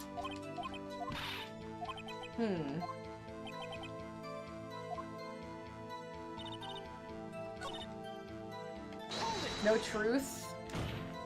Well, think about it, Miss Skye. You didn't murder Detective Goodman. You told me as much in jail. Okay, so... A testimony you can't present in court is as useless as gossip. I stabbed Detective Goodman with a knife. And... I fabricated the evidence 2 years ago by myself. Did you do so to help your sister? Joe Dark was a serial killer. My sister almost became his last victim that day. So again, all consistent. I'm going through piece by piece. That all sound consistent. I don't like the part where it's like, oh, if you can't prove it in court, it's just gossip. Because she won't talk. I didn't want that incident to ruin her life. But what she did was justifiable self-defense. She wouldn't have been charged with anything. That's not the point. She was traumatized that day, all because of that creep. That's why I couldn't forgive him. So that's how you fabricated evidence 2 years ago.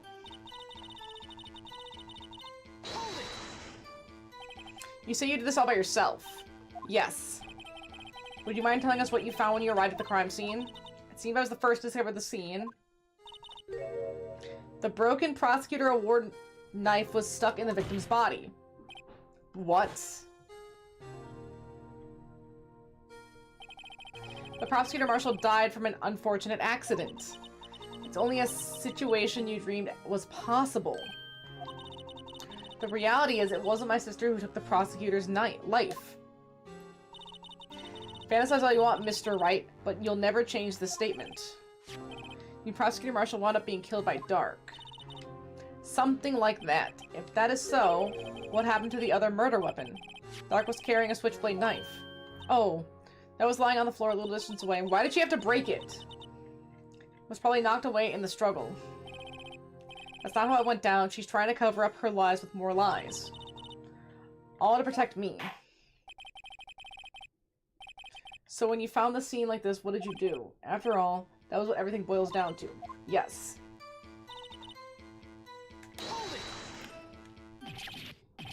Can you remove the body?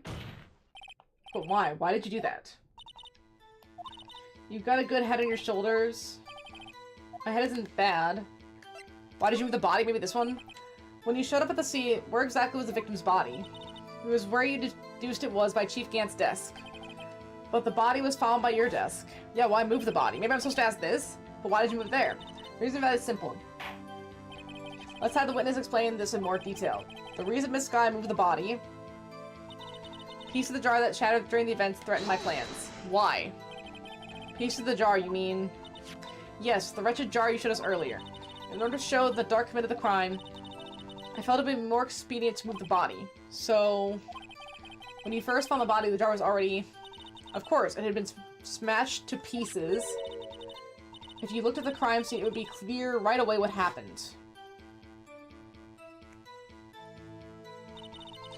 Neil Marshall was dead, and Dark was lying unconscious. In other words, the jar must have been broken during the struggle. Wait. I see. What's the matter, Emma? Apparently the jar shattered at the time the crime was committed. But I have a feeling there's more to it than that. There must be a contradiction somewhere.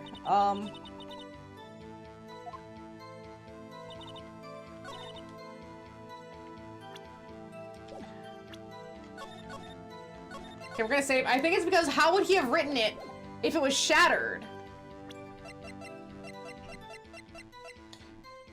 Because we had to glue it together. Objection! Yeah! Miss Skye, I understand how you feel. You committed that crime 2 years ago to protect your sister. You mean the forgery of the scene where Neil Marshall was murdered? Got him. If the truth were to be exposed now, the past 2 years of your life will have been in vain. Even so, I'm compelled to bring to everyone's attention a significant contradiction within your testimony. A contradiction in my testimony?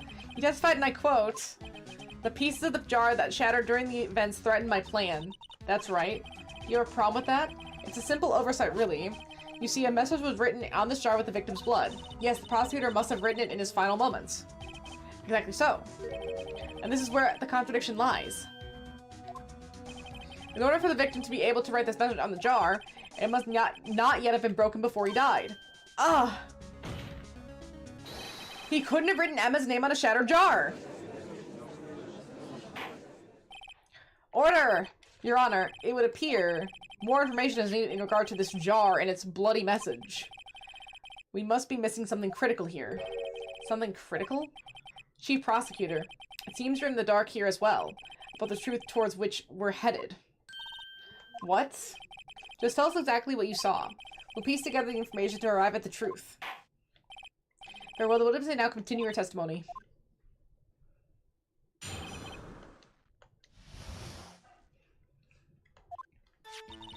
I immediately noticed the bloody traces on the jar, but it was dark in the room and I didn't have time to check it out. To be safe, I wiped away the blood. Fragments of the jar were so large, so I'm sure I got them all. All I could think was wiping them clean before they were discovered. You mean you were the one who wiped away the message in blood? I wasn't chief prosecutor at the time. She didn't think Dark was the real murderer. That's why she tried to erase the real evidence. Jaina. Very well, the defense may now begin its cross-examination. Come on, Jaina.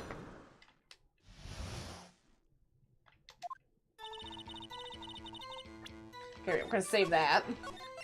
And I'm gonna run the restroom and... Jaina, why are you just standing there? Why are you just standing there like a freak? Come on. Get it together, Jaina. Look alive.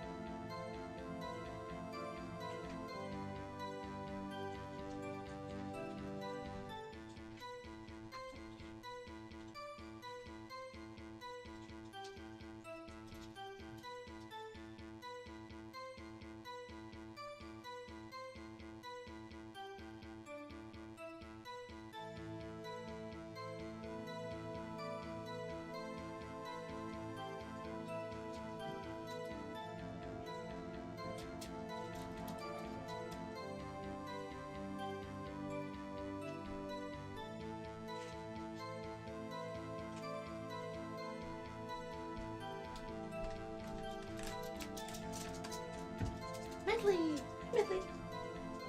Excuse me, Medley. Let's see, immediately noticed the blood traces from the jar, but it was dark. So the jar was already broken? It's a miracle that thing hadn't broken earlier. It certainly looks feeble as the defense's case. Not as feeble as this judge's judgment. You were an ace detective who never missed a detail. Do you really expect us to believe you didn't investigate what was written on the jar pieces? Normally I would have. It was dark in the room and I didn't have time to check it out. So you didn't know your sister's name was written on the jar? No, if I had known, I would have gathered all the pieces and ground them into dust. Well, that helps my case. Aw, to do that for me? It seems you two might make up yet. Anyway, I just barely had enough time to move the body as it was. If someone happened upon the scene, you'd lose your chance to erase the evidence. You must have been in a hurry. I knew I had to destroy the evidence before anyone came. This is rather shocking. Be safe, I wiped away the blood. I'm afraid this action of yours reveals what really happened. What do you mean? If you really thought Dark killed Prosecutor Marshall, you wouldn't have wiped away the blood. What else could I have done in this situation? Lana. Jaina! I only had a few moments. There wasn't enough time for me to do anything else but gather up the pieces. The fragments were large, so I'm sure I got them all. But how could you see with the power out? It should have been pitch black in that office. The detective is always prepared, Mr. Wright. Even now, I always carry a pocket light and a camera with me. Even I carry a bottle of emergency luminol wherever I go. I never miss anything. I got every last piece.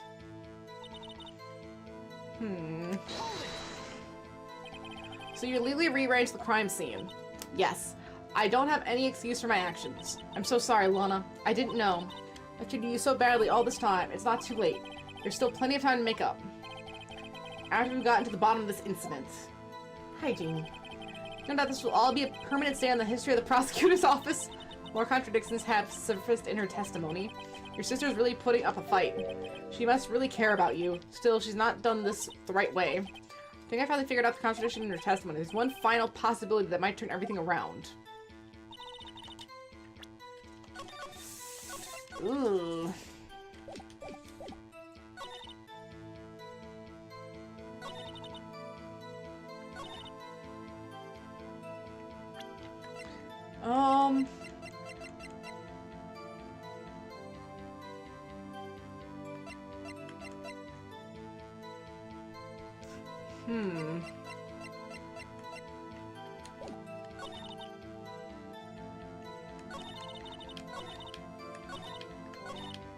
I immediately noticed the blood traces on the jar. Oops, I didn't mean to hold it.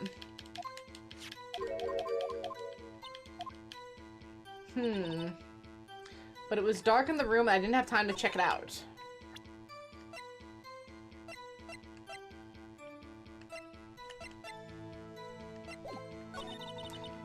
But it was dark in the room and I didn't have time to check it out.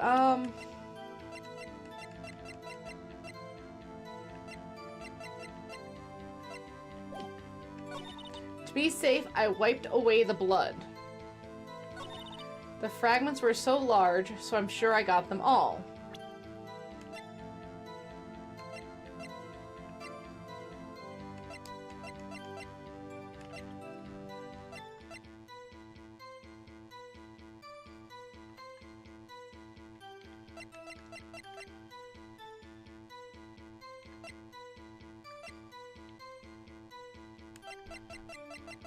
Do I just present? Objection! Okay, I thought so! This guy, I believe this jar conceals the truth even you were unaware of. I was like, do I just present the jar again? I was stressing. What? We found the final piece of this jar in Chief Gant's safe. In the chief's safe? But how? I knew it. She really didn't know. Something even more disturbing about this final piece. There was still blood on it. But the witness just testified. She gathered every last piece and wiped the blood off them. Yes, which leaves with only one explanation. On the night Prosecutor Marshall was murdered, you were not the first one to show up at the scene. Chief Gant got there before you. Got him! But couldn't the defendant have simply missed a piece? I'm afraid that's unlikely. Pieces were too big for anyone to miss, let alone an ace detective. That may well be, but everyone makes mistakes. Even I once wasted an entire day looking for my dentures. Have you forgotten, Your Honor? When this witness arrived at the scene, the jar was already broken. Oh, that. There's no way a name could have been written on a shattered jar. Another person discovered the scene prior to the witness. I'd be not implying the person was Chief Gant. At the time, he was looking for Dark downstairs. Besides, question is, if he did arrive there first, why did he hide the fact for 2 years? Well, Your Honor, can you answer us that? No!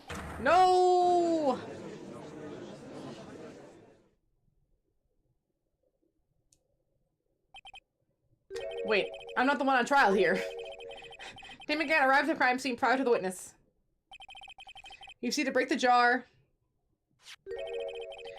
I purposely hide one of the broken pieces. Question. What is this action called? Fabrication of evidence. Objection! But why would Chief Gant do that? In light of what happened afterwards, isn't it clear? What happened afterwards? Discovering the scene, Lana's guy believed her sister Emma killed the victim. Coming to help her sister, she sought Gant's aid. Lending her his aid, Gant helped her create evidence that incriminated Dark, sparing Emma, and therein lies the reason. The reason why Miss Sky became Chief's puppet. You're so happy right now? I'm glad you're happy. That's lovely. No, I did it on my own. Please sit. Stop trying to protect the chief. I I can't watch you suffer anymore for my sake. No, you didn't. It wasn't you, Emma. You didn't kill anyone. Don't believe anything Mr. Wright says. Defense attorneys make up the most foul lies to defend their clients. Foul lies? Imagine that coming from my own clients. I guess you do seem the type who likes to twist the truth. What? Wait a minute. What if we're still smack dab in the middle of Gant's trap? Is something wrong, Mr. Wright? Lana, maybe right after all. What do you mean, right? So you do tell foul lies then, Mr. Wright. Miss Guy, please testify once more. But if evidence was fabricated behind your back, then Emma's accidental killing of Prosecutor Marshall might also be a lie. There it is! Yeah, it's obviously that the, Gant did both killings. Oh, yeah, he did both. Discovered that, they made portable washer dryers for apartments, and it came today, so I no longer have to go home to work at 7 p.m. Oh! Wow, what a time saver. I'm so happy for you. I once lived in an apartment without a washer and dryer, and I thought about doing it, and I drove my laundry to a relative's house to do it, because I just did not want to do it at that place and spend all that money and then try to find a washer and dryer. So happy for you. That's nice. That's like the one thing I need now is just to be able to do my laundry in my own house. That's all. That's like in any house. That's the only thing I care about. It is. It's such a game changer being able to do your laundry at home. Miss Guy, if you will. You can clean your sheets more often. You can clean your clothes more often. If something happens, you can just clean it then. You don't have to go to a laundromat to do it. Laundromats suck. I can't.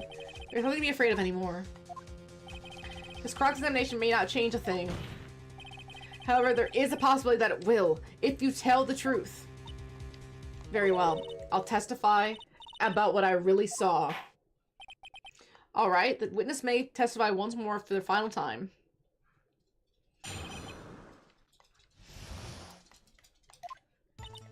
When I arrived, I found Mr. Marshall's body impaled on the suit of armor's sword. Emma and Dark were lying unconscious on the floor nearby. Hi, Kate Kisses. Thank you. You're so sweet. When I saw what had happened, I thought she did it. That's why I erased all the evidence that linked her to the murder. I had Chief Gant help me remove the body from the sword and carry it. But if it really was a fabrication, Emma might be innocent. Brought a nifty thing, just hooks to the sink for water, put another tube in the drain, throw your clothes detergent and start. So it's so good. That I'm so happy for you. That's awesome. Not enough, because we're trying to get that weird guy in the orange suit. We're getting close though. We're almost pinning him on 2 different murders. So what you're you were the one who saw that, if only you had proof. Actually, I do have proof. I gave it to Mr. Wright just this morning. What, to me? It's a picture book of the crime scene I encountered it. I thought it might be needed. But I don't remember receiving a picture like that. Lana must have known. See, Mr. Wright, she really does have faith in you. Very well, Mr. Wright. Please print this picture. Is that a little Squirtle? That's so cute. I don't remember receiving any pictures from Lana. Lana said she gave it to you this morning, right? I think you were getting something from her then. I'll check out the evidence again. There might be a picture in there somewhere. Not this.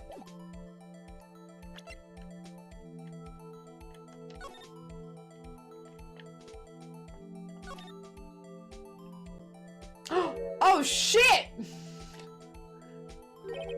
Hey, there's a picture here. Oh my. This is the actual crime scene. No other detective saw the crime scene like this. Because I contacted Criminal Affairs only after I had arranged everything.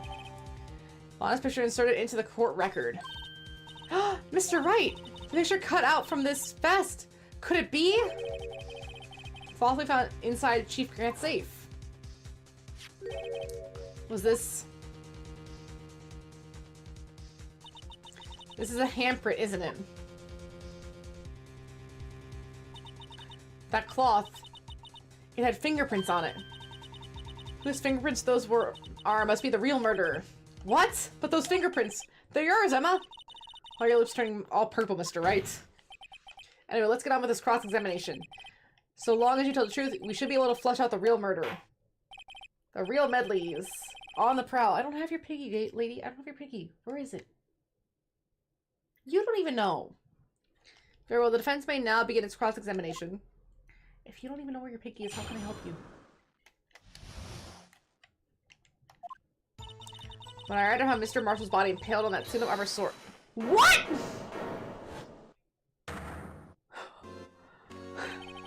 Come now, Aji. This is the poorest excuse for a trial I've ever seen. Chief Gant! What, now you want to make me out to be the bad guy too? If so, I'd like to put in a word or two in my defense. I'm afraid it's too late for that. What? You already declined to testify. That means you forfeited your right to make statements of any sort. Risks! This must be that risk we were talking about earlier. Just sit back and relax, and enjoy the sound of the noose tightening around your own neck. Ugh! Oh, he pissed. Ah, so what? You think I'm worried? Yes. Sorry to disappoint you, but I don't need to make any statements. What do you mean? The evidence will do all the talking for me. Even if I can't testify, I can still present evidence. Yes, that's true. Wait, you mean you still have some conclusive evidence? No, I don't, but someone does. Someone. So, what's your excuse, Righto? Why have you been keeping quiet about it? I haven't. I tried to use it like 3 times already. You do have something to show us, right? Something that proves who knocked over Neil Marshall, causing his death? Conclusive evidence that leaves no room for doubt? Is this true, Mr. Wright? Well, he could have fabricated the evidence. Have her touch it. He wears gloves. If I show that piece of evidence now, I'm sure to be made out as the murderer. Mr. Wright, if you have any more evidence, present it now, and if you try to conceal anything, you'll be one appearing before the Board of Inquiries. What do I do now? I better think this through carefully. I can't afford to make the wrong decision. Saying. Should I present that evidence? The only one that shows who really killed Prosecutor Marshall? Yes, Your Honor, I do have further evidence. Alright, it's time finally come to show him. The prints have got to be the chief's. The evidence show who actually murdered Prosecutor Marshall.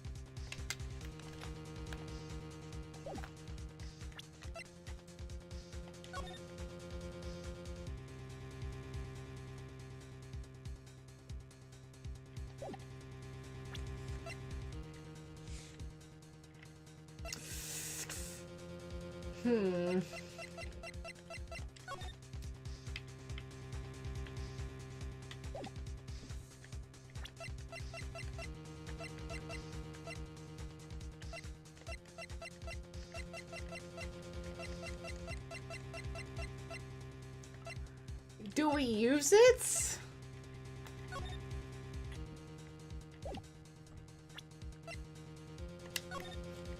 Because the photo doesn't really tell us much.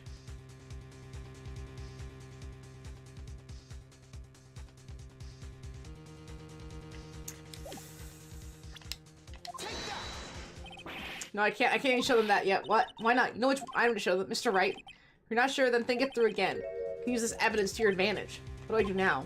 If I do this, I can't afford to make the wrong decision. Should I present that piece of evidence? Can't show evidence? Your Honor, I don't have any evidence I can present at this point in time. What? You lie! Chief Grant, you opened my safe. I know you took what was inside. The conclusive evidence.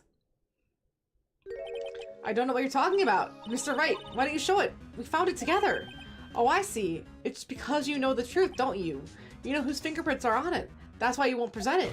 How does he know? What are you talking about, Chief Gant? Because he put the fingerprints on it! He figured out. Take a good look at this picture.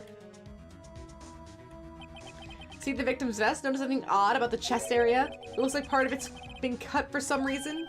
I mean, you had this in your safe? What? That means you, the Chief of Police, have been concealing evidence? This is going to be the biggest scandal in the history of the police department. Impressive. To be honest, I didn't think you had the gall, Righto. Well, I can't just let you pin me up as the murderer. I'll tell you what really happened. What? You mean you admit to it?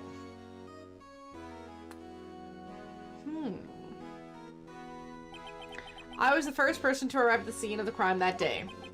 And it occurred to me that I could use the situation to control Lana. So you really were manipulating her. I knew Lana. If I made it look like the blame lay with her sister, that when she saw the scene, she would ask for my aid. So you assisted Miss Scott. I don't know what's happening anymore. I'm so confused. I told her to arrange all the evidence. I had her plant the knife tip in the victim's body and move the body across the room. And I ended up using that evidence to get Joe Dark convicted. When I tampered with the crime scene, I had 2 pieces of evidence. This was before Lana arrived at the scene, mind you. 2 pieces of evidence. You mean those items in your safe? This is all, yes, true. But how is he gonna spin it? But why? For insurance. Of course. Insurance? I was sure my plan would work, but it's always best to be prepared for the worst. I wasn't about to let anyone blame me for the murder the girl committed. I mean, you were calculating that far ahead while forging the evidence? What are you taking me for, a fool? I don't make police chief of dumb luck. You see this jar fragment? I have the most legible part of Emma's name. I didn't expect Lana to go and wipe the blood off all the pieces. But if you fabricate all the evidence, let's say you didn't fabricate the name of the jar too! That's what I was thinking! Some people just don't know when to quit, do they? Because if he was impaled, when would he have had time to grab the jar and write it and then put it down safely so it didn't break? Right? He wrote Emma, broke it, and took the piece. Because he wanted to frame Emma, because he killed him! That's why I kept one more item for insurance. You mean the piece of cloth that he could have put her handprint on? Come on, Righto. Cough it up already. I know you have it. Who's to say you didn't fabricate this evidence too? She was passed out. She doesn't know. What are you waiting for, Mr. Wright? So you admit to it then, Chief Gant. That you were hiding the cloth you cut off the victim's vest in your safe. Yes, I admit it. I don't want to have to do that being chief and all, but it's a lot better than being portrayed as a murderer. Well, Mr. Wright, what do you have to say for yourself? Just a moment ago, you said you didn't have any evidence that you could present. Foolish move, Righto. You should have shown it then before it was too late. It's been a long battle. But the moment of truth has finally arrived. As long as I...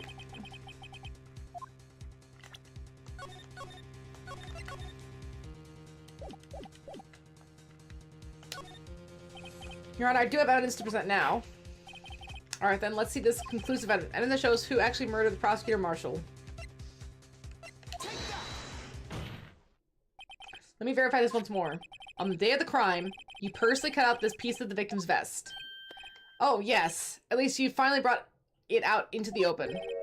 There's a handprint on this piece of cloth. Your Honor, the prosecution requests that be immediately sent to the lab for analysis. This handprint on the leather must have been a strong impact for it to be left so clearly. You mean, it could only have been forged. It must be authentic, conclusive evidence. Oh, you're as slow on the uptake as ever, Worthy. What? Think about it. Righto had all this time to present this evidence. If he was reluctant to do so, why would that be? You mean you already know? You knew whose fingerprints are on that? Mr. Wright, do you really know? The other fingers belong to must be the real murderer. Whose fingerprints are they? Very well. I'll tell you. It should be okay now. Everything's proceeding as predicted. The person to whom these fingerprints belong to is... Emma? Emma Skye? What? They're mine? I'm sorry, Emma. But why? Why didn't you tell me?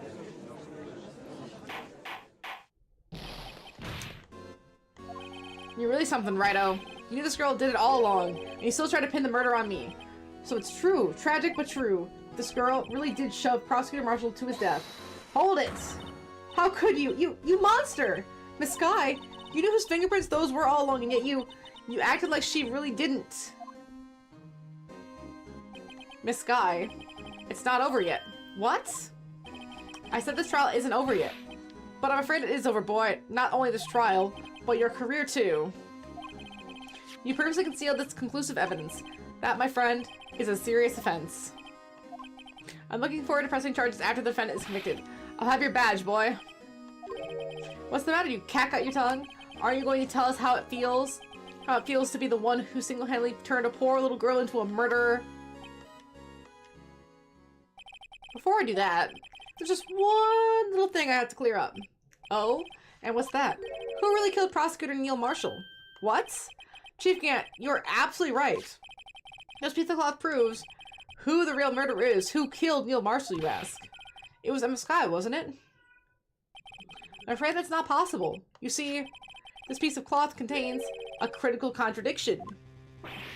What a contradiction? What is this fool babbling about? I'm talking about a contradiction, one that proves who the real killer is. Mr. Wright, this piece of cloth, what could it possibly contradict? Chief Gant, your tyrannical reign ends here. Behold, the piece of evidence that contradicts this cloth.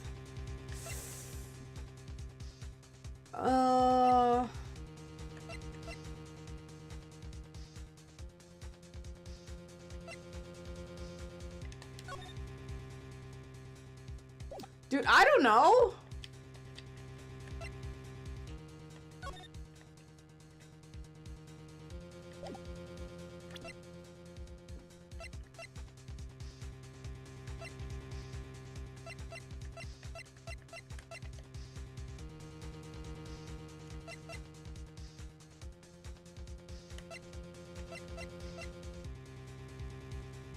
Is it Lana's picture?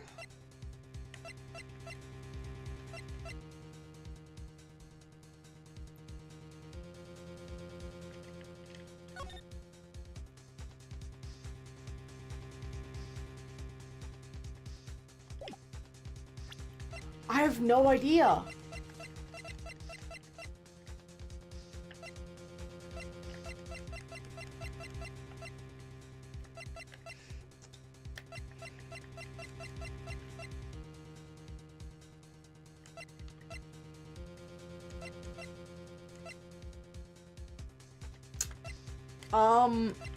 Bro, I have no idea.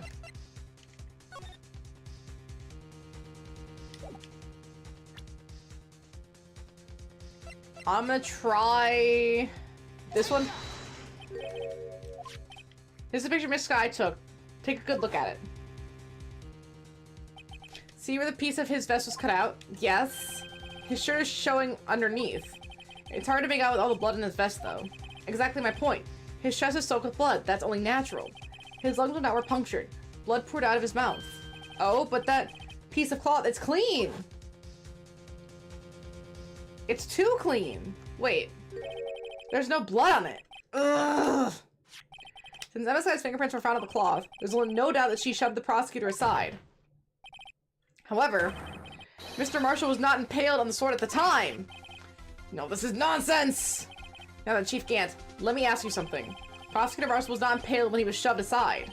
Most likely he was hit in the head on the ground and was knocked out. And so then tell me, who could it have been? Who could have arrived at the scene before Miss Lana Skye? Picked up the unconscious prosecutor and impaled him on the armor sword. Someone really strong.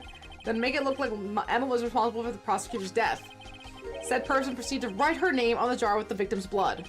The jar that they broke on purpose to leave behind a clue. And make Lana believe her sister did it. Remember what you admitted, only moments ago, that you personally cut out this bloodless piece of the victim's vest. Ironic, isn't it? Through the very act of creating insurance, you prove that you were the actual murderer. Oh, he pissed! It's finally all over. Is it though? No, it's not. Now hold it.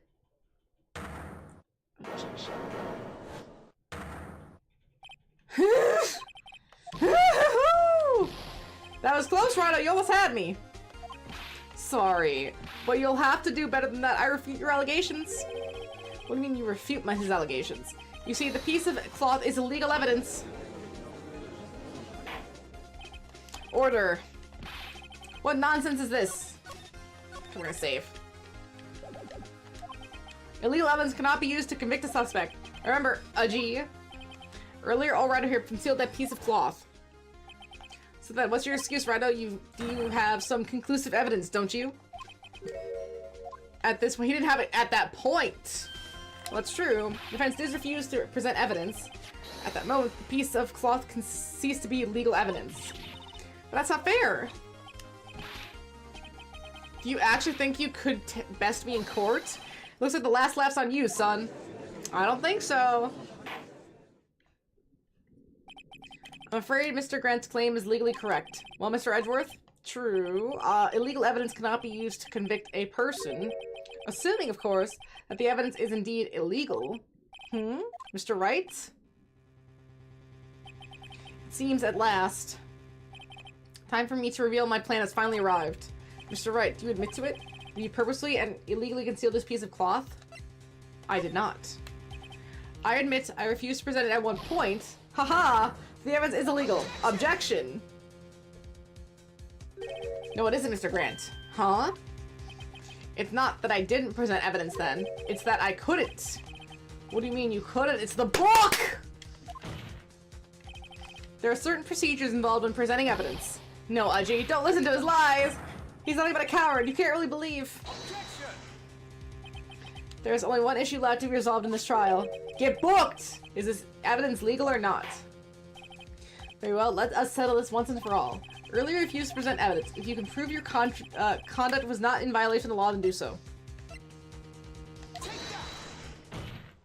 It's the book. This is my proof, Your Honor. Evidence law.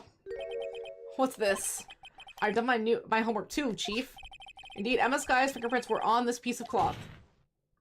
However, at that point in time, this was merely a piece of cloth, nothing more. What? You see, it's written right here in this book. The second rule of evidence law. That fucking second rule. Rule 1, no evidence shall be shown without the approval of the police department. I found this piece of evidence myself inside your safe. Goes without saying, I did not have approval from the police department. Rule 2, unregistered evidence presented must be relevant to the case on trial. And here's the crux of the matter. You see, at the time, it was impossible for me to prove the relevance between the cloth and the SLNet incident. What? What kind of nonsense is this?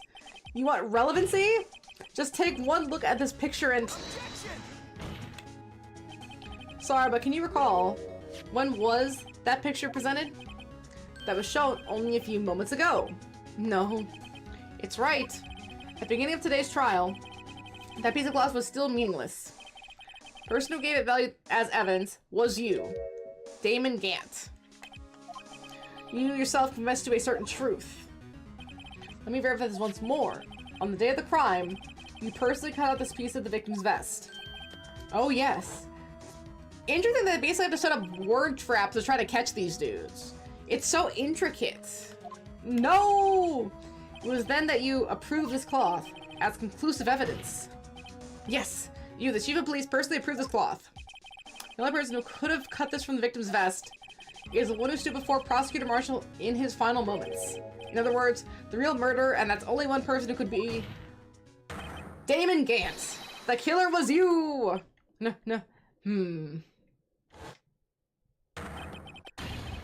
Why is he laughing at me? He's freaking out! His brain is breaking. Oh gosh!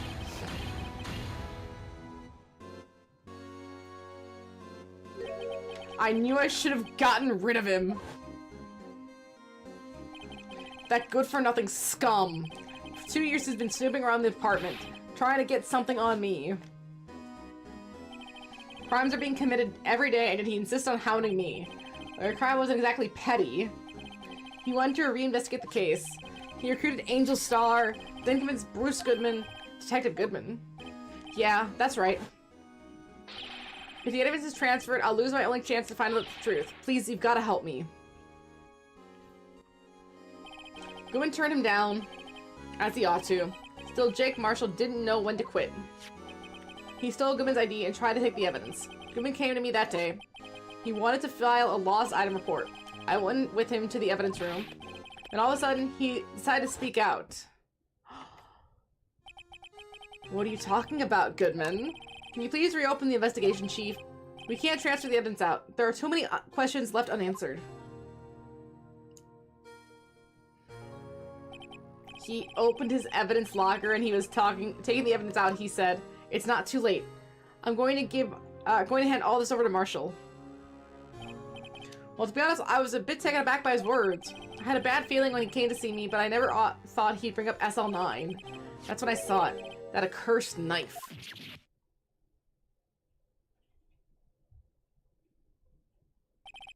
I couldn't just pull it out. Doing so would have only led to more blood, making it near impossible to hide your crime. Even so, the blood was just pouring out.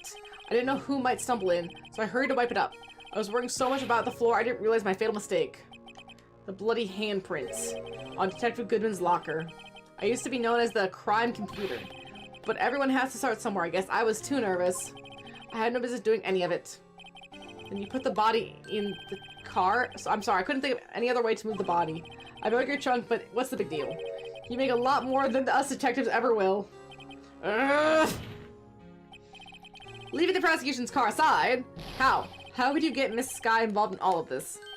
Well, she had as much to lose as I did if the truth came out. So you took the evidence from Detective Goodman's locker?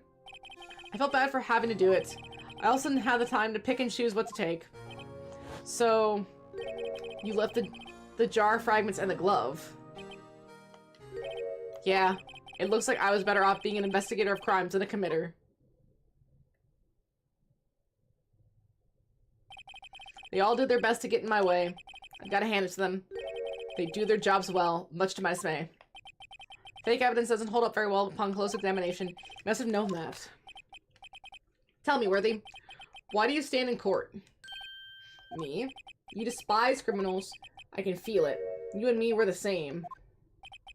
One day you'll understand. Oh, and believe me, you will. You're just one man. You'll see what it really takes to bring them down once you try to go it alone.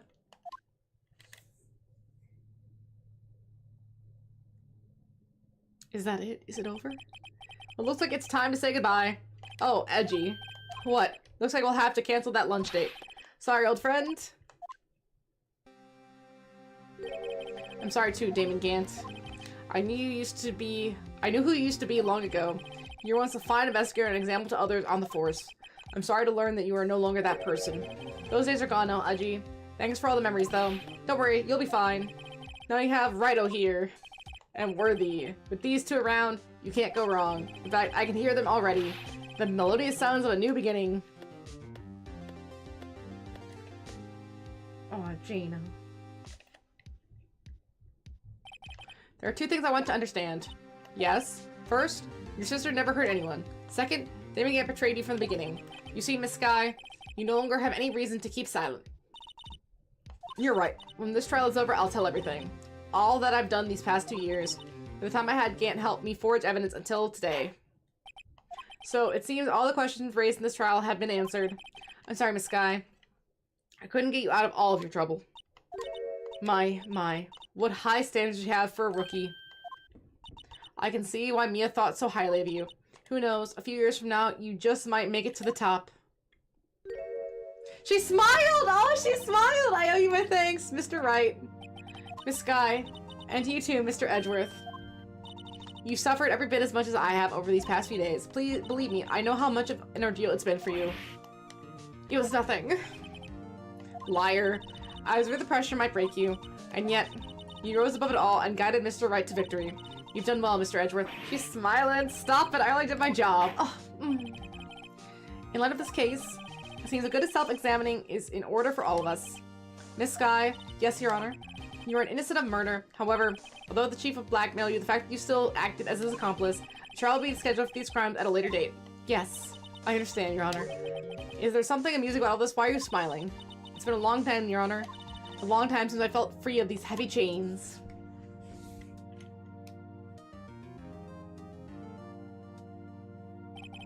Well, this trial has gone on far too long already. Regarding the charge of murder, Squirt finds the defendant, Miss Lana Sky.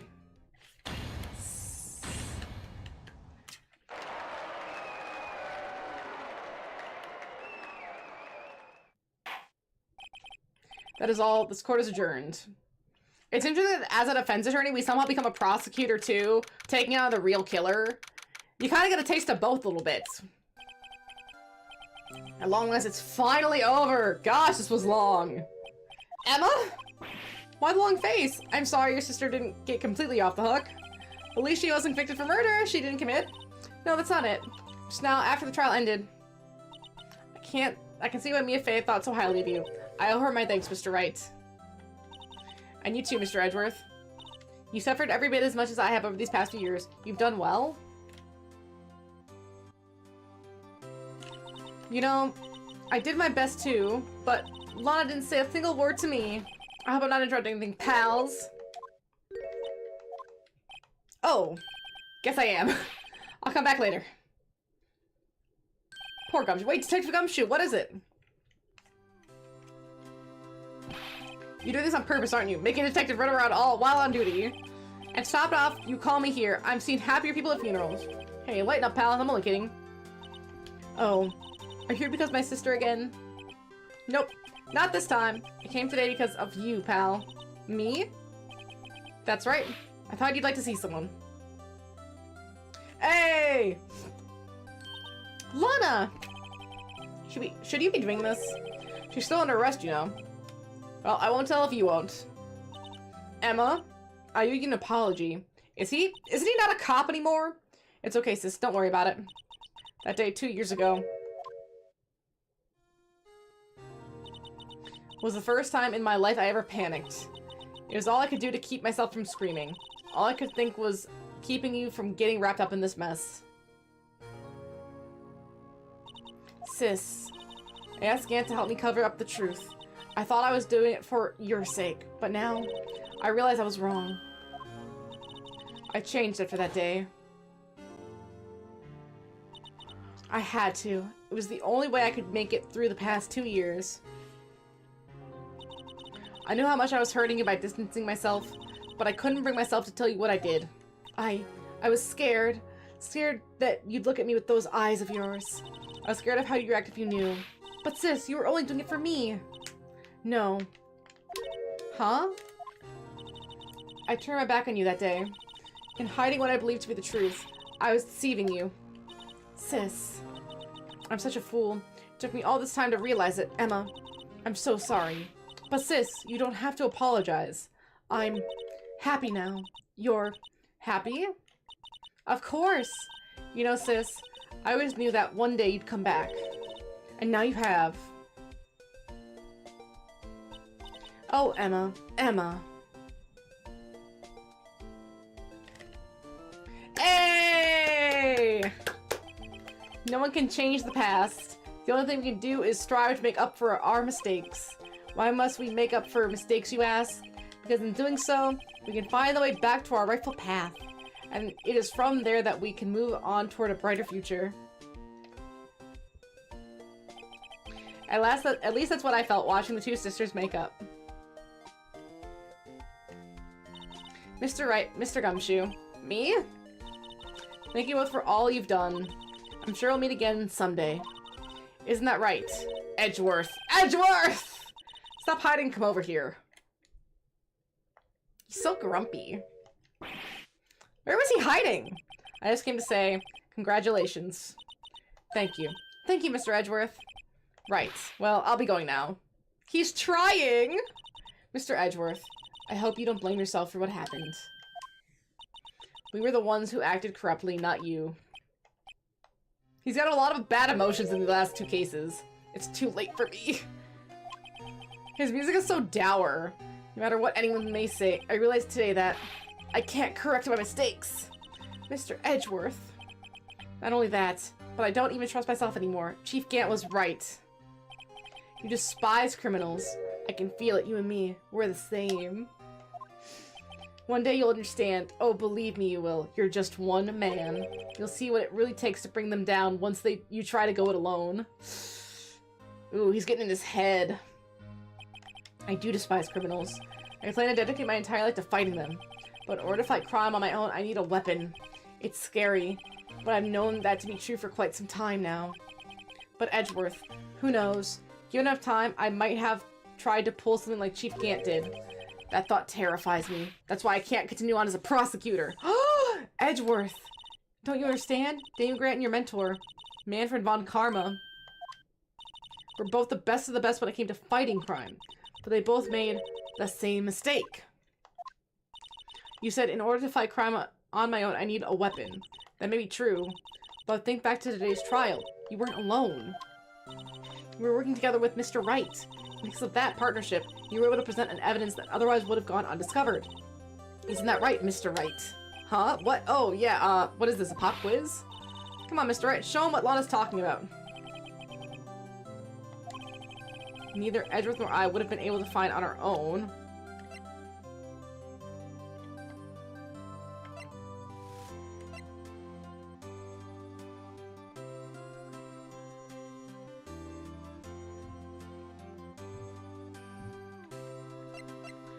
Oh man, I don't know.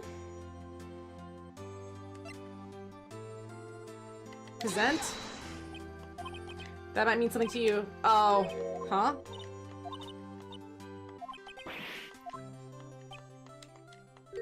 It's time for me to go. Mr. Edgeworth, if you'll excuse me, there's still some loose ends I need wrapping up. Take care. Chief Prosecutor. Did I get the wrong ending? Edgeworth, what will you do now? Well, whatever you do, just remember, you can let what happened kill the prosecutor in you, or you can help it grow. In the end, it's up to you. I know. It seems I owe my thanks to you, right? But what I face now is my problem. Edgeworth, I'll be waiting for you in court. Farewell.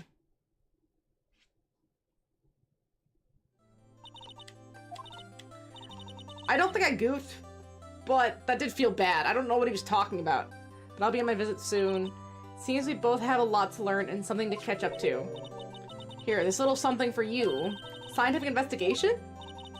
It's the first book I ever bought. Study it well. Thanks, sis. I will.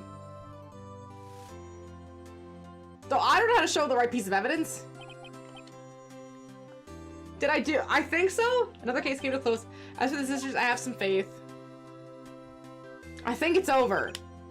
Faith that their lives have only just begun. And as for me, I think it's time I start on my new journey of my own. A journey to rediscover myself? I like how Edgeworth is last. Well, aw, poor Lana. Don't go trekking up just yet, pal, huh? What is it, detective? There's just a little matter to be resolved about the chief prosecutor. See, she isn't supposed to be out of jail like this. But I thought you said it was okay. Yeah, well, it may be okay with me, but the folks' prison are a different story, huh? Basically, I had to bribe a guard in order to sneak her out for 30 minutes. Believe me, it wasn't cheap either. Huh? Way to go, detective. I didn't know you had a wild side. Yeah, well, you see, Mr. Wright here's the one who will be footing the bill! What? Huh? What do you think I could afford in a my cellar? You gotta be kidding me, pal. Huh? Huh? Thank you, Mr. Wright. You're the best. Why is it I suddenly feel like I want to scream? Hey, I got an idea. Why don't we all go pay it off together? Yeah, that's a great idea. Come on, guys, let's go. Where's this money coming from? No one pays me. Yeah, no one pays me. Mona, we did it. Oh my gosh. That was a... Aren't your friend, you have to take care of Emma. I hope she'll be pleased to study under a top coroner. As for me, this affair has pretty much ended my days at the prosecutor's office. So I'll manage to find my way back to the field somehow. Then I'll be able to investigate crimes together with Emma. Well, she doesn't. We never see her again. Poor Lana getting just shafted. This was definitely the longest one. This was basically like playing 2 Ace Attorney games. Well, thank you for watching. I'm trying to see what the rest of this says. Yikes, I thought I was a goner for a moment there. In the end, though, they overlooked my unauthorized investigation with the chief's office. If we penalize you anymore, it'd be worse than firing you. Yep, that's what they said. Then why didn't they just fire him? Just goes to show. You can't shake me off that easily. Mona. Gina. Good, Gina. No, skip these parts. I don't know if you can.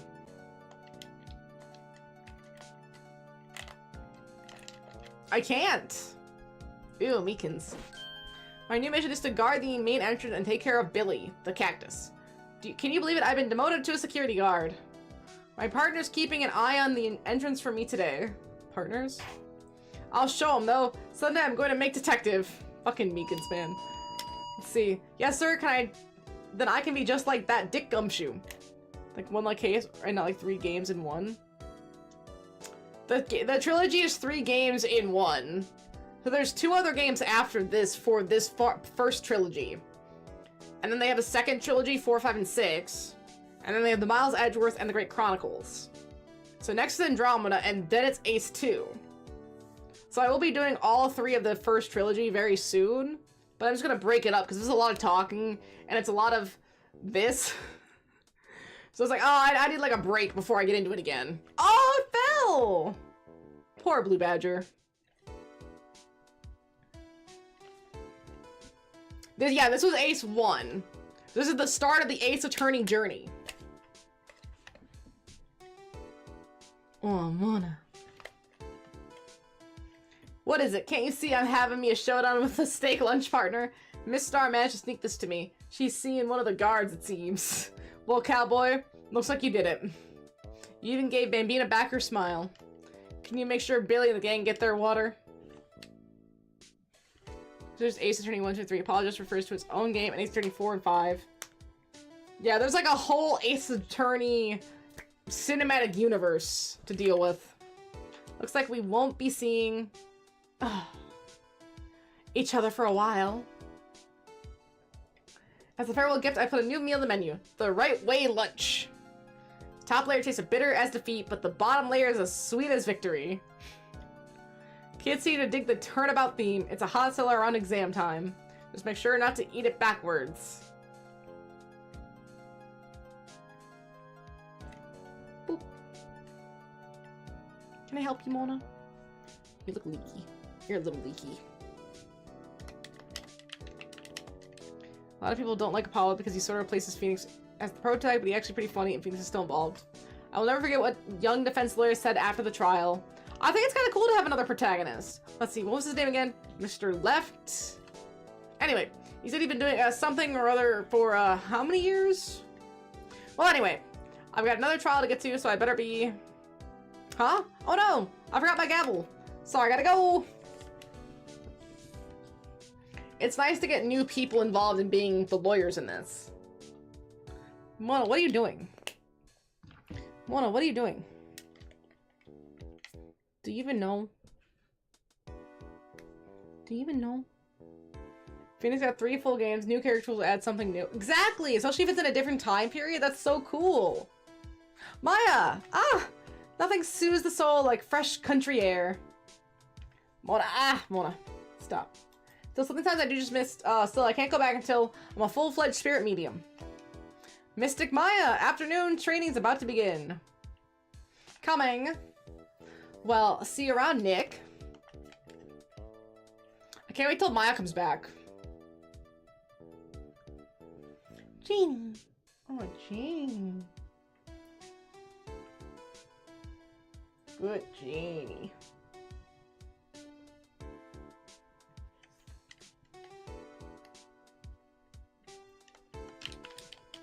I'm quite curious to see the Andromeda. I am too. I don't think it's as bad as I'm thinking, Mr. Edgeworth. But it's just gonna be sad to me. Mr. Edgeworth, I brought you your tea. What's going on?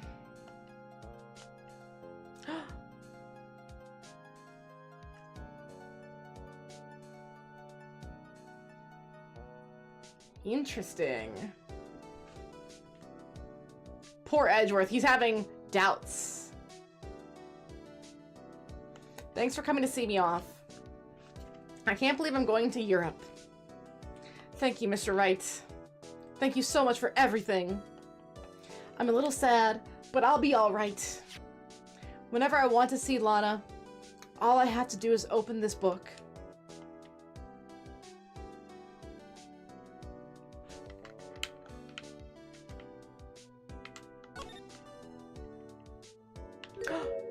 A letter! Aww. Oh, it's a little picture. And it's real sweet. Aw, it's real sweet.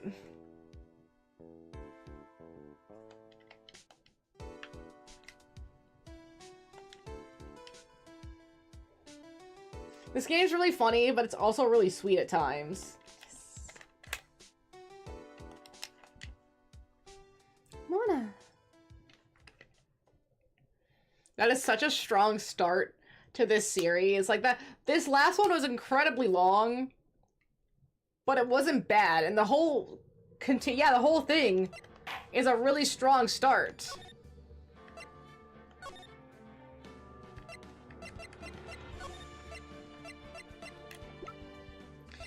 Look at all this concept art. Oh my gosh.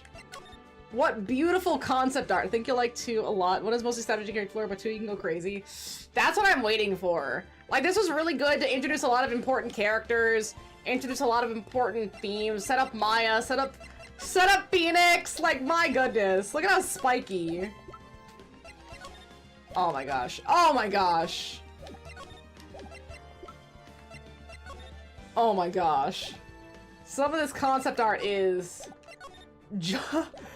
just amazing. Oh, were they gonna have like a different kind of Maya? I'm gonna be really little kid Maya. Oh, there he is with the coat, the one that he framed up. His design looks like they had a really clear image of what they wanted to go with for him.